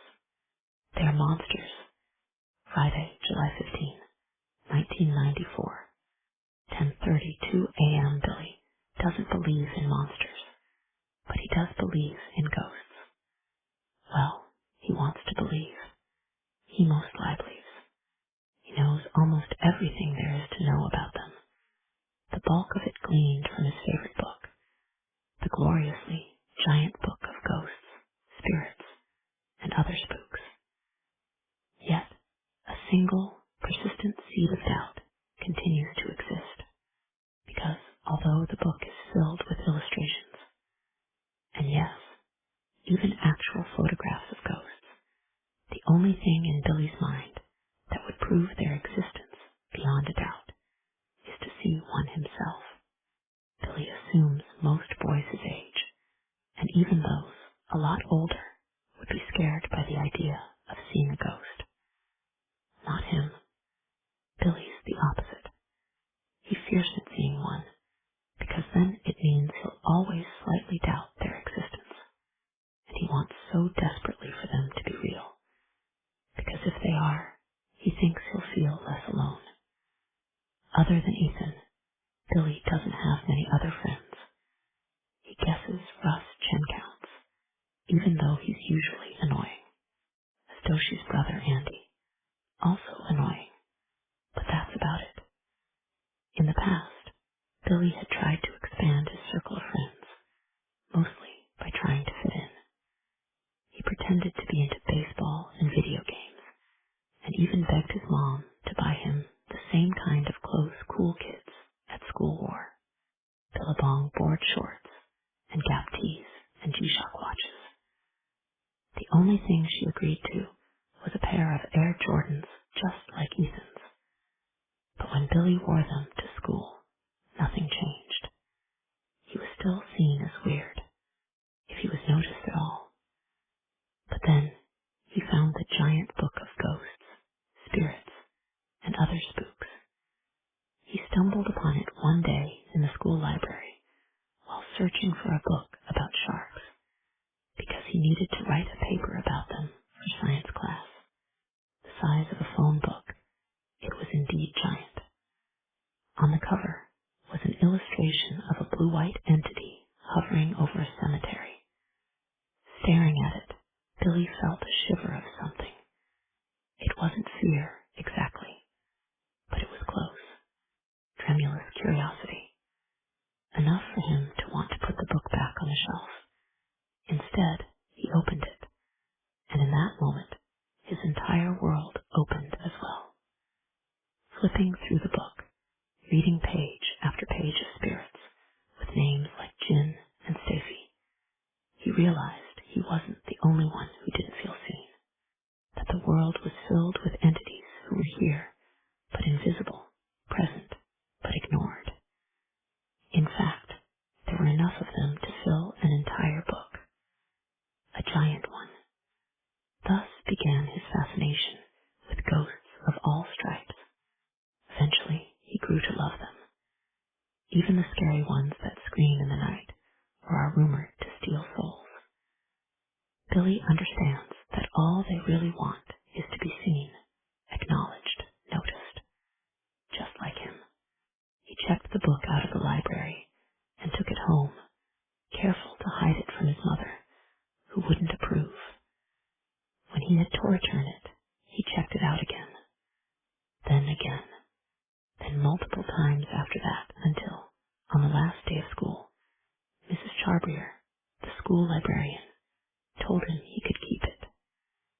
"You've earned it," she said, smiling as she prized the library sticker from the spine and slid the book across the checkout desk. When someone shows a book this much love, they deserve a copy just for them. That was more than a year ago, and Billy's parents still don't know about his copy of the giant book of ghosts, spirits, and other spooks. He'd like to keep it that way. His father doesn't mind his obsession with ghosts. He even encourages it, going so far as to help him dress up as one for Halloween last year, but his mother would absolutely freak out if she found the book, which is why Billy takes great care to hide it. He moves it around every few days, shuffling it from the back of his underwear drawer to his desk to under the bed. He knows she's just concerned about him, but her concern can also be overbearing. She wouldn't understand that he sees ghosts as, no pun intended, kindred spirits, that when he opens the giant book and sees illustrations of all these scary, fantastical, misunderstood spirits, it feels like they could be the friends he lacks. At least, some of them could be. Billy completely understands that not every ghost, spirit, and spook mentioned in the book exists in real life. About half of them are from myth, movies, or other books by authors he's still too young to read. Lovecraft and Poe and King. Now Billy pages through his book, a pencil in hand, circling the ones he believes are real. Poltergeists, circled because there have been about 1,000 incidents involving them. Banshees, also circled for the very same reasons. The Headless Horseman doesn't get a circle because he's from a story, though Billy suspects that something similar to him is real. If Ethan or Billy's brother or even his father were to ask him why he suspects ghosts exist, he'd probably tell them that there are so many listed in his giant book that it would be impossible for all of them to be made up. That's simply the law of probability, which he just started learning about before school let out for the summer. Now all he needs to know for certain is to see one for himself. And Billy knows just the place to make that happen. 11 by 9 p.m. I'm sprawled across the couch, half dozing through an episode of Ted Lasso I've watched at least a dozen times before. On the floor, an empty beer bottle sits next to a paper plate with uneaten crust from the pizza I ordered for dinner. Friends had warned me there'd be a phase in which I let myself go, ignoring all healthy habits and basic hygiene. I didn't believe them at the time, but now, after a week of eating takeout dinners and performing the bare minimum of dressing and bathing, I know it to be true. I've now hit a point somewhere beyond letting go. Abandonment. Even though I could use a shower, a shave, and a vegetable, I remain where I am, letting my eyelids flicker and close. Maybe I'll sleep through the entire night this way. That would be a welcome change of pace. I'm on the cusp of sleep when my phone chirps out a noise. Ping. Startled, I reach for the phone sitting a few feet from the beer bottle. Activity from the trail Cam died down once dusk descended, with the birds retreating into the trees and the squirrels going to wherever squirrels go. Opening the app now, I'm greeted with a picture off moonlit lawn, and at the edge of the woods, an opossum with its glowing eyes unnervingly aimed straight at the camera. The view from the trail cam is different at night, more ominous. Deep pockets of shadow border the frame, tinted a sickly green by the night vision. The grass itself is rendered gray, like dirty snow. Beyond the lawn, barely visible in the darkness, is the forest. The trees there tall and blurry. I set my phone face down on the floor and check the bottle for any remaining drops of beer. Ping. I eye the phone as the alert from the trail cam shoots a thin glow across the living room carpet. I ignore it, telling myself it's just the opossum again, or something similar. A deer, a raccoon, a fox, and ghosts. I'm struck by a memory of Mrs. Barringer coming to our door one summer, right before I returned to school for the fall semester. By then, I I knew they were moving out of the neighborhood. I'd heard my parents whispering about it one night. It was too hard on them, my mother had said, especially Mrs. Barringer. Hemlock Circle now held too many bad memories where they were going and when I had no idea. All I knew was that it felt like I was partly to blame, that my inaction that night in the tent meant the Barringers didn't just lose a son, but that they were also losing their home. So I was surprised when Mrs. Barringer showed up holding something rectangular wrapped in tissue paper. I thought you should have it, she said as she handed it to me. Billy would have wanted you to. I tore off the tissue paper, revealing a book. The front cover was an illustration of a translucent figure floating over a cemetery. Above it, written out in bold purple lettering, was the title, The Giant Book of Ghosts, Spirits, and Other Spooks. I turned the book over in my hands, uncertain if I wanted it, taking something that belonged to Billy felt wrong for 100 different reasons. I didn't want to see this book every day and be reminded that he was gone, that it was my fault.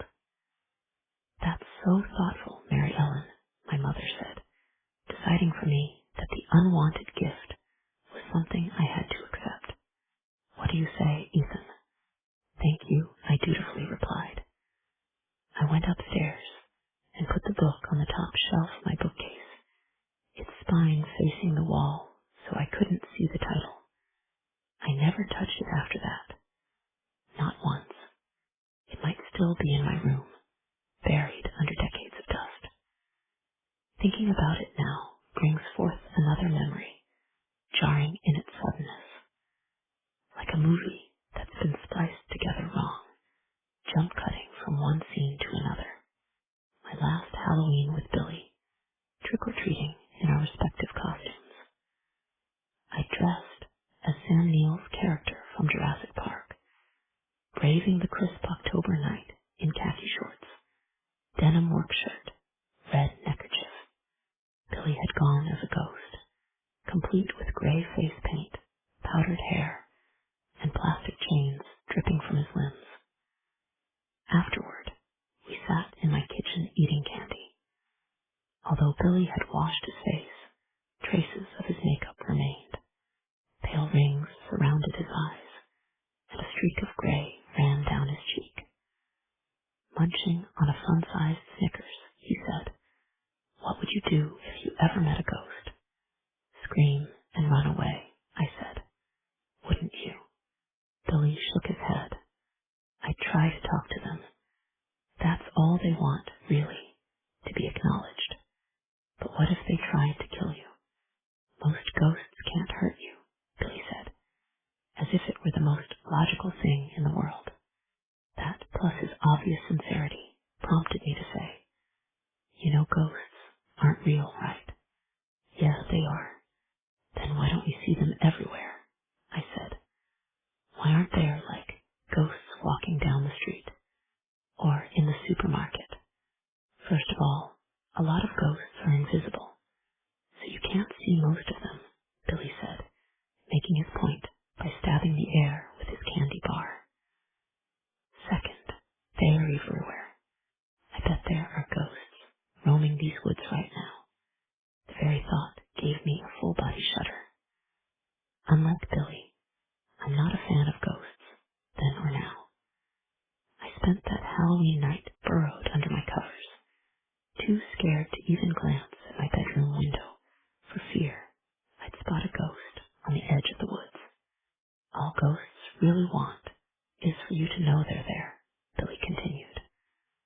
"They're not intentionally trying to scare people. Well, I think everyone's scared of ghosts." "Not me," Billy said proudly. Ping. The alert stopped the memory cold, and I grabbed my phone again, this time annoyed. Whatever animal is in the backyard, I'd love it to leave. But when I open the app, I don't see an animal. I see Vance Wallace. He stands between the magnolia tree and the woods, seemingly oblivious to the camera. He's dressed like a man who's been startled awake, pajama bottoms, gray t-shirt, hair standing off his head at multiple angles. Slippers cover his feet. Grass clippings from yesterday's mowing cling to the soles. I'm outside in 30 seconds, tentatively crossing the lawn. When Vance spots me, he lurches my way. Up close, he looks addled. It's the only way to describe it. There's no recognition in his eyes, even though he saw me yesterday and stares directly at me now. Mr. Wallace, I say, are you okay? Did you see him? He says in a voice too quiet to be a bark and too gruff to be a whisper. See who? That Beringer boy. Unlike Vance Wallace, I do whisper. Mr. Wallace, Billy's dead. Vance reaches out and seizes my forearm in a death grip. His mind might not be all there, but Mr. Wallace's muscles are working just fine. I saw him, he says. I followed him here. He's back. He turns to face the woods, now crowded with shadows. I see nothing in the gloom, just trees stretching for miles, turned pale from the moonlight. Are you sure it wasn't a deer or something? I say. That was no deer, Vance growls. The Beringer boy is up to no good. In the distance, I hear the slap of footsteps on the grass. Turning, I see Ashley running around the side of the house, with Henry straggling behind her. Instinctively, I know why she's here, and why she brought her son with her. Much like Mary Ellen Beringer, when she crept into my backyard with Andy, Ashley doesn't want to leave her son unattended. Dad, she says, out of breath from exertion and exasperation, you're not supposed to leave the house without telling me. But I saw him again. We've gone over this. You didn't see anyone. I did, damn it. Let's get you home. Ashley tries to take his arm, but Vance shakes her off. I can walk home on my own, for God's sake. Stop treating me like a fucking baby. Trish. Behind her, Henry gasps.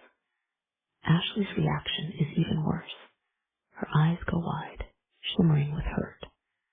That same pain slips into her voice as she says, It's me, Dad. Ashley. Mom's no longer with us. Mr. Wallace stares at her a moment, confusion writ large on his face. The expression soon falls away, replaced by something approaching abject terror. He opens his mouth to speak, but Ashley shushes him and tells him it's okay. She reaches for him again, and this time Mr. Wallace lets her do it. As they leave, Vance turns around to stare at the woods. I'm not lying, he tells me. Something is out here.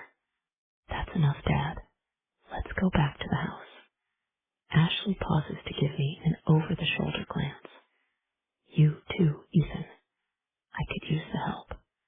12. While Ashley gets her father resettled in his room, I'm down the hall, making sure Henry gets back into bed. Not a problem, it turns out. Henry's a far cry from how I acted when I was his age and bedtime rolled around. I'd wheedle and cajole and beg to stay up just 5 more minutes. Ironic, seeing how I now long for a full night's sleep. Henry, maybe anticipating a similar situation in his later years, simply crawls under the covers and grabs a book from the nightstand. He's moved on to a different volume in the Goosebumps series, The Ghost Next Door. Won't you get scared reading that before bed? I say. No, Henry says. It's just fiction. Also, I like reading about ghosts and monsters. I had a friend who liked that too. He was obsessed with ghosts. Billy Beringer, Henry says, the name sounding foreign coming from someone so young. How do you know about him? Henry pushes his glasses higher onto his nose.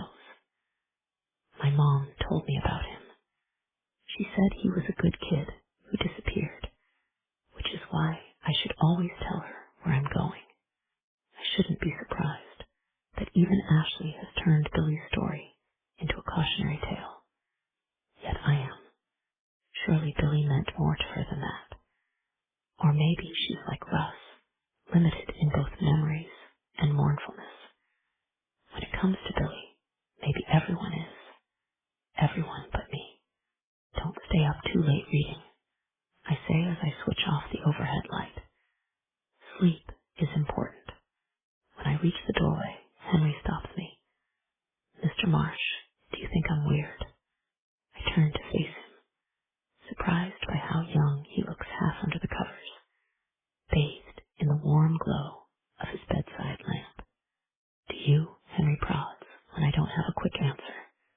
I cringe. The truth is that, yes, I think Henry is weird, but to tell him would be cruel. Then again, I don't want to lie to the kid. Too much of childhood is spent being lied to by adults because they think it'll spare your feelings. Does it matter if you are? I say. Henry nods. A little. To who? Whom, he says, correcting me. And I guess the answer is other people. Kids your own age, I say. Yes, Henry concedes. I should have been more forthcoming. Hearing someone so small use such a big word correctly even makes me smile. Sometimes weird isn't so bad. I'll let you in on a little secret, I say as I cross the room and sit on the edge of his bed. Something most people don't realize until they're older. But everyone is a little weird. Some people hide it more than others, but it's true. Everyone is weird, including you, including me, I say, trying not to give too much thought to how true of a statement it really is. So I shouldn't care that I'm a little weird. All you should care about is being yourself, I say, no matter who that person is. Some people might not like you for who you are, but a whole bunch will. I promise. I pat his leg beneath the covers and take my leave. Again, Henry stops me at the doorway, this time to say good night, Mr. Marsh, with a formality that makes me feel compelled to play along. Good night, Mr. Wallace. Henry nods, pleased, and I leave the room. In the hallway, I find Ashley leaning against the wall right outside Henry's door, where she no doubt heard every word. You're good with kids, she says. Am I? I've never thought so. You're a pro. It's shocking you don't have one of your own. I follow her downstairs to the kitchen, where she opens a cupboard and pulls out 2 shot glasses and a bottle of tequila. The tilt of her head is a question. Should we? My answer is yes, especially if we're going to continue talking about children. I take a seat as Ashley moves about the kitchen, placing the bottle and glasses on the table before pulling some limes from the fridge. With her back toward me as she slices them, she says, Did you and your wife want kids? She did, I say. I didn't. I can see that. Claudia couldn't. Not that I was, to borrow from Henry's vocabulary, forthcoming with the reason I didn't want kids. When we argued about it, which was often toward the end, I refused to tell her. It was only during our final argument that I revealed all. Tell me why you don't want to have a child, she said. There's no specific reason. There has to be, Ethan. Lots of couples choose not to have kids, for a whole slew of reasons. Is it me? Claudia said, her voice wounded. Of course not. I think you'd be an amazing mother. I tried to pull her into a hug, but she slipped out of it and stalked to the other side of our bedroom. Then why? You know I want a baby. You just said I'd be an amazing mom. I think you'd be an amazing dad. We have good jobs. We're financially secure. There's absolutely no reason why we shouldn't at least try, except for something you're not telling me. I just don't want to be a father, I said. Isn't that reason enough? Honestly, no. Well, it should be. But I guess in this situation, my feelings don't matter. It was a shitty thing to say. I realized that now and probably did then, but the heat of the moment had made me angry. With Claudia, yes, but mostly with myself for refusing to be honest with her, even though it made her more upset with each passing minute. You won't tell me what you're feeling, she yelled, her eyes wide and shining with newly formed tears that had yet to fall. And you have no idea how much that hurts. I'm your wife, Ethan. You shouldn't be afraid to share anything with me, even if it's something you don't want to hear, especially that, because how can we fix it together if only one of us knows what the problem is? There's no fixing it, I said. That's the problem. Then just tell me, please. Claudia stared at me from across the room. One of the tears had slipped free and was sliding down her cheek. Ethan, I need to know why you don't want kids. I wearily dropped onto the bed, knowing I was about to break my wife's heart. Because kids disappear, I said, the truth feeling not like a weight had been lifted from me, but like it had suddenly been doubled. Claudia touched my cheek and kissed my forehead. I understand, she said softly, and I believed her. She knew what happened to Billy. She knew how much it had fucked me up, and she knew that, because of it, I would never, ever change my mind. I'm sorry, I whispered. I know, Claudia said. Then she left our bedroom for the very last time. Here we are, Ashley says, jerking me back to the present by setting a plate of quartered limes and a salt shaker on the table in front of me. She pours us both a shot. We lick our hands and sprinkle them with salt before licking it off, downing the tequila and ending with a suck of lime wedge. The tequila, cheap but strong, burns its way down my throat. I bark out a cough. Ashley slaps the table. God, I needed that, she says. I bet you never thought you'd be doing shots with your old babysitter. I can honestly say I never did. Life is full of surprises, isn't it? I mean, I never thought I'd be back living in this house. I bet you didn't either. You, of all people, had every reason to stay far, far away. There weren't many other options, I say, pointedly not getting into the why and how of it all. It'll take more than a shot of tequila to get me talking about that. It's scary how little the place has changed. Ashley looks around the room, and I know she's really gesturing to what's beyond the kitchen walls, to Hemlock Circle. The houses are the same. The people are the same. In some ways, it's like I never left, when all I wanted to do was get the hell out and never come back. Why didn't you? Dad needed me, Ashley says. I mean, he needed me after Milam died, and I stayed a few weeks, but no more than that. I knew how easy it would be to get sucked back into life here, and I refused to do it. But then Dad started forgetting stuff and getting confused, and it seemed to get worse and worse every time I visited. Once Deepika Patel found him standing at her door saying he couldn't remember which house he lived in. It became inevitable. She refills the shot glasses, and we do it all over again. Lick, shoot, suck. This time, I manage to refrain from coughing, but the tequila loosens me up enough to say, so all that stuff your father said about seeing Billy in your yard and following him into mine is just his imagination, more like confusion. Are you sure? Of course. Ashley gives me a curious look. Are you drunk already? No, I just thought. I stopped myself, trying to think of a way to say it without sounding crazy and delusional and utterly pathetic. I thought I sensed Billy's presence a few nights ago, where, in your house, the backyard, and all around Hemlock Circle, I've seen things. Is that why you bought that camera? Yup, I say, to try to figure out what's going on. Because ever since your father said he's also seen things, I've been wondering if...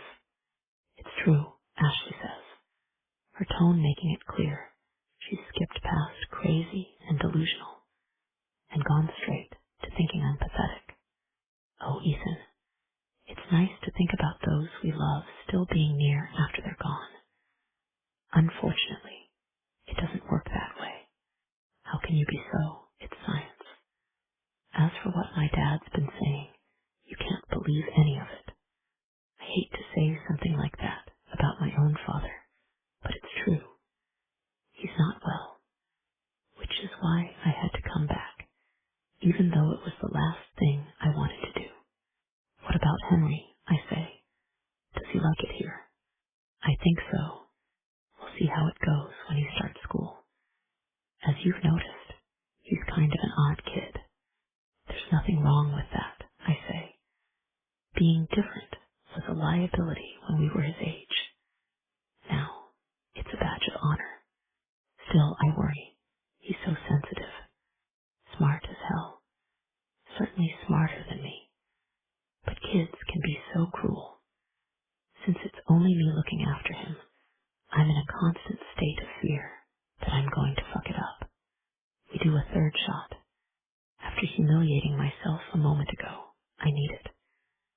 This time, I don't even bother with the salt and lime. It's just the tequila, knocked back without hesitation. Where Henry's father? He's not in the picture, Ashley says, as she takes an extra slurp of lime.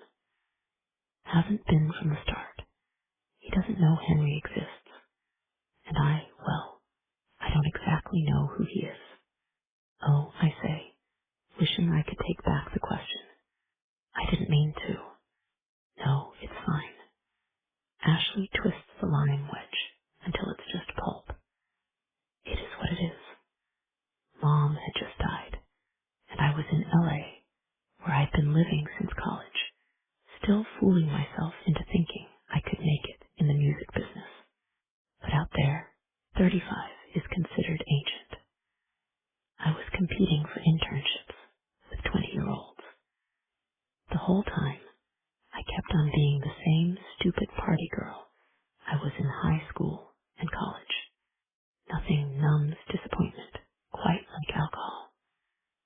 And then, oops, I got pregnant and had no idea which one of the multiple anonymous douchebags I'd hooked up with was responsible. In short, I was a total fucking mess. It doesn't seem that way now, I say. You can thank Henry for that. As soon as I saw the plus sign on that home pregnancy test, my whole way of thinking changed. It wasn't just about me, you know. I can't help hearing the echo of Claudia in my memory the night she told me she wanted to have a baby. We're just us. As if that wasn't enough. Do you ever regret it? I say. Becoming a parent. Ashley shakes her head. Not for a second. Raising a boy like Henry isn't easy. Not in the least. And I know I didn't need to go through with it. I had options. But every time I look at him, I know I brought something good into the world. So what's next? I say, my brain buzzing from too much tequila. You plan on staying here a while. Not sure. Ashley screws the cap back onto the tequila bottle. My dad's not getting any better, and something will need to be done about it sooner rather than later. After that, who knows? Turns out, there are worse places to live than Hemlock Circle. How about you? I have no idea, especially now that Billy's been found. There are too many memories to know what to do with them all. I thought I was going to get away from all this, Ashley says.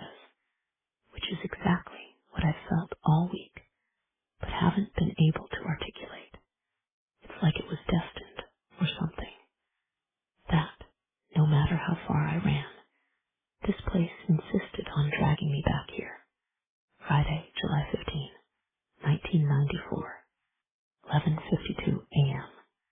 God, I hate it here, Ashley says, cradling the receiver between her neck and shoulder as she wraps a Band-Aid around her thumb. She'd been playing guitar, well trained to play, and hit a string at the wrong angle, slicing her thumb in the process. It's not that bad, says Tara. I'd kill to live in your neighborhood. This makes Ashley feel a wee bit guilty, because Tara lives in town, in a modest house next door to a dentist's office. She once complained that she can never open her bedroom window in the daytime because of the whine of the dentist's drill. Ashley guesses that's worse than waking to the wives of Hemlock Circle gathered beneath her window, which is what happened this morning. Today, instead of their usual gossip and giggling, the women spoke in hushed tones, which Ashley took to mean they were talking about one of their kids. A favorite topic of conversation. Look, she gets it. Hemlock Circle exists in a kind of bubble. Part of a larger neighborhood, yes, but also on its own, surrounded by woods like some outcast in one of those stuffy books she's forced to read in English class. Hester Prynne. That's what the cul-de-sac reminds her of. Hester fucking Prynne, but minus the scandal. Nothing juicy ever happens here.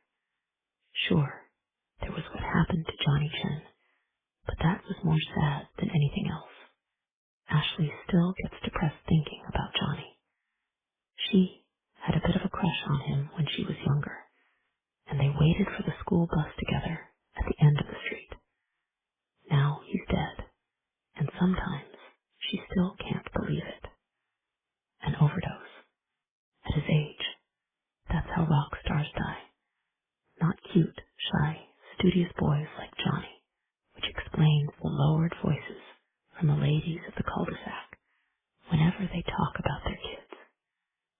It denotes seriousness, especially when it involves something that affects all of them. As an only child, Ashley doesn't know how she feels about being lumped in with the other neighborhood kids, like their distant cousins, seated together at a wedding reception. She has nothing in common with the others save for the fact that they all live in the same place. She doesn't even like them very much. Well, that's not true. She likes Ethan Marsh, who's a good kid, even though she sometimes catches him staring at her like she's Claudia Schiffer or something. She lets it slide because it's in an innocent, awestruck way. Not like the leering of Rajesh Patel. A few weeks ago, Ashley spotted him hiding in the woods, watching her house. It creeped her out so much she told her dad, who marched next door and yelled at the Patels too, in his words, "Keep your peeping Tom's son away from my house." Rajesh denied it, of course, but Ashley knows what she saw. As for the other kids on Hemlock Circle, she has little patience for huffy Russell Chen, who gets upset at the littlest things when he occasionally comes over to play with Ethan while she's watching him. Ashley barely knows Andy Barringer, the youngest of them, but has a soft spot for his brother Billy. He's a weird kid, which makes her worry about him. In this world, weird kids are bully magnets, and she fears life will only get worse for Billy if he doesn't lower his freak flag a little bit. This world gets crazier every day. Ashley heard her mother say this morning, which piqued her curiosity enough to lure her out of bed and closer to the window. Maybe they weren't talking about one of the neighborhood kids after all, but by the time she got close enough to listen in, the group had broken up, with the women going back to their cooking and cleaning, and whatever other forms of suburban drudgery they do every day. Ashley vows to not live like that. She has plans, short, medium, and long term. short one is to scrape up enough money to go to Woodstock in August. Doable if she saves every penny of her babysitting money and can convince her parents she's going to the Poconos with Tara and her family and not driving to upstate New York with Tara and her cousin to crash a music festival. The lying part is easy. She does it to her parents all the time. It's the cover-up that causes her the most concern. While her parents and Tara's moms aren't friends, there's always the risk they'll run into each other at the Stop and Shop or the movie theater in downtown Princeton. Also simple is her medium-term plan. Graduate high school and piece the hell out of here. She's not the best student. School bores her, and frankly, she's too lazy to apply herself to things she doesn't care about. But Mrs. Daniel said her grades are decent enough to get her into college, which is all Ashley needs to know. As for her long-term plan, well, that's not so easy.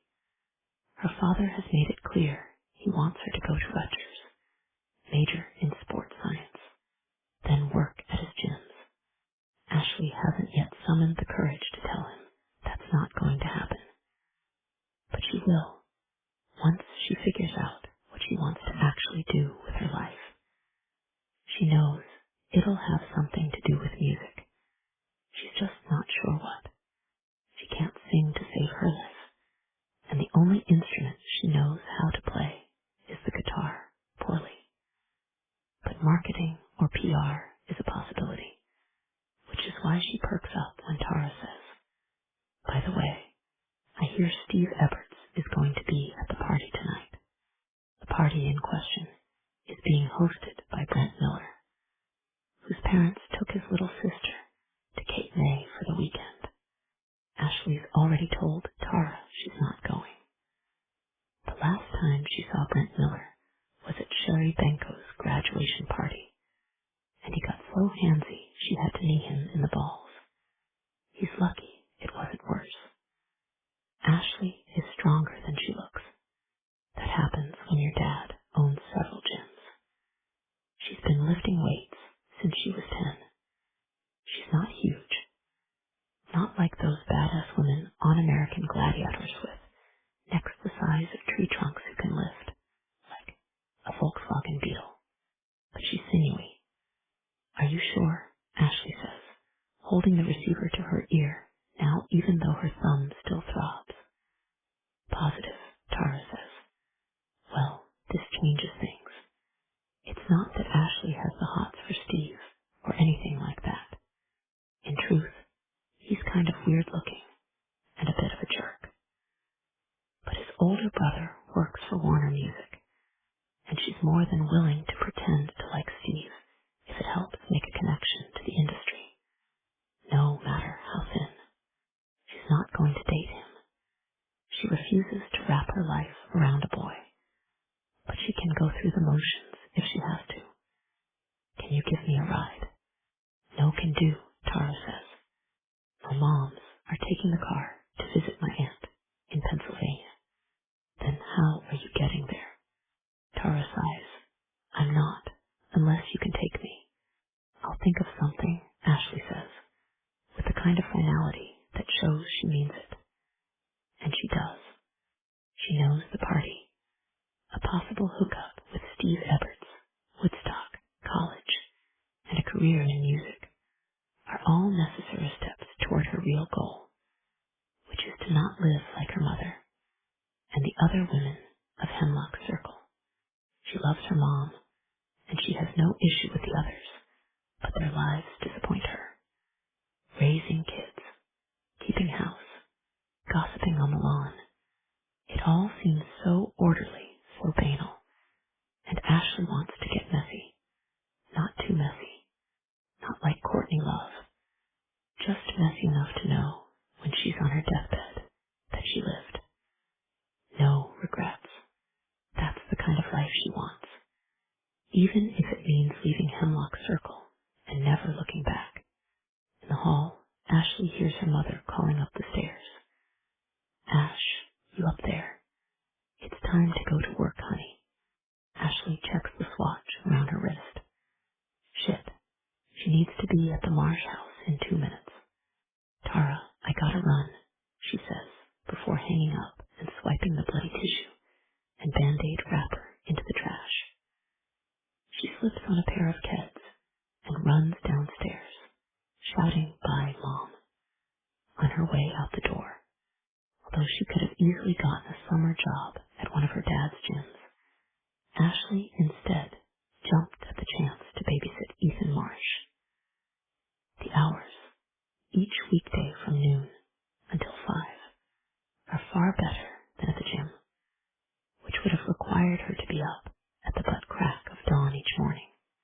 Also, if she worked at the gym, her father would know exactly how much she got paid, which would have made it harder to sock away money in secret like she's been doing all summer. In a few weeks, the money Joyce Marsh is paying her in cash, no less, will cover the entire cost of the Woodstock trip. Ashley traces the curve of the cul-de-sac to the Marsh house and skips across the lawn to the front door. When it opens, she expects to be greeted by Ethan, happy as usual to see her. Instead, it's Mrs. Marsh at the door, blinking at her in confusion. Ashley's equally confused. Shouldn't she be at work? "Oh dear, Mrs." Marsh says, in a way that makes Ashley's heart start to sink in her chest.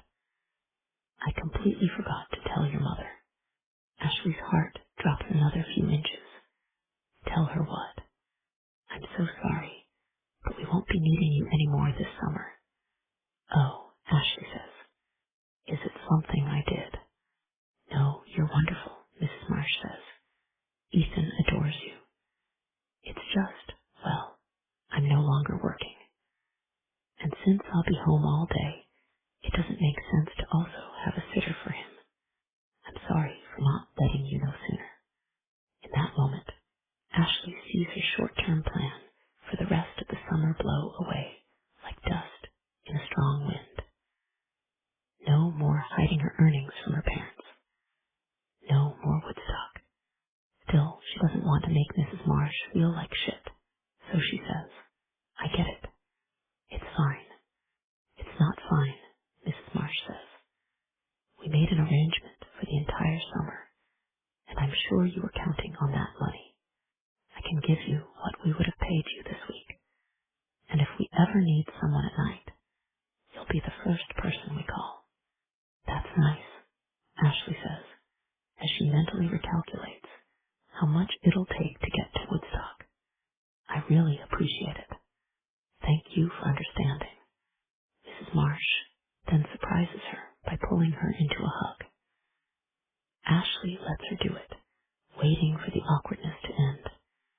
Instead, it only gets more awkward, because that's when Joyce Marsh starts to cry. At first, Ashley remains frozen in place, hoping it'll stop. When it becomes clear the crying won't end anytime soon, and in fact is only getting worse, she takes control of the situation. "Let's get you inside," she says, knowing how the wives of Hemlock Circle gossip, her mother included. And the sight of Joyce Marsh weeping on her front stoop will spur plenty of that. Inside, Ashley leads Mrs. Marsh to the kitchen, sitting her down at the island where she normally serves Ethan his afternoon snack. "Can I get you something to drink?" she asks, as if her job has changed and she's now Mrs. Marsh's babysitter. "Thank you, no, Mrs." Marsh takes a deep breath and wipes her eyes. "This is so humiliating." "I understand," Ashley says, even though she doesn't. Her main source of income, not to mention her summer plans, have just been shot to hell. If anyone should be crying, it's her. Mrs. Marsh reaches for a paper napkin and uses it to blow her nose. "That's sweet of you to say. Still, I'm sorry you had to see that. It's just, well, I'm upset because I was fired." She barely barely gets that last word out before she starts weeping again, this time in great, heaving sobs that start to worry Ashley. Is Mrs. Marsh having a nervous breakdown? Should she yell for help? Also, where the hell is her husband? He usually doesn't leave for the university until 12:30. There, Ashley says, struck by how useless it sounds. Has that ever helped anyone? God, I'm so pathetic, Mrs. Marsh says between sobs. I know I should be grateful for what I have. A good husband, Ethan, this house. But I just wanted to contribute, and now I feel so useless. Her tears flow even harder now, and Ashley realizes there's nothing else to do except be Mrs. Marsh's friend. So she hops onto the stool next to Mrs. Marsh, puts an arm around her, and lets her cry against her shoulder. As Ashley watches her neighbor weep in her perfectly appointed kitchen, she renews her promise to herself that she'll never end up like Mrs. Marsh or any of the wives on Hemlock Circle. She won't be dependent on her husband. She won't burst into tears because she feels inadequate. Most of all, no matter what happens, she'll get the hell out of suburbia, and nothing is going to stop her. 13, although only half the cul-de-sac separates Ashley's house from my own. It feels a lot longer, with 3 shots of straight tequila in me. I sway slightly as I navigate the sidewalk in front of the Wallaces, almost tripping over the strip of flower bed running beside it. At the driveway, the security light above the garage kicks on, the sudden brightness startling me. I stand there a moment, trying to gauge the range of the light's motion sensor. How close does one have to get to trigger the light? To test it, I move backward 20 paces and wait until the light over the Wallace's garage clicks off. Then I take a step, and a second. On the third, the light flicks on again. I estimate that I'm about 20 feet away, not as close as I thought was needed to activate it. Twice now, I've watched the garage lights on Hemlock Circle turn on, seemingly triggered by nothing. But just because I didn't see anyone doesn't mean they weren't there. It's very possible the lights were set off by someone 20 feet away in the opposite direction, toward the backs of the houses. But who was that someone? According to Vance Wallace, it was Billy. I saw him running through the backyard, he said, a statement I'd like to dismiss, but can't. Not after sensing Billy in my backyard around the same time Vance claimed to have seen him. There are also the baseballs to consider. No one else knew about them. Yes, Rajesh does now, but he didn't until I told him after the first one appeared in the yard. Before that, the only people aware of their existence and their meaning were me and Billy. Then, there's the unnerving fact that one ball had been placed unnoticed while I stood there. How could I not see someone enter the yard and drop a ball there? How was that even possible? I picture the way Vance Wallace looked an hour ago as he stood in my backyard. Not only confused and disheveled, but something else, something more troublesome. He looked haunted, a fact made worse by what he mumbled to me. I saw him. I followed him here. He's back. Despite Ashley's assurances that it's the disease slowly eating away at her father's mind, I can't help but think something else is at work here. Something too strange and scary to be real. I stop again, this time in front of the former Barringer residence, reminded of the trail cam. It had sent 3 alerts to my phone earlier tonight. The first was an opossum. The third was Mr. Wallace, led into my yard by someone he claimed to be Billy. Between them was another picture. One I never bothered to check, a regrettable choice, because it might show me who Vance Wallace followed into the yard. I take the phone from my pocket and open the trail cam app, which still displays the befuddled form of Mr. Wallace standing in the yard, his gaze aimed at the trees. The image makes my heart thud dully in my chest. Whatever he was looking at could be in the previous picture. My finger starts to tremble as I resume swiping it across the phone screen. And when I check the picture on the app, it's through eyes half closed in an anxious squint. Not that there's cause for any of it, because the image transmitted from the trail cam shows nothing. Just the gray-green lawn spreading to the woods and the thicket of trees beyond it. I keep scanning the image, searching for what triggered the trail cam, but I can't find anything that could have done it. There are no animals to be seen, not a night bird or a large bug or even a falling leaf. I'm about to close the app when I spot something at the forest's edge, faintly visible among the trees. A shadow, a human-shaped one, which does mean it's really a person there. For all I know, it's always there, cast by the slant of moonlight through the trees. I swipe between the three pictures the trail cam took within a couple minutes of each other. The shadow only exists in the picture showing the empty lawn, destroying my theory that it's a consistent thing. Whatever this is, it moved. I bring the phone closer to my face, trying to see if it might be an animal standing on the cusp of the yard. A deer, most likely.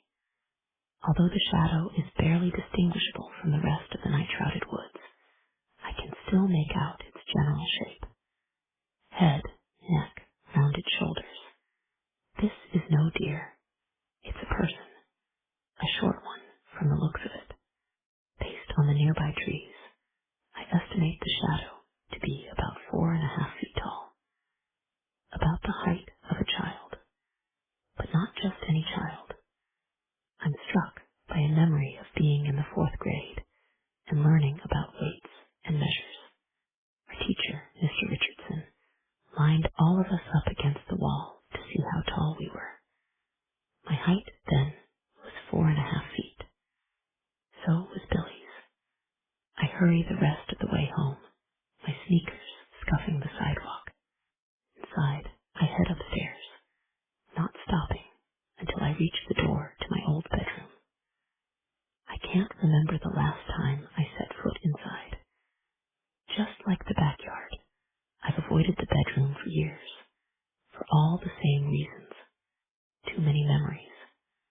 Ones I'd love to forget.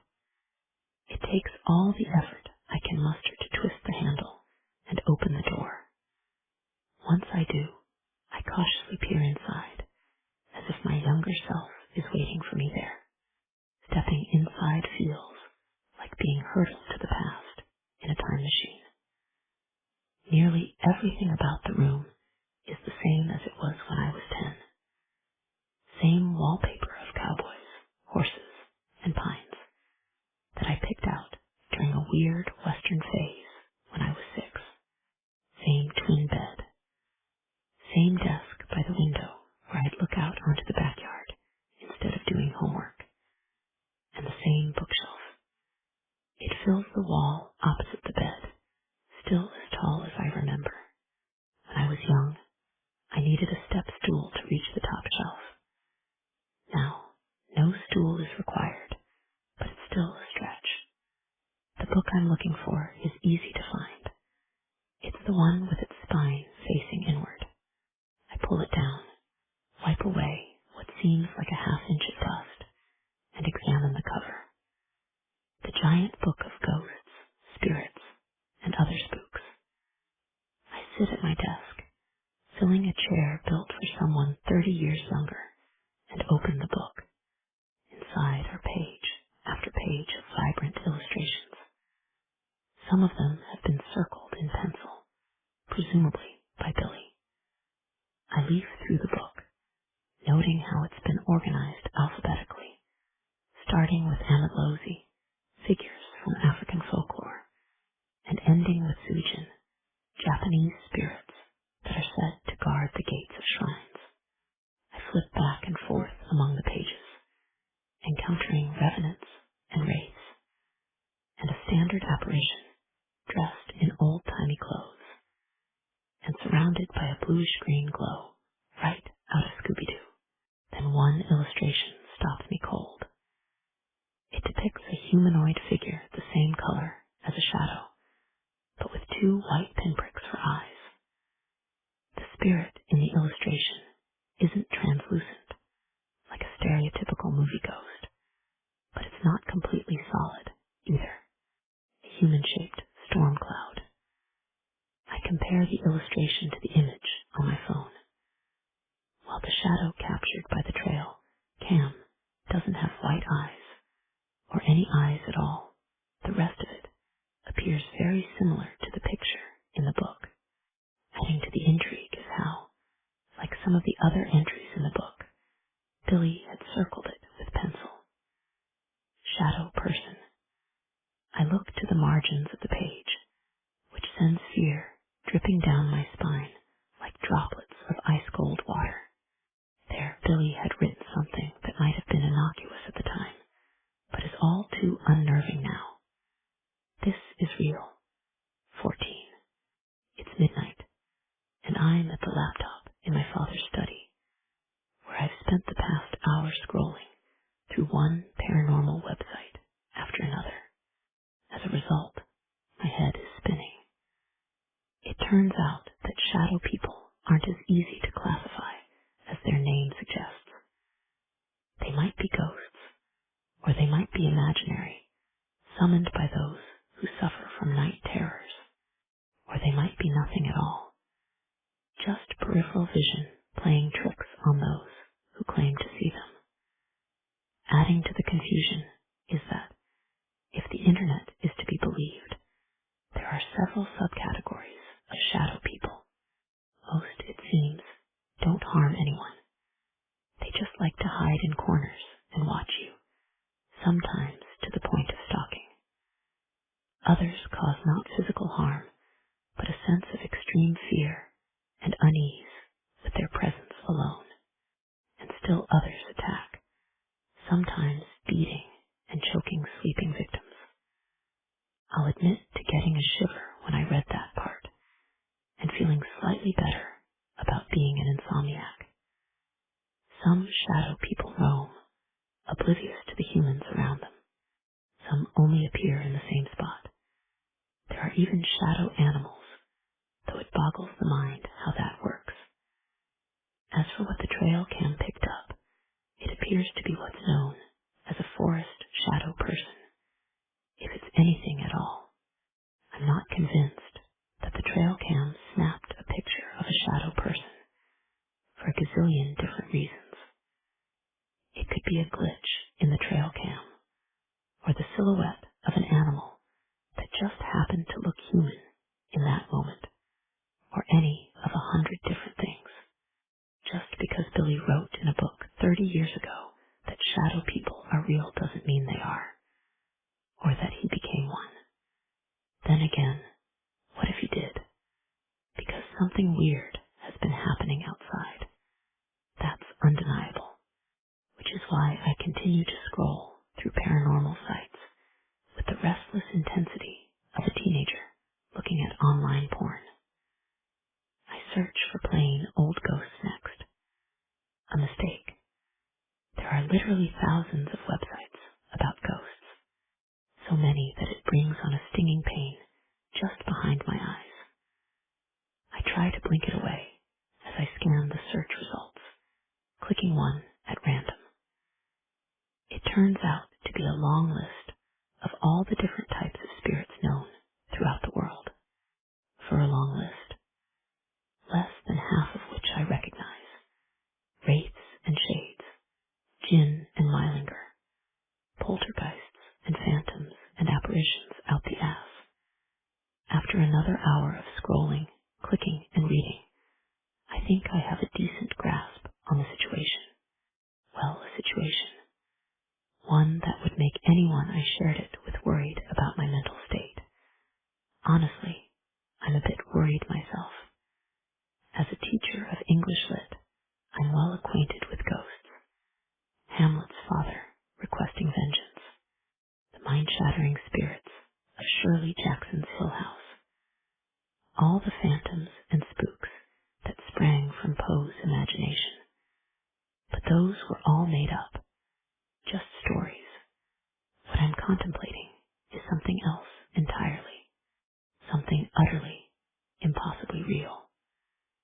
From my admittedly slapdash research, I've gathered that most ghosts have a purpose beyond scaring the shit out of people. In many cases, that purpose is to complete some form of unfinished business here on Earth so they can move on. But that often requires help from the living, who can be oblivious to a ghost's presence or needs. To get their attention, ghosts sometimes resort to that most cliched of actions. They haunt, which isn't necessarily the kind of haunting you see in movies or gothic novels. Slamming doors and rattling chains and shrieking like a banshee down castle corridors. Ghosts are more subtle than that. They're also patient, sometimes waiting for the right moment in which to spring into action. For Billy, this would be the perfect moment. Events beyond my control have brought me back here, to the place where Billy disappeared. The same is true of Ashley, who never thought she'd return to Hemlock Circle.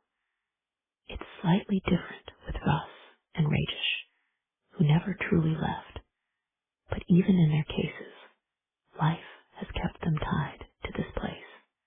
All four of us were with Billy hours before he was taken. Now we're back on Hemlock Circle for the first time in 30 years, at the exact moment Billy's body is found, on what will soon be the anniversary of his death. Looking at it from that angle makes it seem like not fate exactly, but something in the same ballpark.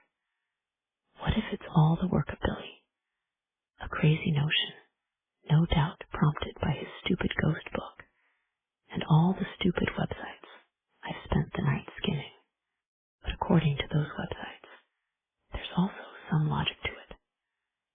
If the primary goal of a supernatural entity is to resolve unfinished business on Earth so it can retreat to the other side, then it stands to reason that Billy needs us to find out who killed him and why.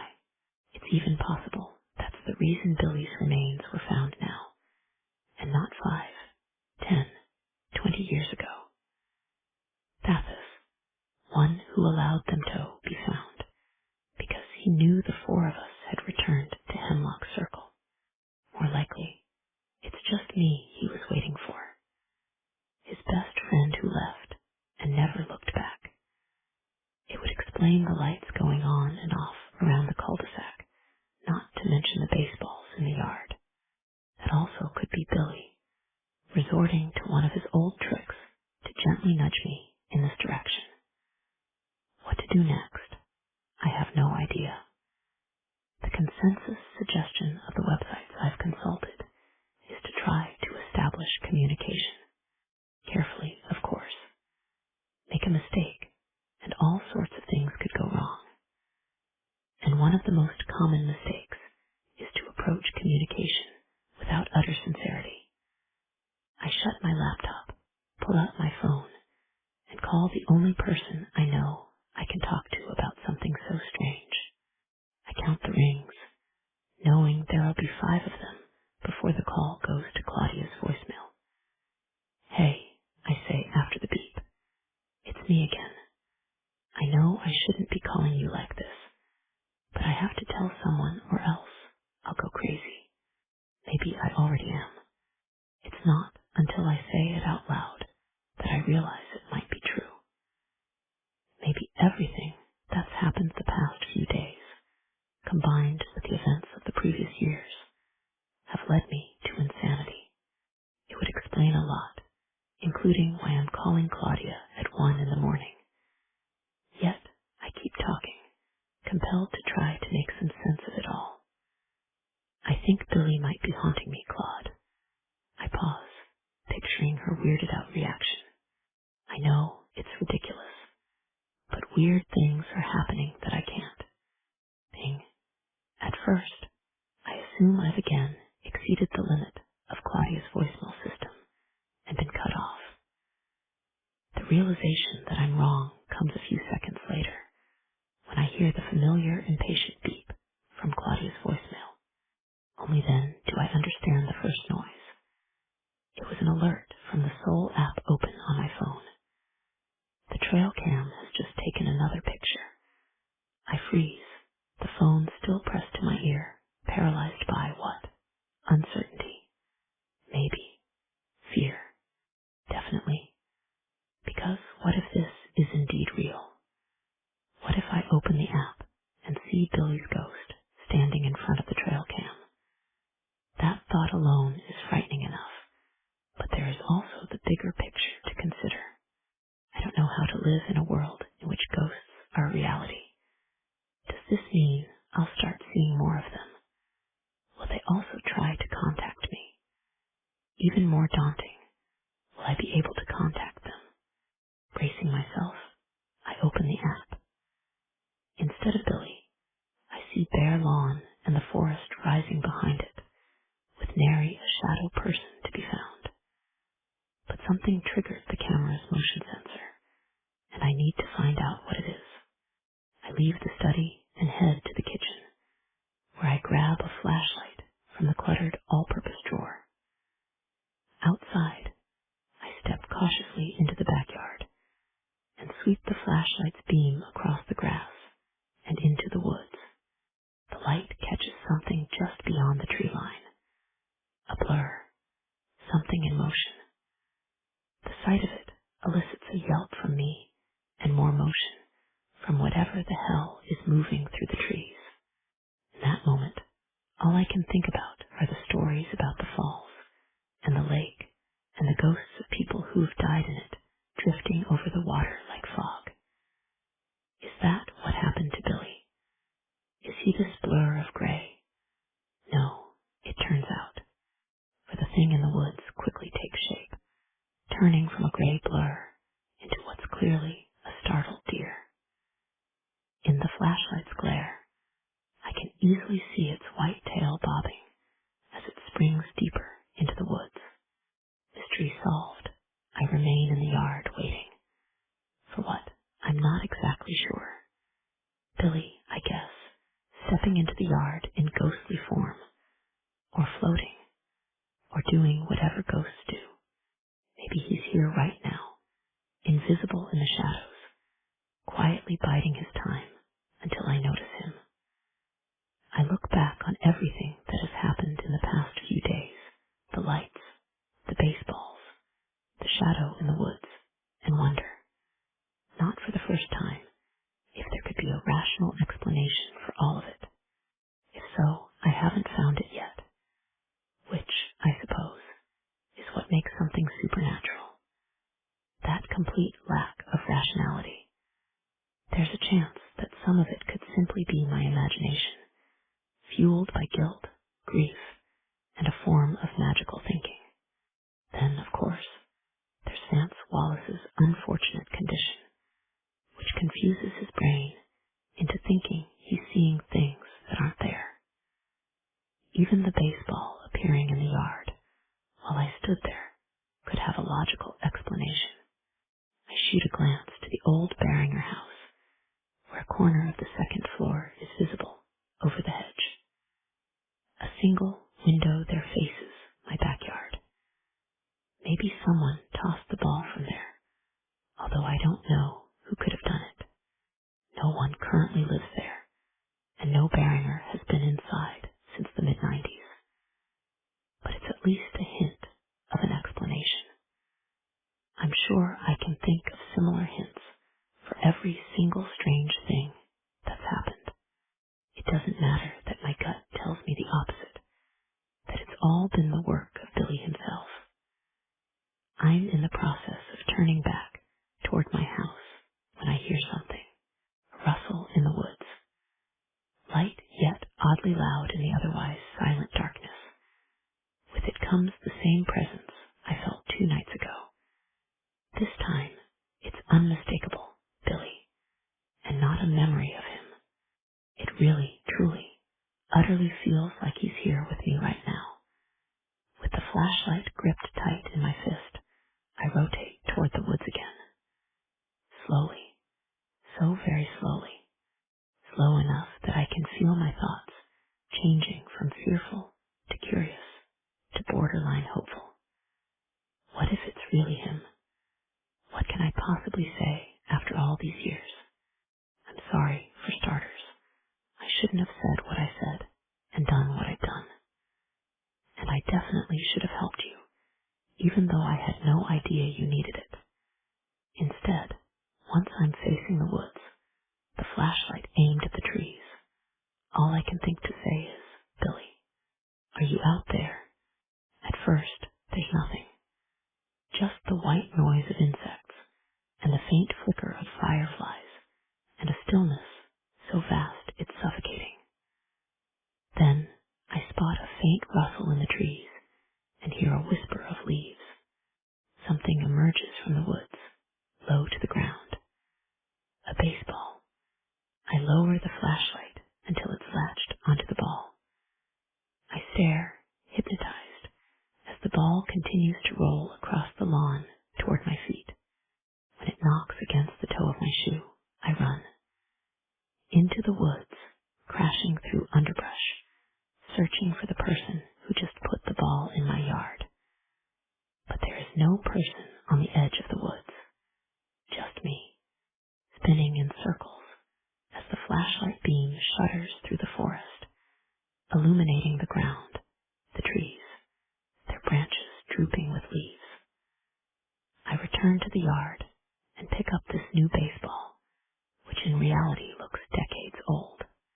The leather is slightly yellowed, and the red stitching is frayed in spots. Turning it in my hand, I see a few grass stains and teeth, marks likely made by a dog. It is, I realize, the very same baseball Billy threw into my yard when he was still alive. Gripping it now, I understand everything. Billy is back. He's been out here for days, trying to get my attention any way he can. Roaming the cul-de-sac, flicking on lights, tossing baseballs into my yard. And the meaning is the same now as it was 30 years ago. It's time to play. Friday, July 15, 1994, 12:15 p.m. after eating lunch. But before going out to play, Ethan takes a quick shower, another recent development. Until May, he'd been forced by his mother to take baths every evening. Something he used to like, because baths inspired playful thinking.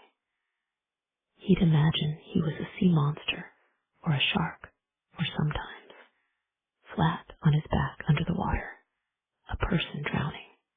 But ever since Russ Chen said he only took showers, the very idea of a bath made Ethan feel babyish. And so he begged his mother to let him switch to showers. Once clean, Ethan dresses quickly, a neon green t-shirt, cargo shorts, his white Air Jordans now scuffed gray from overuse. The reason for his speediness is simple. He doesn't want to be around his mother anymore. She acted strange all morning.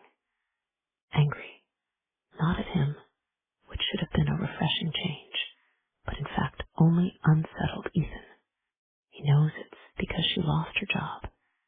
That much is obvious. What eludes him is what he can do about it. Ethan senses his father felt the same way because he left for work earlier than normal, an act that seemed to make his mother angrier. It only got worse when Ethan asked, for the second time that day, when Ashley was coming over to babysit him. She's not, his mother snapped. You're stuck with me now. reason for his speed. Maybe his mother had a change of heart and decided he can still have Ashley as a babysitter. Downstairs, he understands that's not what's happening. What is, he doesn't know. Because his mother is seated at the kitchen island, her head on Ashley's shoulder. As Ethan gets closer, his heart seizes in his chest. His mother, he realizes, is crying. "Oh," she says when she spots him, and quickly tries to dry her eyes, as if that will make Ethan forget what he's just seen. But then Ashley swoops in, blocking Ethan's view of his mother. "Hey, buddy," she says, "why don't you go outside and play? I'll meet up with you soon, okay?" Ethan reluctantly heads outside, giving his mother a quick backward glance as he goes. He's composed herself in the few seconds he was with Ashley, and now looks more embarrassed than sad. Yet the image of her weeping sticks with Ethan as he stands in the backyard, his imagination filling with all sorts of dire scenarios. The main one from that morning, his parents' imminent divorce, is quickly usurped by others. Illness and death and having to move. He's so occupied with terrible thoughts that he doesn't notice when Russ Chen squeezes through the hedge separating their yards. Ethan only becomes aware of him when Russ speaks, squeaking out a nervous, "Hey, Ethan." "Hey," Ethan says absently. "What's going on?" Ethan finally turns to look at his neighbor, struck, as usual, by how awkwardly skinny he is. All legs and arms and knees and elbows. Not for the first time, Ethan wonders how Russ stays upright on such thin limbs. "Nothing," he says, which is the opposite of the truth. Everything, it seems, is going on, and he understands none of it. "I was going to Billy's to play." "Cool," Russ says. "I'll come too." Ethan knows Billy won't like that, but he doesn't have the willpower to resist. "Sure," he says, as he scoops up Billy's baseball and carries it through the hedge and into the Barringers' backyard. There he finds not Billy, but his younger brother, Andy, lazily running a matchbox car over the grass. Andy perks up when he sees the two older boys. "Hi, Ethan." "Hi, Russ." "Is Billy around?" Ethan asks, knowing the answer is yes. If Billy threw a ball into his yard, it means he's surely home. A window on the second floor opens. Billy's bedroom, Ethan realizes. Through the window screen, Billy calls down to the yard, "I'll be right there." When he emerges from the house 20 seconds later, Ethan tosses him the baseball. "Here, your ball back." Billy lunges for it, misses, and watches chagrined as the ball plops onto the grass. Then he spots Russ on the edge of the yard. A moment passes in which Ethan and Billy have a full conversation without saying a word, exchanging looks that only a best friend can interpret. "What's he doing here?" "It's not my fault. He invited himself. Why couldn't you get rid of him? Please just deal with it." "So, do you guys want to play?" Russ says in such a way that Ethan can't tell if he understands the silent exchange with Billy or remains completely oblivious. "We're not playing," Billy says. "We're exploring." This is news to Ethan, who assumed they'd be playing hide-and-seek or Teenage Mutant Ninja Turtles. "Where?" he asks. Billy shrugs, as if he hasn't given it any thought. "The woods." Ethan looks to the trees bordering the swooping curve of Billy's yard. His parents don't like him going into the woods without telling them first. Something he can't do today, because it might mean he'll see his mother crying again. "Can't we just stay in the yard?" he says. "Do you see any places to explore in this yard?" Ethan checks both sides of the lawn for reasons unknown even to him. Obviously, there aren't. No, he says. Exactly, Billy replies. Next to Ethan, Russ pipes up. I'll go exploring. Me too, says Andy, abandoning his matchbox car in the grass. Billy kneels before his brother and puts a hand on his shoulder. Although he complains about Andy's annoyingness all the time, Ethan never once seen Billy treat him with anything but affection. Being an only child, Ethan suspects he wouldn't be the same way. He can't imagine having a sibling, sharing space, sharing toys, sharing parents. He gets the luxury of always being the center of attention. Only big kids can go, Billy says, as if they're teenagers and not a mere 3 years older than Andy. But I can act like a big kid. I'll play with you when I get back. Billy then invokes the phrase he's been using constantly since he and Ethan went to Lion King 3 weeks earlier. Hakuna Matata, dude. Andy nods, dejected. Okay. Then the three of them begin the march across the yard. First Billy, then Russ, then a reluctant Ethan. There's something off about Billy today that he can't quite pinpoint. He's normally less determined, less self-assured. If Russ weren't with them, he'd ask Billy what's going on. But Russ is with them, a fact Billy no longer seems to mind as they pause at the tree line. You ready? He asks. Totally, Russ says, with an enthusiasm that makes Ethan roll his eyes. Ethan, Billy looks his way, the curious glint in his eyes worrying Ethan. Something is definitely up.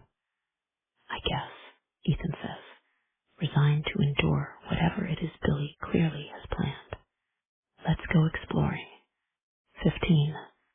After groggily going through the motions of normal life, coffee, breakfast, shower, I'm back at the laptop by 9 a.m.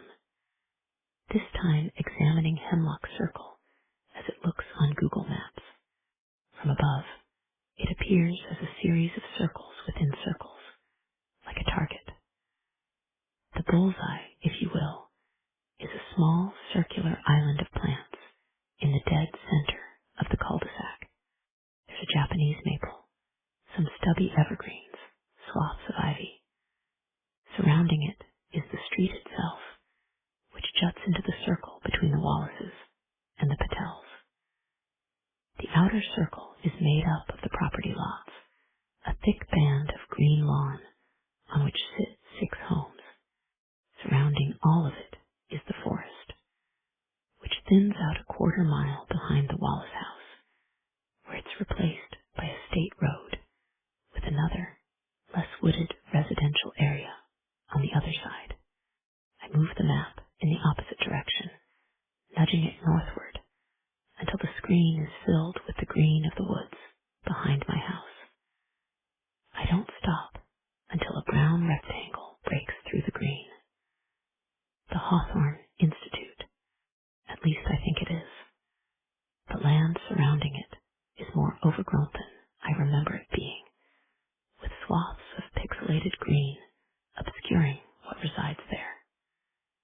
Even when I zoom in, it's hard to make out individual buildings or other details, almost as if it's forbidden to see them from any angle. Or maybe I'm just so exhausted I can't see straight. I barely slept a wink during the night, too occupied by thoughts of Billy, of ghosts, of Billy's ghost.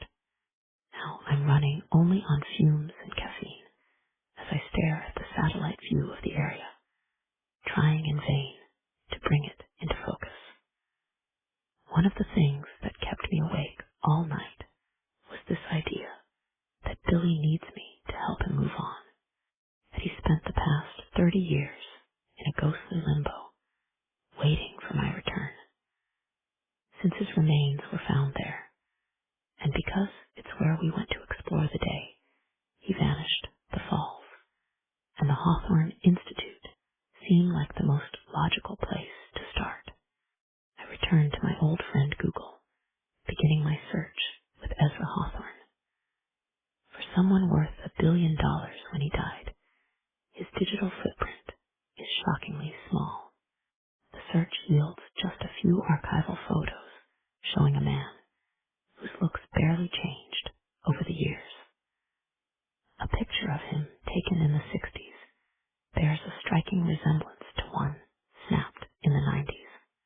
In all of them, his overriding feature is paleness.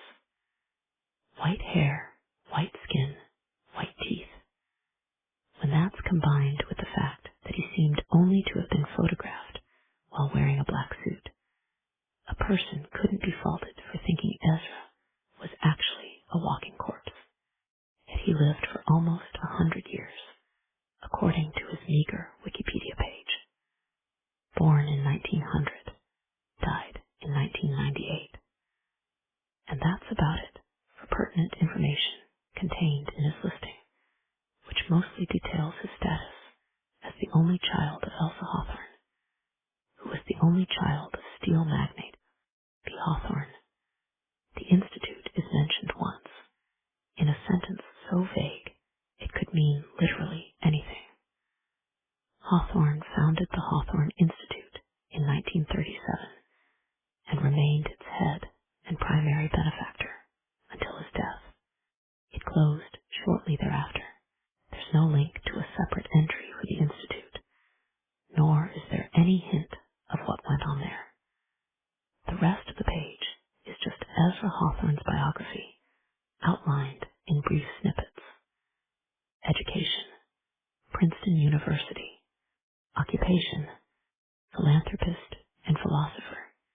Personal life, never married.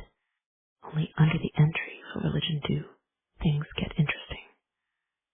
There, it reads, while Hawthorne never publicly affiliated himself with any organized religion, he was known to dabble in the occult. That last word glows like neon on my laptop screen. Cult, a far cry from how Detective Palmer described Ezra Hawthorne. She merely called him eccentric and said that his institute was a place of research. But this makes it sound like it was something else, something sinister. Then again, it might not be true at all. Wikipedia has given the sentence a citation needed tag, indicating there's nothing to back it up. Yet the word occult and all that it implies sticks with me as I do another Google search, this time for the Hawthorne Institute. It yields hundreds of results. Very few are places in the United States. None are in New Jersey. I search again, this time including the zip code. That brings up one entry, Hawthorne Farms. I click it and am brought to a section of the County Park System's website. At the top of the page is an image of what could pass for a royal estate in the British countryside. Walls of mountain stone, leaded windows, slate roof, and while the accompanying text makes no mention of an institute, I'm certain this is the place. I know because it says the mansion and grounds are available to rent for weddings and private functions, which Rajesh mentioned the other day. Apparently, dubbing it a farm is better for bookings than calling it an institute. Lower on the page is a sampling of photos taken at such events. One shows a room filled with men in suits bearing a cadaverous appearance, similar to Ezra Hawthorne. Another pictures that same room decked out for a wedding. Beneath it is a photo of a bride and groom posing with the falls in the background. My stomach clenches when I see it. Billy is in that photo, not visible. Certainly not a shadow person lurking at the edges of ghostly mist, hovering among the rushing water. But he's there nonetheless, just beneath the lake's surface, his presence known to no one. I stare at the faces of the happy couple,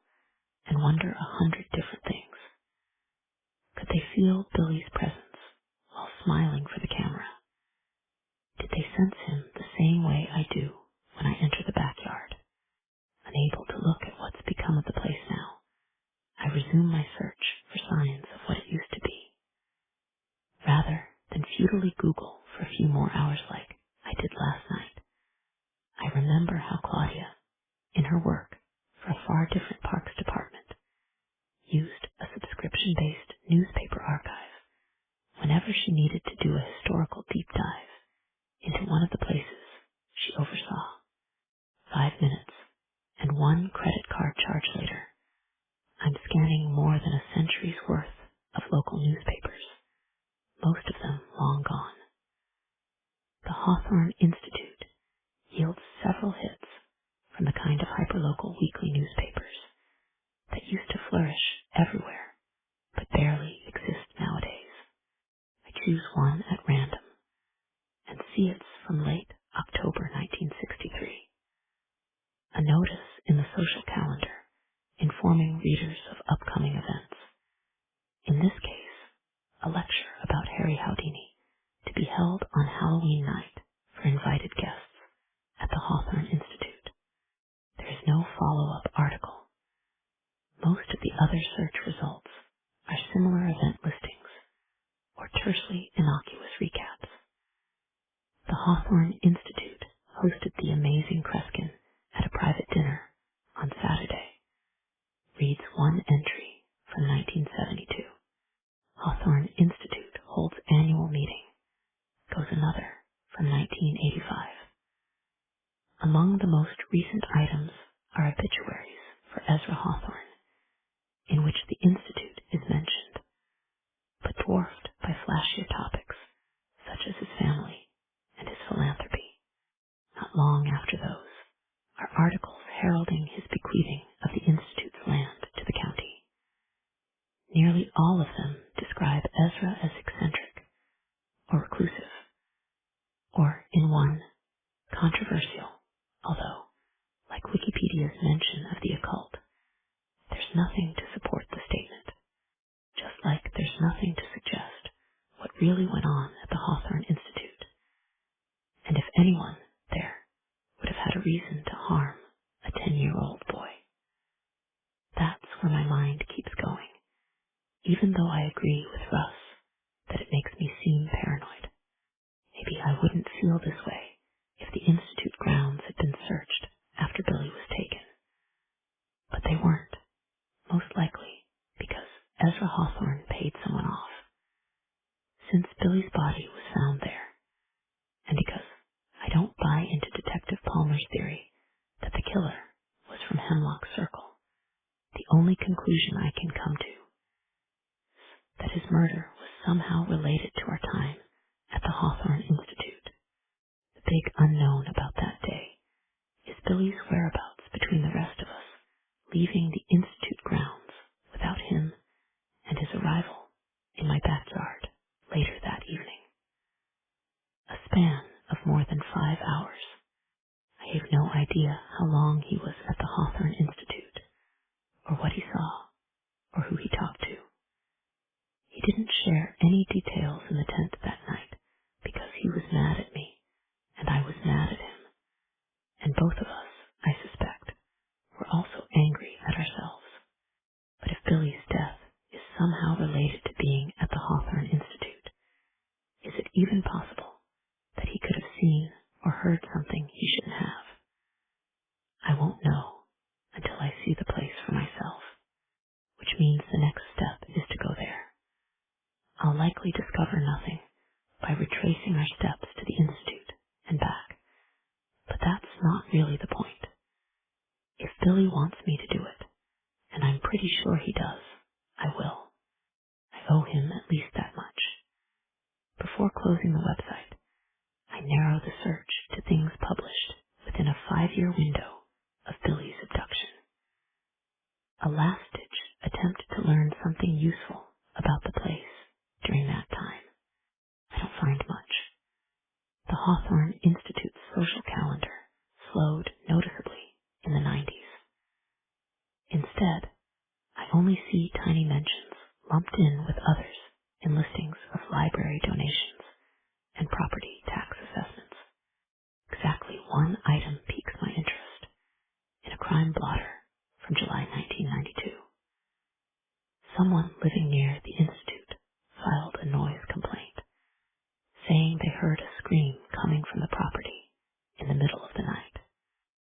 Hemlock Circle is the closest residential area to the Institute. My guess is that the complaint came from here. I doubt my parents would have done it, even though we were firmly ensconced on the cul-de-sac by then. Besides, I think I'd remember hearing a scream from the woods when I was 8. Who made the complaint, and the source of the scream, remains unknown. The newspaper never bothered to follow up on it. I assume that lack of detail will be evident in the news item immediately preceding it, from June of the same year. I give it a half-hearted scan, uninterested in a listing of places where local students have been assigned to do mandatory volunteer service. But then I see that the Hawthorne Institute was one of them, a revelation that brings a spike of adrenaline. I'm hit with another when I read the very familiar names of the 2 students sent there, Johnny Chen and Rajesh Patel. While I'm not surprised the 2 of them did volunteer work, it was required. After all, I'm shocked that a place as secretive as the Hawthorne Institute took part in the program. Only once, it seems, because a search for mentions of it in similar listings from other years comes up empty. That strikes me as odd. Very odd. A private institute doing unknown research let 2 teenage boys volunteer there. Then it apparently never happened again. Making it weirder is the fact that Johnny died of a drug overdose the next summer. Even though one likely has nothing to do with the other, it does make me wonder what kind of work Johnny and Rajesh did at the Hawthorne Institute, and how much Rajesh really knows about the place. Whatever it is, it's more than he's let on, both now and 30 years ago. Friday, July 15, 1994, 12:33 p.m. Rajesh sits on a log in the woods behind Johnny Chen's house, wondering if today will be the day he finally smokes his first joint. He's had it for more than a year, kept in an Altoids tin, stuffed in a back corner of his underwear drawer. He's lost count of the number of times he's entered this forest, come to the same down tree where he and Johnny used to sit together, and pulled out the joint, prepared to smoke and toke. Yet he never gets the nerve to actually do it.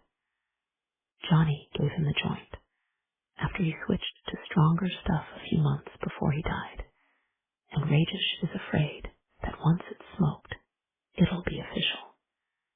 His best friend is gone, and never coming back. Rajesh knows that already. He's not a fucking idiot, but he also knows that if he keeps the joint tucked in that Altoids tin, in some ways, it'll feel like Johnny never left.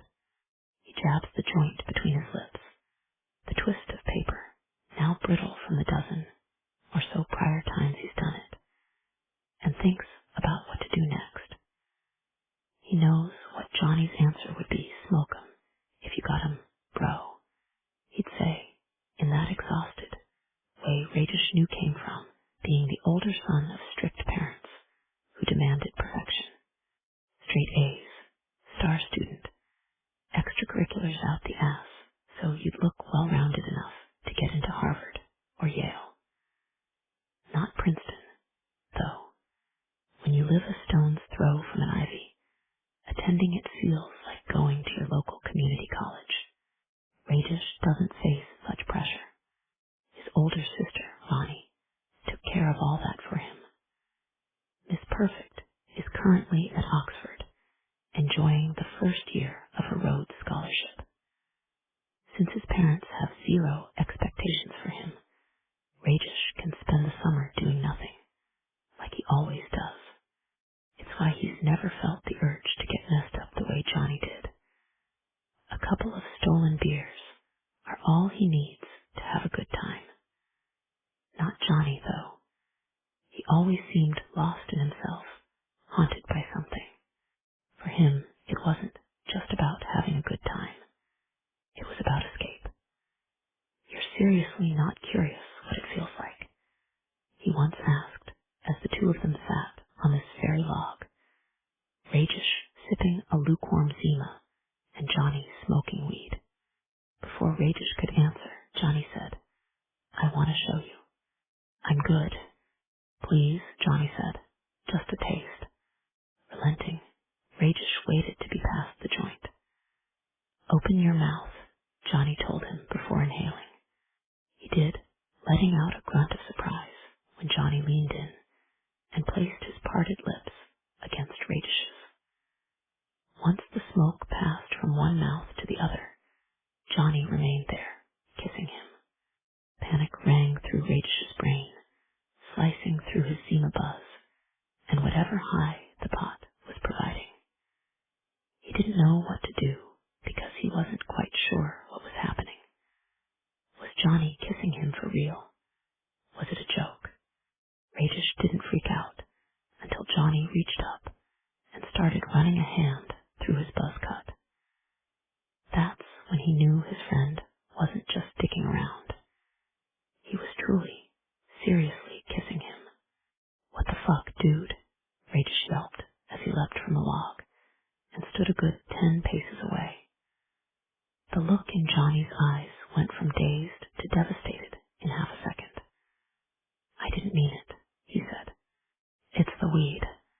Rajesh told him it was cool, that he shouldn't worry about it.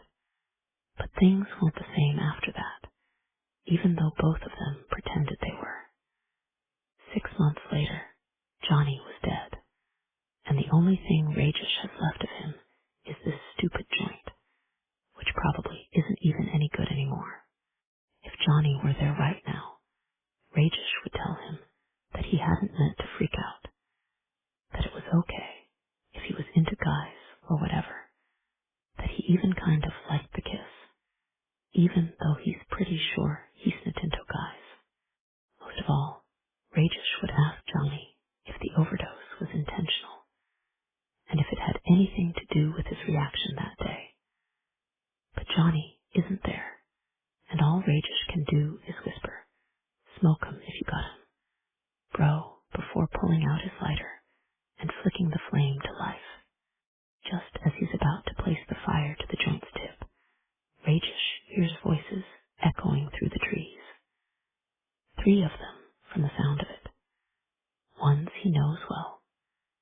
Sure enough, Johnny's brother, Russ, appears in the distance, ahead of the Marsh kid, and behind the older of the Beringer nerds. Rajesh pockets the joint and the lighter. Not because he's worried the boys will narc on him. They wouldn't dare. But he also doesn't want to remind Russ that his big brother was a pothead before moving on to the stuff that would soon kill him. By the time the boys spot him, Rajesh is standing on the log, knowing how tall it makes him appear. Towering over them, he enjoys the nervous way they look when he says, "What are you losers up to?" "Nothing," says the Marsh kid, whose name he can never remember even though they live across the cul-de-sac from each other. "And we're not losers," says Russ, who knows he can talk back to Rajesh because of the Johnny connection. Only the Beringer kid, Billy. That name Rajesh can remember gives what amounts to a real answer. "We're exploring," he says, with such innocent pride that it makes the Marsh boy cringe a little. Rajesh hops down from the log and sneers. He doesn't really know why. They're just kids, doing stupid kid things. He and Johnny marched through the woods doing the same thing when they were that age.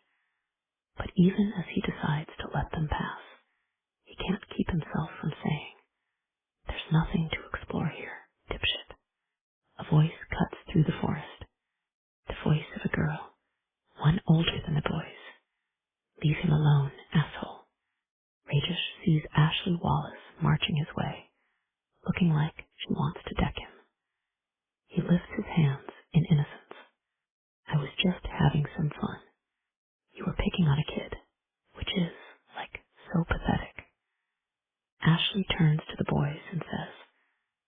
told your mom I'd keep an eye on you, Ethan. Ragesh slaps his thigh. Ethan, of course. He can't believe he forgot that. Yet he notices the wounded way the kid talks. So you're still my babysitter. For today, yeah. Ashley's shoulders rise and fall. I guess. We're exploring, Billy announces. Ashley shoots Ragesh a mean look and says, So I've heard. Lead the way. The four of them continue pushing through the woods, and Ragesh, having nothing better to do, goes with them. He checks out Ashley as she walks, taking in her long legs and her too short shorts, and how her shirt sometimes rides up to give glimpses of her tanned lower back. Looking at her, he wants to feel desire, or even just basic PG-rated attraction. But as usual, he can only think about the way Johnny's lips felt against his, and how part of him wanted to kiss back, and how now that will never, ever happen. Ragesh sidles up to Ashley, scratching the back of his head, not because it itches, but because he knows it makes his bicep look bigger, and hopes Ashley notices that fact. She does, and it looks like she's impressed. There's a party tonight at Brent Miller's house, he says. I know. You want to go? Like together?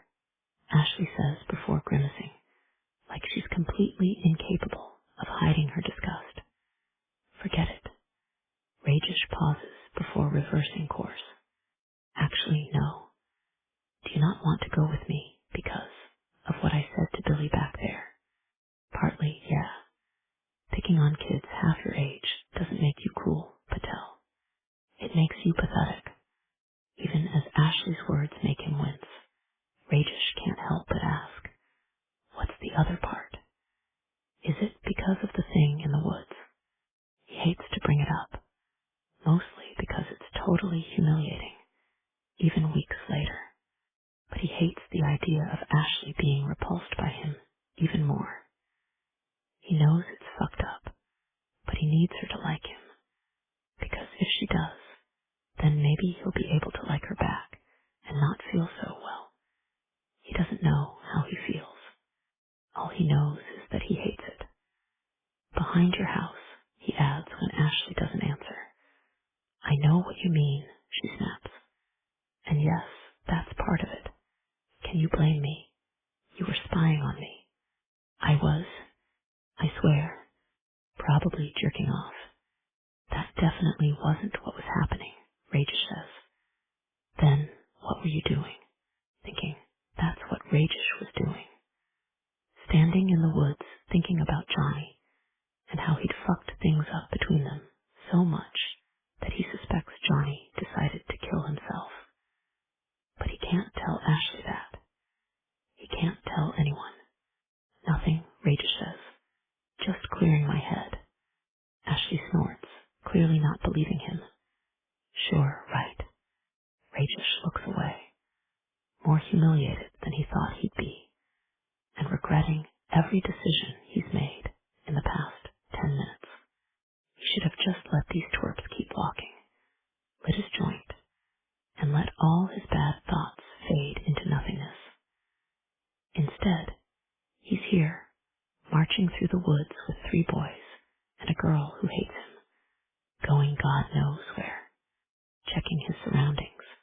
He realizes they're deep into the forest now. Even though he's certain he's been this far before, nothing looks familiar. Where the hell are we? I don't know, Ashley says with a sigh. Hey, Billy, since you seem to be guiding us here, how far are we going exactly? Up ahead, Billy says. Another mile. Why? They've reached a clearing in the woods. The trees giving way to a narrow strip of land before rising again on the other side. Billy turns around to answer, backing into the clearing as he does so. Because that's. Rajesh hears the car before he sees it. A loud bleat of a horn, followed by the screech of tires, skidding to a stop along the blacktop. That's the moment he realizes the actually a road cutting through the forest, and that Billy had almost backed right onto it as he was talking, and that the car, a Ford something or other, with a startled driver behind the wheel, had just barely missed him. 16. The forest is quiet and dark, unnervingly so. I'd expected chirping birds and prancing critters and sunlight streaming through the trees. A cartoon, basically. Something from those Disney VHS tapes still sitting in the basement in their white plastic clamshell cases.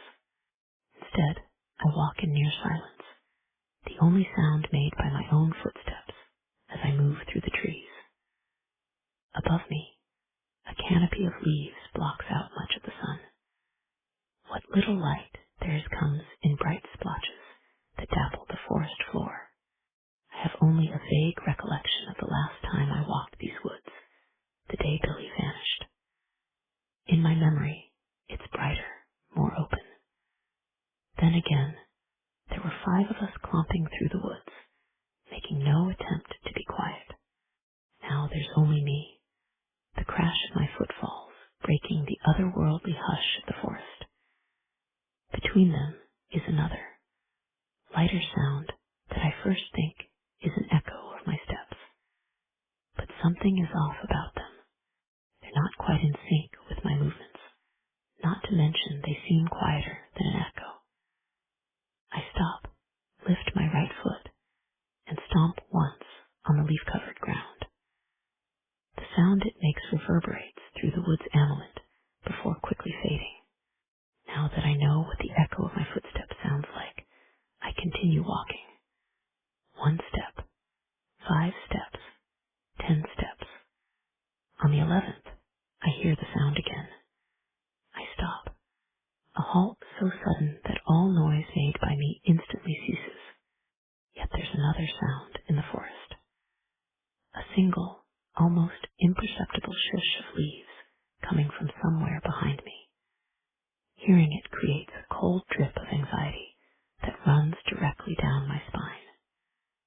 Yes, it could be an animal, but animals, far more scared of us than we are of them, don't just stop when there's a human present.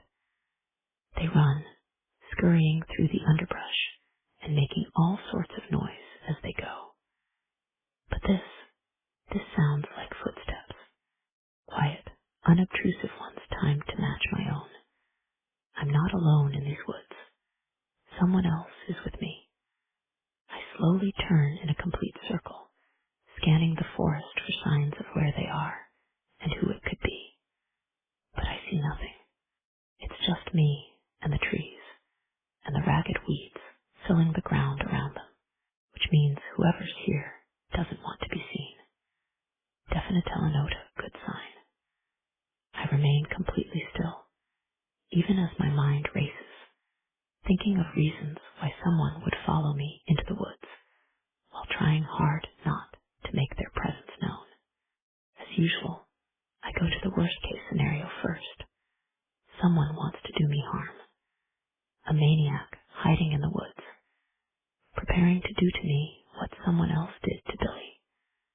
That leads to another, worse thought, that it's Billy himself, his long-ago Halloween prediction coming true in the most twisted way. I bet there are ghosts roaming these woods right now. I resume walking. I don't have a choice. I'm in the middle of the forest and must go somewhere. So I forge ahead, each step I take matched by a similar, slightly quieter one a half-second later. 1 step, 5 steps, 10 steps. Then I run, terrified that I'm being chased by a killer, by Billy, by anything. I crash through the woods, dodging low-hanging branches and leaping over logs, fully aware it's borderline ridiculous behavior. I don't know what I'm running from, or if I need to be running at all. Yet instinct keeps me moving. Not slowing, I risk a backward glance, trying to see who or what Orifanathing is behind me. I see nothing. Still looking backward, I burst through a line of trees and out of the woods. A startling transition that makes me whip my head around to face forward. A second passes in which I think I've reached the falls, its dark waters spreading before me. I skid to a stop, arms pinwheeling to steady myself, as if one wrong move will send me tumbling over them. But I'm not at the falls, not even close. I'm still a mile away, at the road that sits between my backyard and the Hawthorne Institute, the sight of that asphalt cutting through the forest, as clear a reminder of civilization as there can possibly be, makes me wonder if Detective Palmer is right about Billy knowing who sliced open the tent. If so, it means he went willingly into the forest, coming to this very road. What did he feel at that moment? Did he have any inkling of what would happen here? Then there's my biggest question. Was he scared? God, I hope not. I hope it was quick and painless, and so sudden that he never knew what was happening. Catching my breath now at the road's edge, I think about the police dogs that followed his scent here.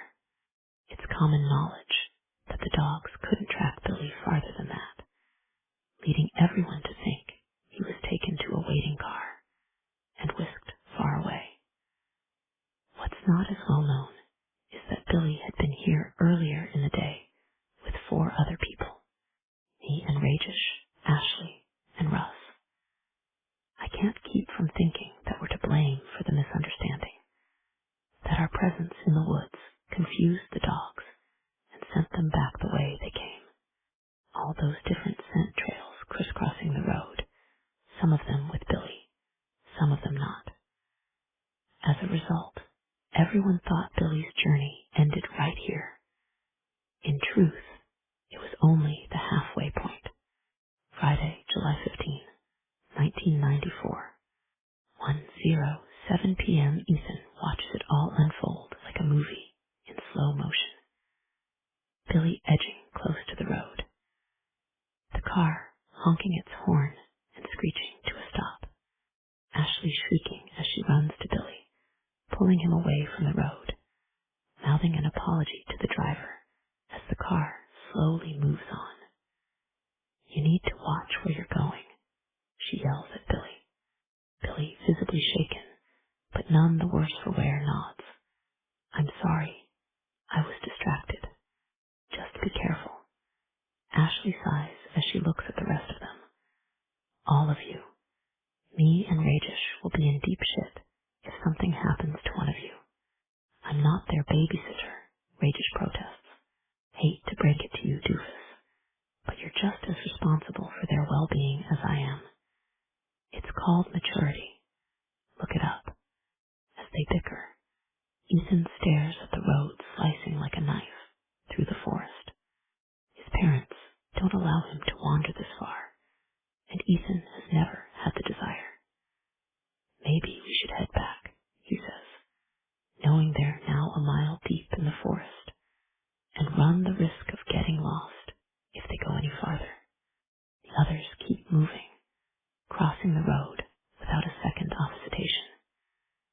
Even Billy, who appears to have forgotten about the car that almost just hit him, he now looks even more eager to get to the other side and explore the deepest, darkest regions of the forest.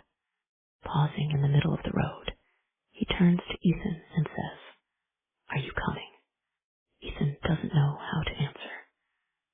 Nothing about this afternoon has gone according to plan. He had simply wanted to hang out with Billy. He certainly didn't think Russ or Ashley or Rajesh would be involved. He's still confused as to why they're here and nervous about what they collectively plan on doing. I think we should go back, he says again, proud of himself for sounding more insistent this time. But Billy's completely across the road now, joining the others on the shoulder. Seeing his friend, his best friend, standing with Rajesh, the guy who bullied his way into their group, even like makes Ethan ache from betrayal. Billy should have sided with him. He should have stayed with him.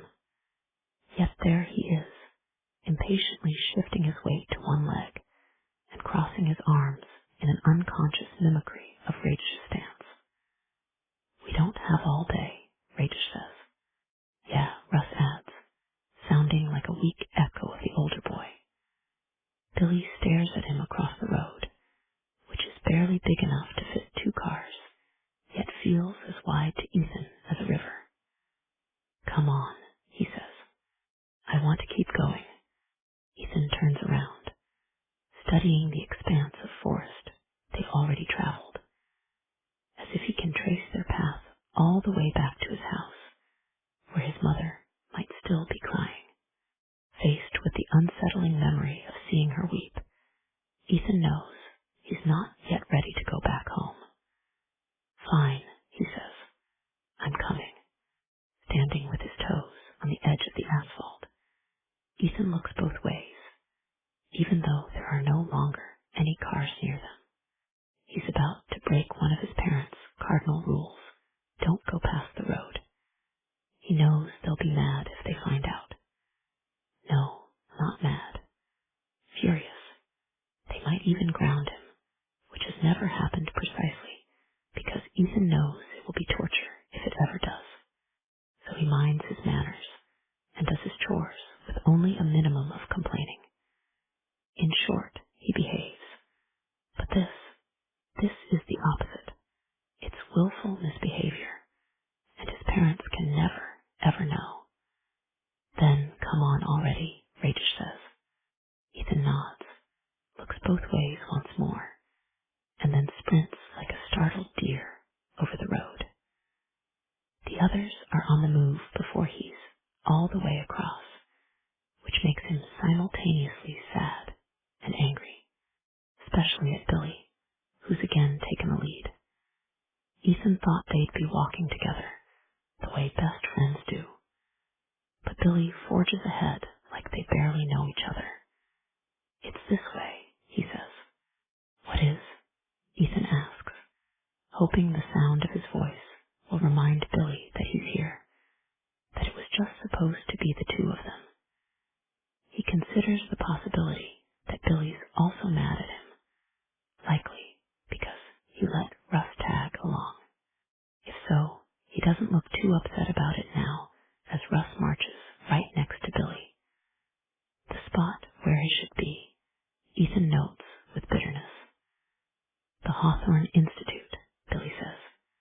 The answer is a surprise to Ethan, who has never set foot on the Institute grounds and doesn't think Billy has either.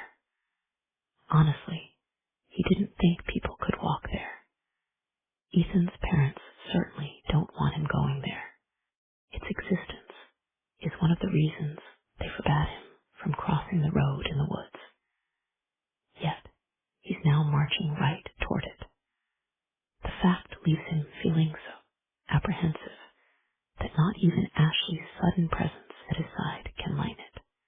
Hey, she says, you doing okay? Ethan gives a weak nod. Yeah. You know, you can tell me if you're not, Ashley says. And if you want to turn back, I'll go with you. The idea is both tempting and humiliating. While Ethan has no desire to keep going, he also doesn't want to be the scaredy cat who needs his babysitter to walk him home. What would Billy think of him? What would Ashley? Ethan worries that if he turns around now, it will somehow diminish his standing in their eyes. And while he doesn't care what Rajish or Russ think of him, the way Ashley and Billy see him matters. We can keep going, he says. You sure? I'm sure, Ethan says, even though he's not. But it's either this or lose face in front of the only 2 people he wants to impress. Ashley jabs him with her elbow, seemingly pleased, which Ethan thinks means he made the right choice. That assumption only grows when Ashley continues to stay by his side as they follow the others deeper into the forest. Ethan knows They've reached the Institute grounds when he spots a stone wall up ahead, even though it's far in the distance, seen only in half glimpses through the trees. Ethan's stomach clenches at the sight. It's tall, at least 8 feet high, and topped with curls of razor wire. As they approach, he can see evenly spaced signs warning them to keep out. Pointless, really. The wall's presence is warning enough. Beyond it, the forest seems to continue undisturbed, as if the wall itself is just a mistake, and there's nothing on the other side. But there is. Ethan hears it. A rush of water that grows louder with each subsequent step. Billy, Rajish, and Russ reach the wall first. Russ peers up at it and asks, "Is this it?" "Yep," Billy says. Rajish gives the base of the wall a light kick. "How do we get past it?" "You didn't bring us all this way just to see a stupid wall, right?" "There's more," Billy says, standing a few paces down the wall from everyone else. "This way. Follow me." The others do as instructed and start crunching their way over dead leaves that have been blown into piles against the wall. Only Ethan pauses to wonder why Billy knows just where to go. Again, he considers suggesting they turn around. Now that they're at the wall, there's nowhere else to go. He runs a hand along the stone, noting how thick the wall seems, how impenetrable, as if whatever sits on the other side is best left alone. Ethan is happy to do just that. Yet everyone else keeps walking, following Billy's lead and sticking close to the wall. "Keep up back there," Rajish calls, prompting Ethan to hurry to catch up. He finds the others clustered around a break in the wall, the stones that used to be stacked there, now strewn across the ground. Ethan can't tell if the breach was caused by natural forces, or if someone knocked it down. All he notices is that there's a 2-foot gap big enough to sneak through, which, to his astonishment, Billy does. "That's not a good idea, Billy," Ashley says, making Ethan relieved he's not the only one nervous about what's happening. "Maybe you should come back, or maybe we should join him," Rajish says, pushing past her and joining Billy on the other side of the wall. Russ follows suit, slipping through the gap and standing next to Billy on the other side. Billy turns around to give Ethan an expectant look. "Aren't you coming?" Ethan remains where he is, uncertain. Again, he wonders what Billy will think of him if he refuses. He's noticed the way Russ has been by Billy's side the entire time, and he worries it will continue after they leave this place. Until today, Billy tolerated Russ barely. The only reason Russ came along is because Ethan allowed it. Yet the two of them now look like the best of friends as they stand shoulder to shoulder on the other side of the wall. "Sure," Ethan says. Next to him, Ashley gives a disapproving frown. "I guess that means I'm coming too. We might as well all trespass together." They step through the gap and join the others. Billy walks ahead of them, leading the pack. He seems intent on reaching a particular destination, and Ethan thinks he knows what it is by the steady rise of the land beneath their feet and the sound of rushing water that's grown unnervingly loud now that they're on this side of the wall. The falls. Ethan's heard of them, of course. The boys at school whisper stories about a mysterious waterfall that everyone seems to know about, but very few people have actually seen. The falls are said to be haunted, in addition to being cursed. 2 claims that made him doubt the place even existed, but it does. And to judge by the thinning of the forest in the distance, it's just ahead. Through the trees, Ethan sees blue sky and nothing else, making him aware of their elevation. So much higher than the ground in front of them. He'd assumed they were moving toward the base of the falls. Now he knows better.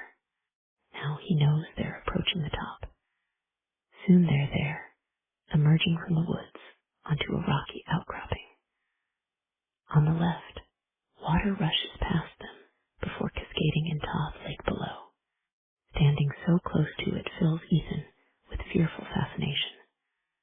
The waterfall itself is only about 10 feet wide, but what it lacks in size, it makes up for in force. The water doesn't slip over the falls. It roars, a sound Ethan can feel in his sternum, just as surely as he feels the spray of water on his skin. Ethan nudges forward until he's between Russ and Billy at the front of the outcropping. A move he instantly regrets.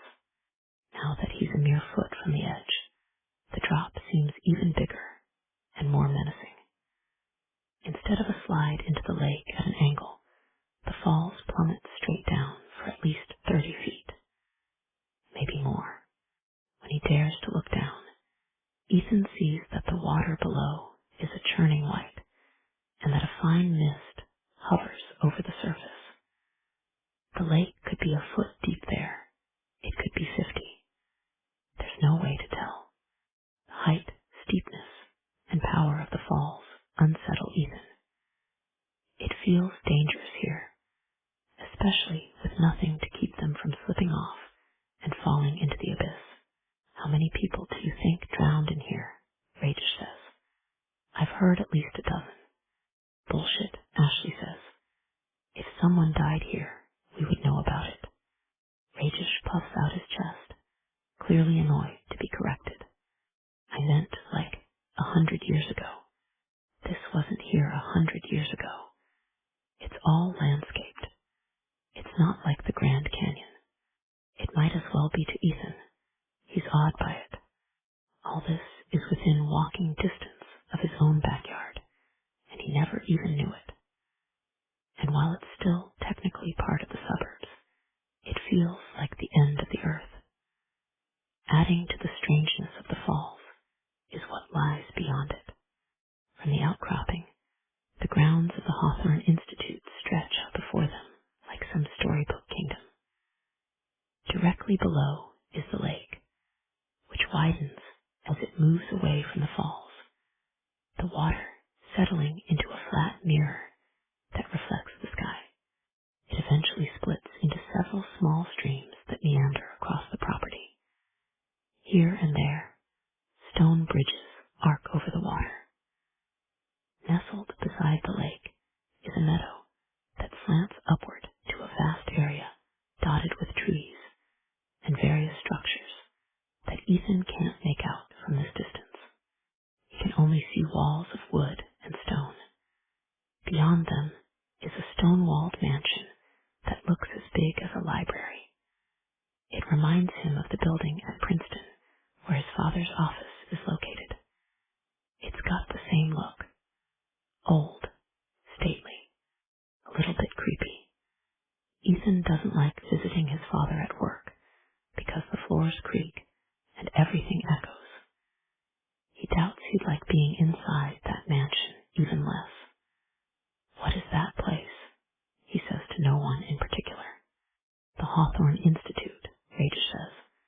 What do they do there? Russ asks. Scientific shit, Rajesh says. It's a research center. Yeah, but what kind of research? You know what they do. This is said by Billy, who's inched away from Ethan and closer to the edge of the outcropping. Too close, Ethan thinks, right on the cusp of dropping over the falls. But Billy doesn't seem to notice that as he stares in the distance. They talk to ghosts, he says. 17. The wall, when it appears in the distance, sends a shudder of recognition running through me. It looks just as imposing now as it did 30 years ago. Maybe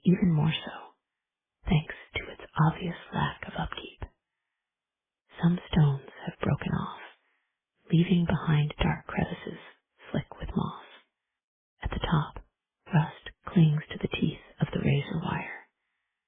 It all suggests something not just forbidden, but truly dangerous as well.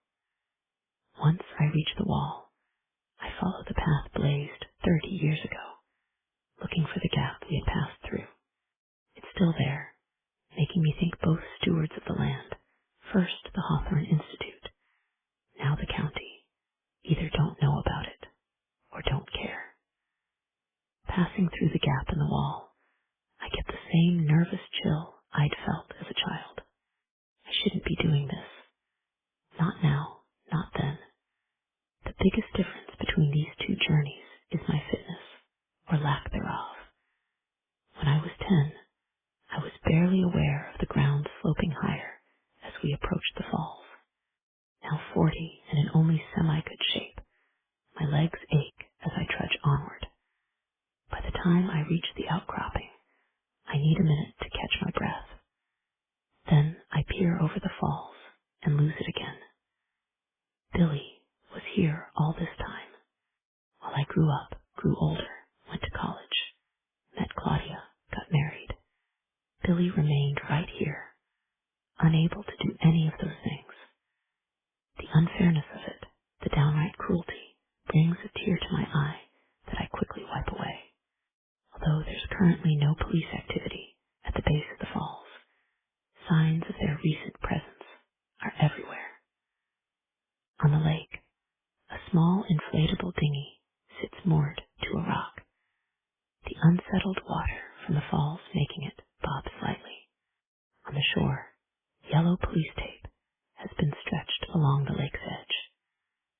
A bit of procedural overkill that nonetheless reminds me I'm looking at a crime scene.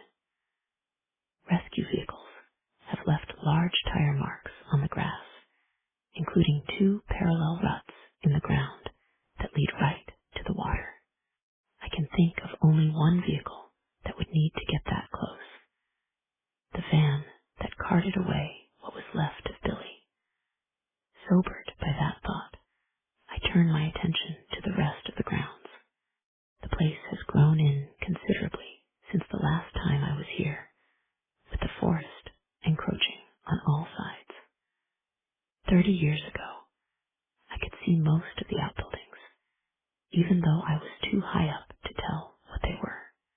Now, though, I can barely make out anything through the trees. Maybe the people who pay to have their weddings here prefer it that way. The only structure that can easily be seen is the mansion.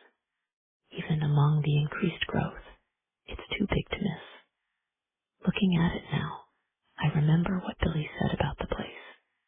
They talk to ghosts. Scanning the Institute grounds from my perch, I see no one else around. No cars, no people. Even though I know the area isn't completely abandoned, it feels that way. As if the police, having recovered Billy's body, decided to pack up only what they needed and left the rest behind. I wonder if the same is true of the Institute itself. While the mansion is put to occasional use for weddings and parties, I assume there are areas where guests can't go. It's a big place, likely containing rooms that haven't been touched since the Institute closed. Is it possible that, just like the police here at the lake, the people who worked at the Hawthorne Institute left things behind? I leave the outcropping and start to make my descent to the rest of the Institute grounds, relying on the memory of my long ago previous visit. There's no path down, just a steep, densely wooded slope studded with rocks and waist-high weeds. I step carefully, gripping tree trunks and ducking under branches. The whole time, I listen for noises like the ones I heard on the way here, the echo of footfalls that aren't my own. If someone followed me to the road, I see no reason why they wouldn't continue to do so here.